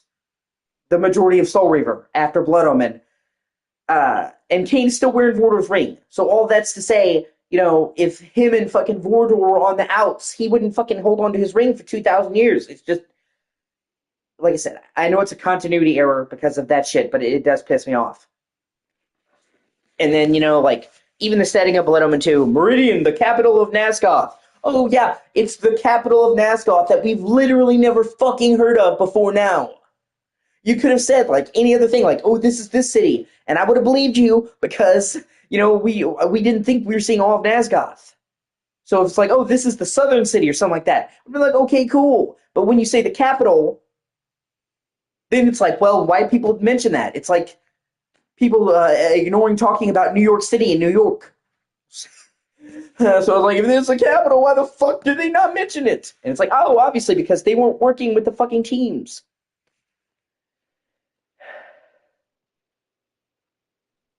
And I'm a bit of a hardcore fucking nerd, so continuity errors like that really piss me off, especially because it wasn't due to Crystal Dynamics fuck up. It was due to the team not working with the other team. So it's not really their thing. If you actually look at Soul River 1, 2, Blood Omen, Defiance, their plot line, not counting Blood Omen, is pretty fucking tight.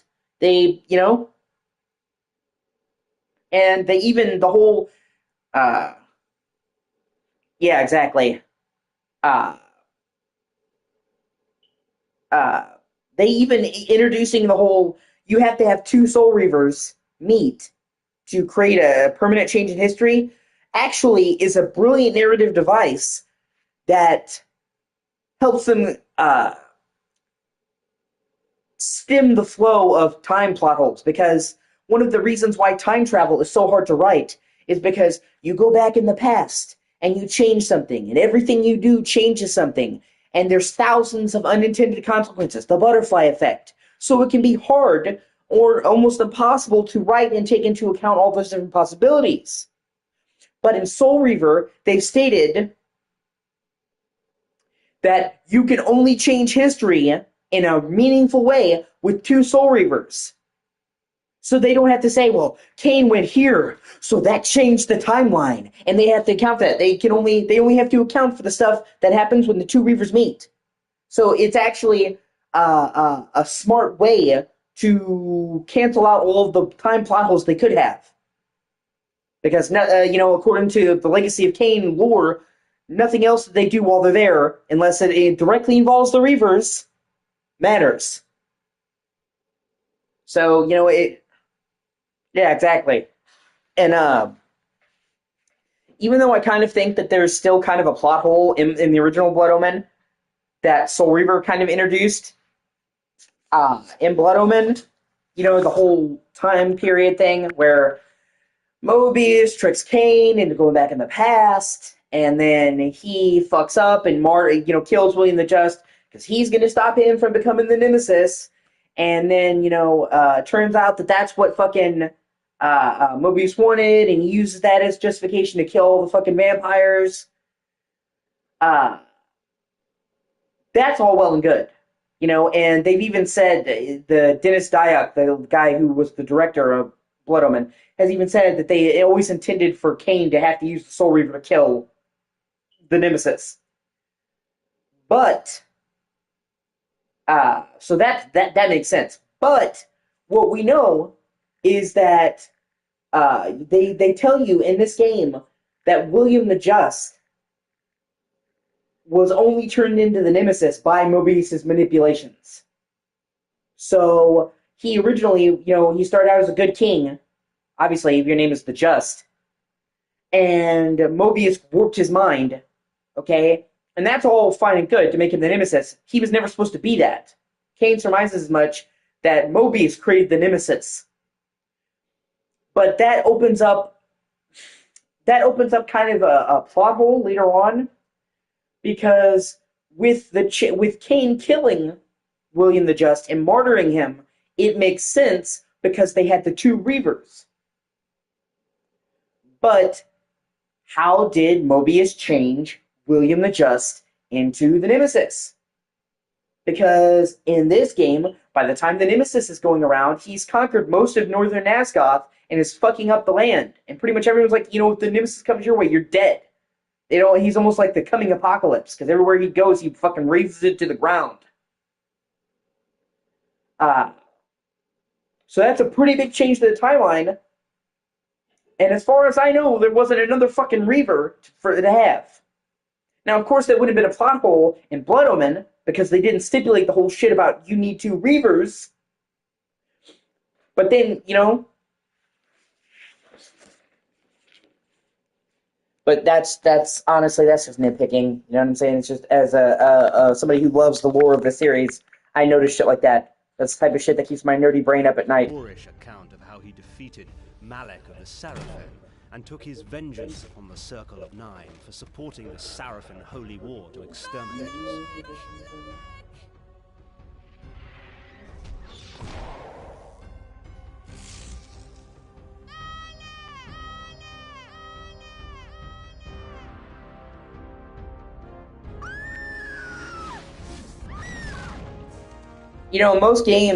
Most games on PS1, I would say the overall majority of them had shit voice acting. So the voice acting in this game, it's still good to this day, but it was on another fucking level when this game came out. The same year that this game came out, the original Resident Evil came out. You, the master of unlocking, don't open that door!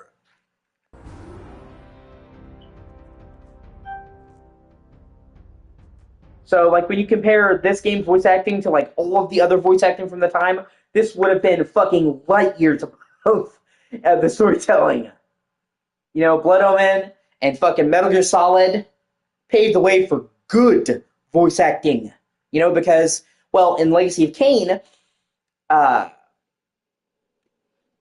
exactly.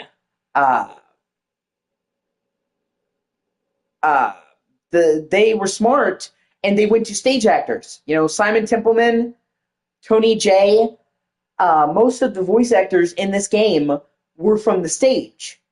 So they actually had real acting training, whereas the vast majority of voice actors were just who they had on hand, which is a reason why a lot of PS1 voice acting sucked ass. because they just grabbed people from the team and who had no idea how to act. These people were literally stage trained, so, and, with Metal Gear Solid, which was also hugely influential, he just hired actors. He's like, hey, why don't I go to movie actors who actually know how to act? And boom, it worked. And, those games paved the way for good voice acting in games. I mean, not just them, but they were part of the large movement of good voice acting in games, because for most PS1 games, in general, the voice acting was pretty ass.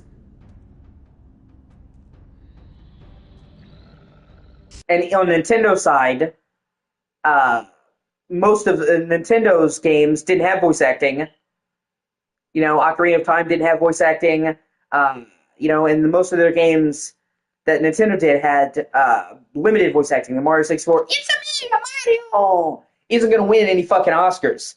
So, Sony, in my opinion, Sony and the PS1 were a large part of the push for good voice acting and performances in games.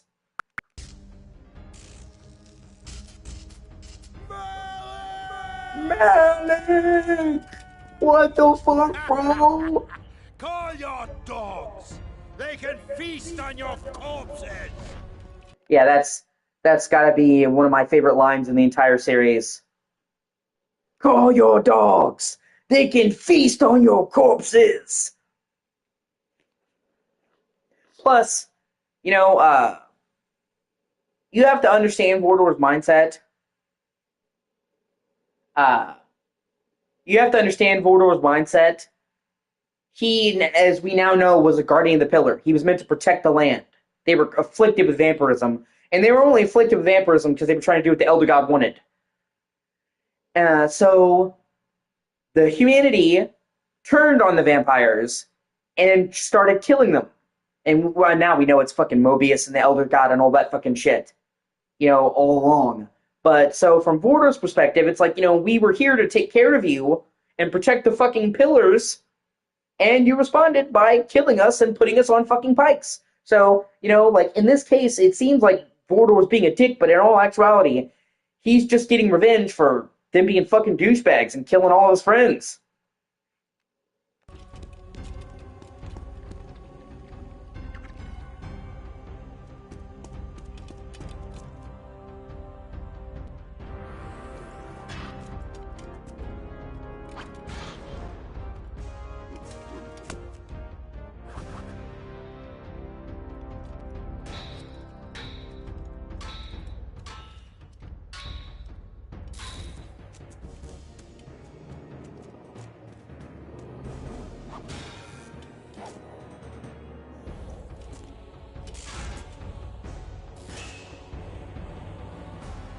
I don't know, now these look crude. But back in the day, these look great. After slaughtering 6 of the sheep, I defeated their pathetic little shepherd, Malik. Since then, our kind has not bothered with the cattle, except to feed. And I suggest you do the same. Yeah, they were. Yeah. But honestly, it's not even just Diablo. I feel like Blizzard in general, say what you want to about Blizzard, modern Blizzard sucks a donkey dick. Blizzard has always done fucking outstanding big cinematic cutscenes. Diablo 1, 2, Warcraft, World of Warcraft, like, the pre-rendered scenes for those games were always fucking amazing. Even Diablo 4, like, those pre-rendered scenes look incredible. Like, they have always done big fucking show-stopping scenes. Well, that's really cool. I'm not really into RTS games. It just doesn't really call to me. It's one of the genres I don't really get much into. I'll play some Civilization, and that has RTS elements, but I'm not a big fan of the of RTS games. I like to have like a behind the back camera or down, close to the action, and I like my games to have a lot of story, and most RTS games are light on story. Yeah, I know what you meant. I knew what you meant, man. Obviously, there are RTS games with story, I also like games that I can walk around and freely explore and all that shit. And most RTS games don't have any free room. If you're not battling, you're watching a cutscene. So I'm just not like a huge fan of RTS games, but I still do play them occasionally. You know, without a doubt, my favorite type of game. Like I like a wide variety. Yeah, Command and Conquer. Yeah, I like a wide variety of games. But my favorite genre, without a doubt, has to be RPGs. I fucking love RPGs. Meddling with the affairs of man can do us no good. Seraphan witch hunts are much too tedious to concern ourselves with. Am I understood, Kay? Good. Take this ring. If you ever need assistance, it will summon you, despite your youthful arrogance. Hold on, let me see all what you're saying. YouTube is a fucking dumb as shit and cuts off people's sentences if it's longer than one sentence. It's dumb. Oh, that's great. I'm really close to getting the platinum on Elden Ring. I played all of the FromSoft games numerous times. I just like I played all of them: Demon Souls, Dark Souls 2, Dark Souls 3, Bloodborne, Sekiro, Elden Ring. I just don't have the platinum on a lot of them because, well, I'm a single player guy. I don't really play multiplayer. I don't really play online, and a lot of them have online trophy requirements. So if a game has online required trophies, I'm pretty much not going to get the platinum. Like when I play Dark Souls, I don't summon or invade. I just do the game on my own. And with Bloodborne, it's not that you have to summon. It's just the only thing I didn't do in Bloodborne to get the platinum was do the Chalice dungeons because I fucking hate the Chalice dungeons and I don't think they're up to the standard of the rest of the game. And you have to grind the fuck out of them, and I don't like doing them. But yeah, the only thing I'm missing in Elden Ring is getting a couple of trophies. But yeah, I put hundreds of hours in Elden Ring.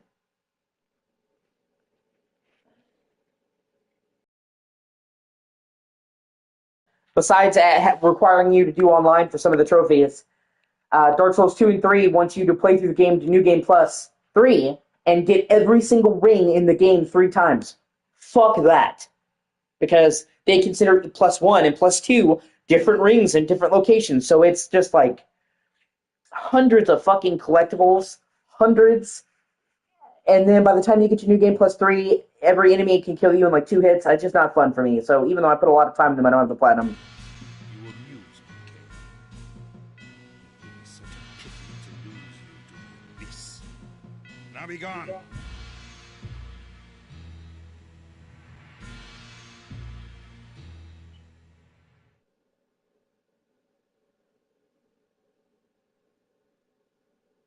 I love Mordor. He's the only guy who could be like, hey, go fuck yourself. But if you ever need me, I'll be there. What? Okay, let me see. Make sure I'm getting all the secrets.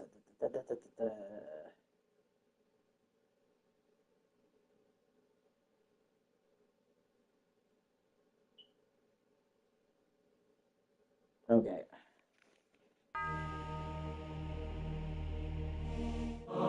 My visit with Voida only strengthened my resolve. His power uncontested by mortals, he had fallen to another enemy. Decadence has claimed itself many a great warrior.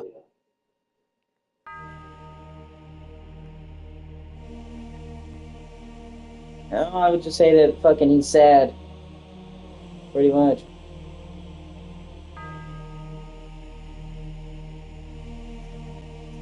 Like I said, everything that he was there was gone, you know? And they've straight up shown that his Mordor truly becoming fucking hating humans is after they killed Janos Uldren, which is pretty much his mentor and oldest friend.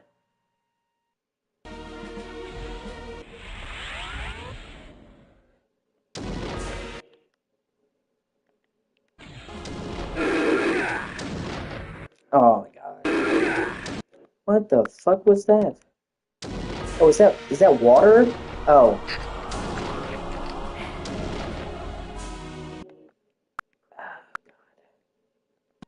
Okay. No wonder I was fucking dying. Like, what the fuck?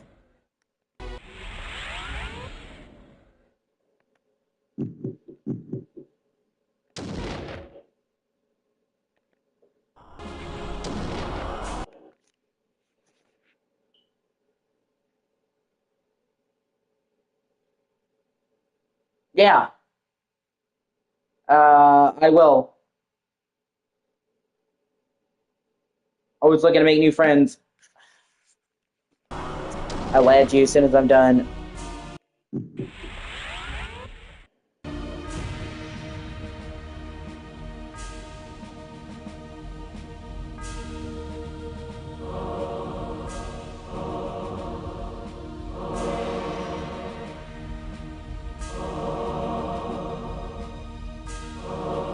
Got everything here. Make sure I get everything before I move on.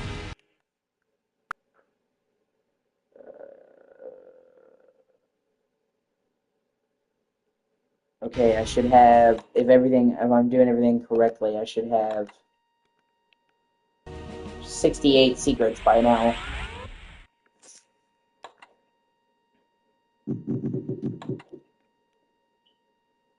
Boom, okay. I'm right where I should be. Good. Good.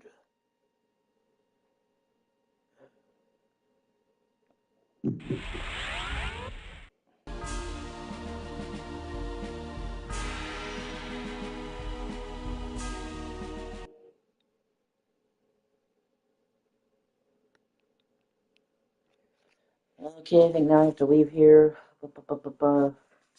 Okay, yep. On the way out. Yeah, damn it.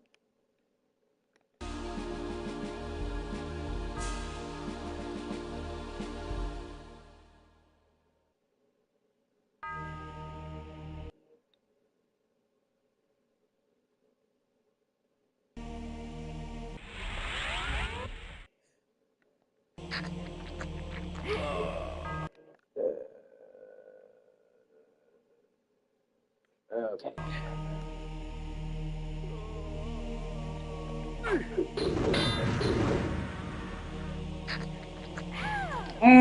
Delicious blood.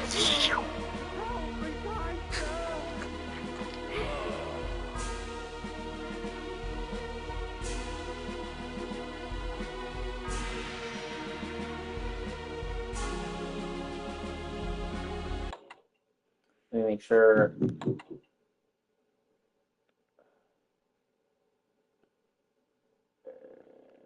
Okay.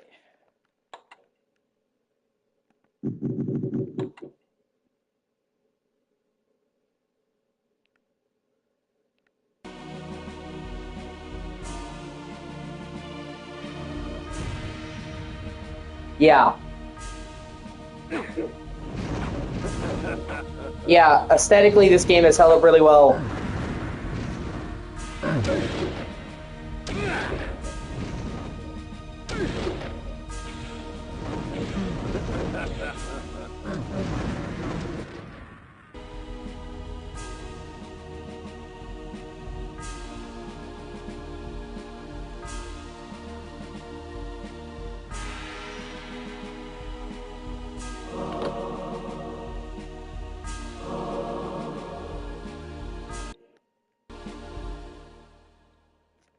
Is this...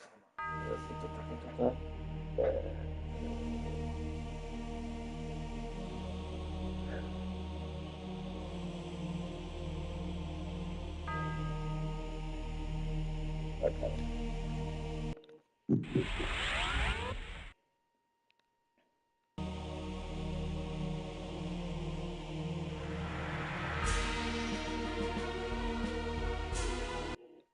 There's so many massive fucking quality of life areas they could make.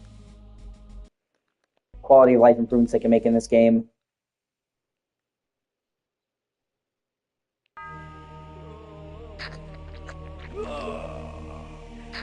This game is ripe for a fucking remake.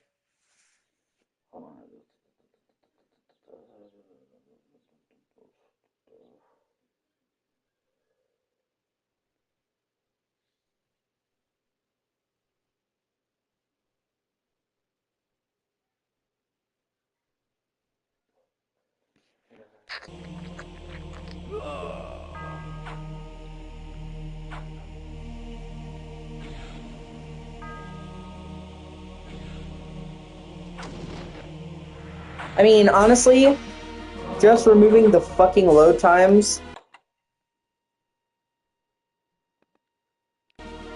would just be a fucking godsend.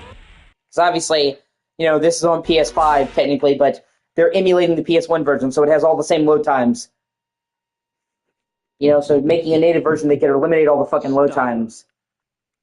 Because, it's like, hey, open the menu, load. Close the menu, load. Open up, switch weapons, load. Close after you switch weapon, load. And then add being able to swap weapons, because there'll be times that are really frustrating in this game where it's like, oh, I need to switch weapons. I gotta pause, switch, and sometimes multiple times in the same area. And each one you get 2 loads, one to open the pause menu and all that. And like I said, this was really early in the PS1's life cycle. They were still figuring out how to program games on CD drives. So I understand that, but they could fix that now, and that would make this game flow so much better. Just like maybe like a GTA-style radio menu. You hold a button, and it pops up all the weapons, and then you can just swap with the radial, or same with spells. So that instead of having to slot 4 spells in, you just hold the button and then tap it. So, you could easily swap spells. That's one of the ways I can think of how they would manage to simplify it without getting rid of anything. And not have to make you pause the fucking game every time, you want to switch weapons.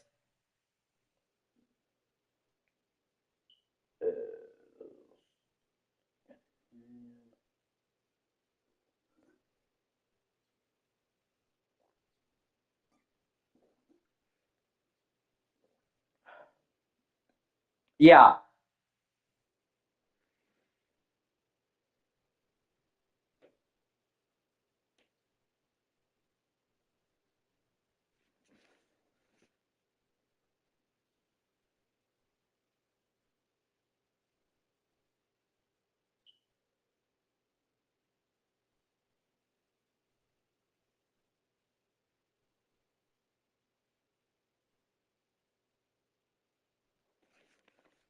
This spell.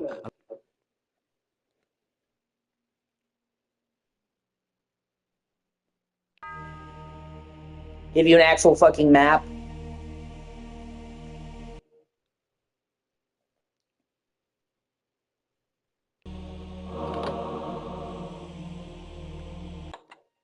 Because,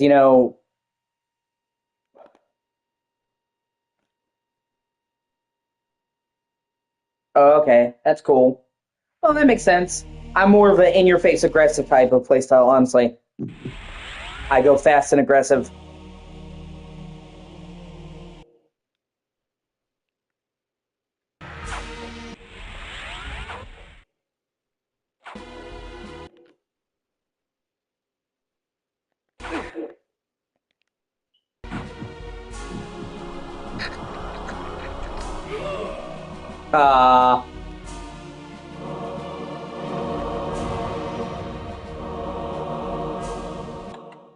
Okay.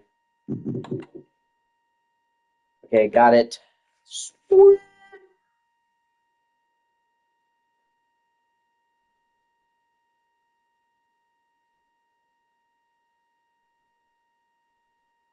Okay.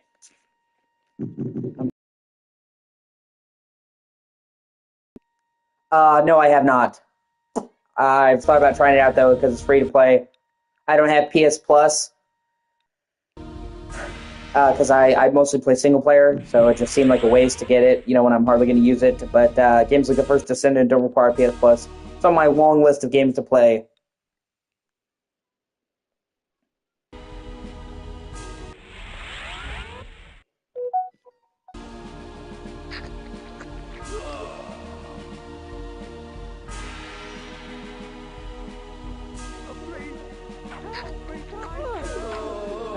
Blue blood. Please help me, kind sir. Oh.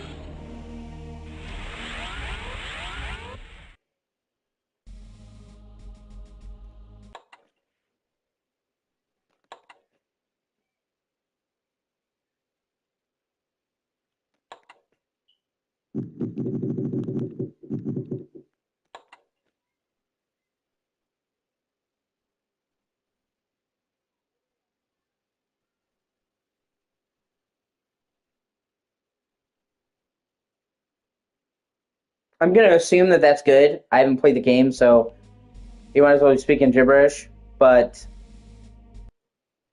I'm gonna assume that's good. Yeah, it's always good to have people to jump into with you if you're gonna play a game. If I ever do play the First Descendant, I'll let you know.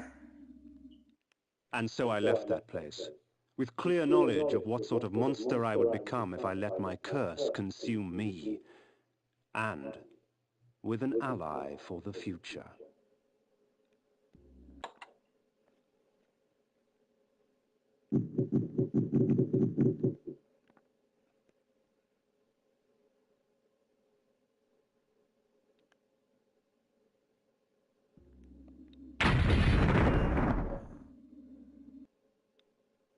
A triad congregates at the roof of the world, Cain.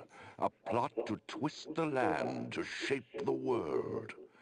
North is where your vengeance lies.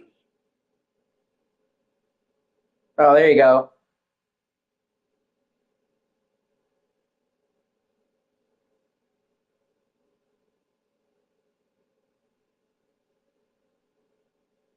Yeah, that's fair. Well, at least you're filling a valuable need. You know, your services will never not be in demand, so, you know.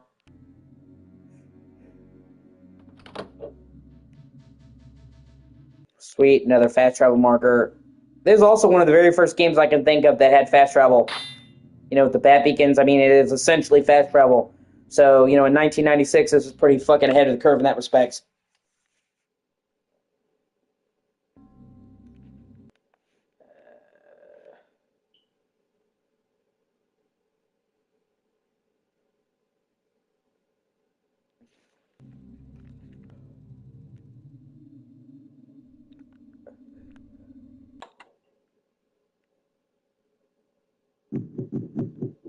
The axes.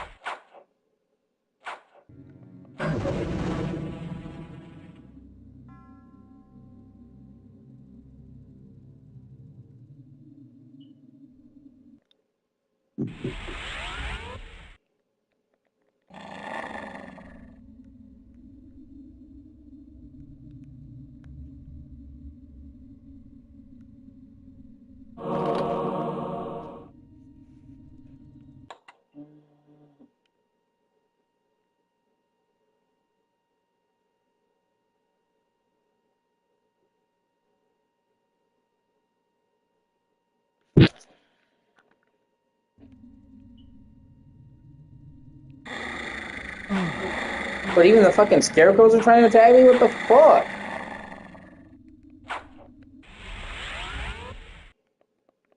God, everything in Nazgoth wants to kill you.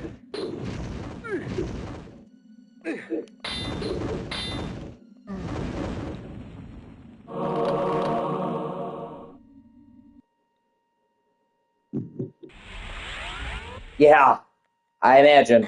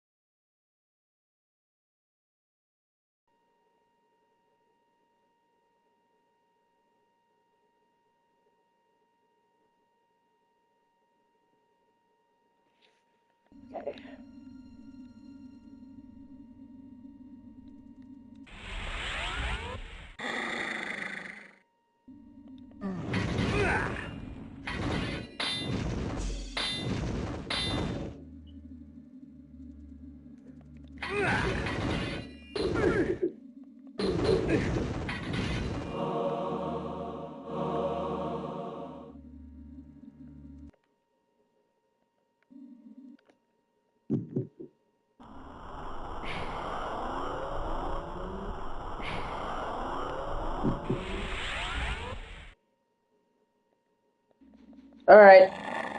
Hope you have a great day. Actually, I'm going to save here and take a short break myself anyway. Like, comment, subscribe.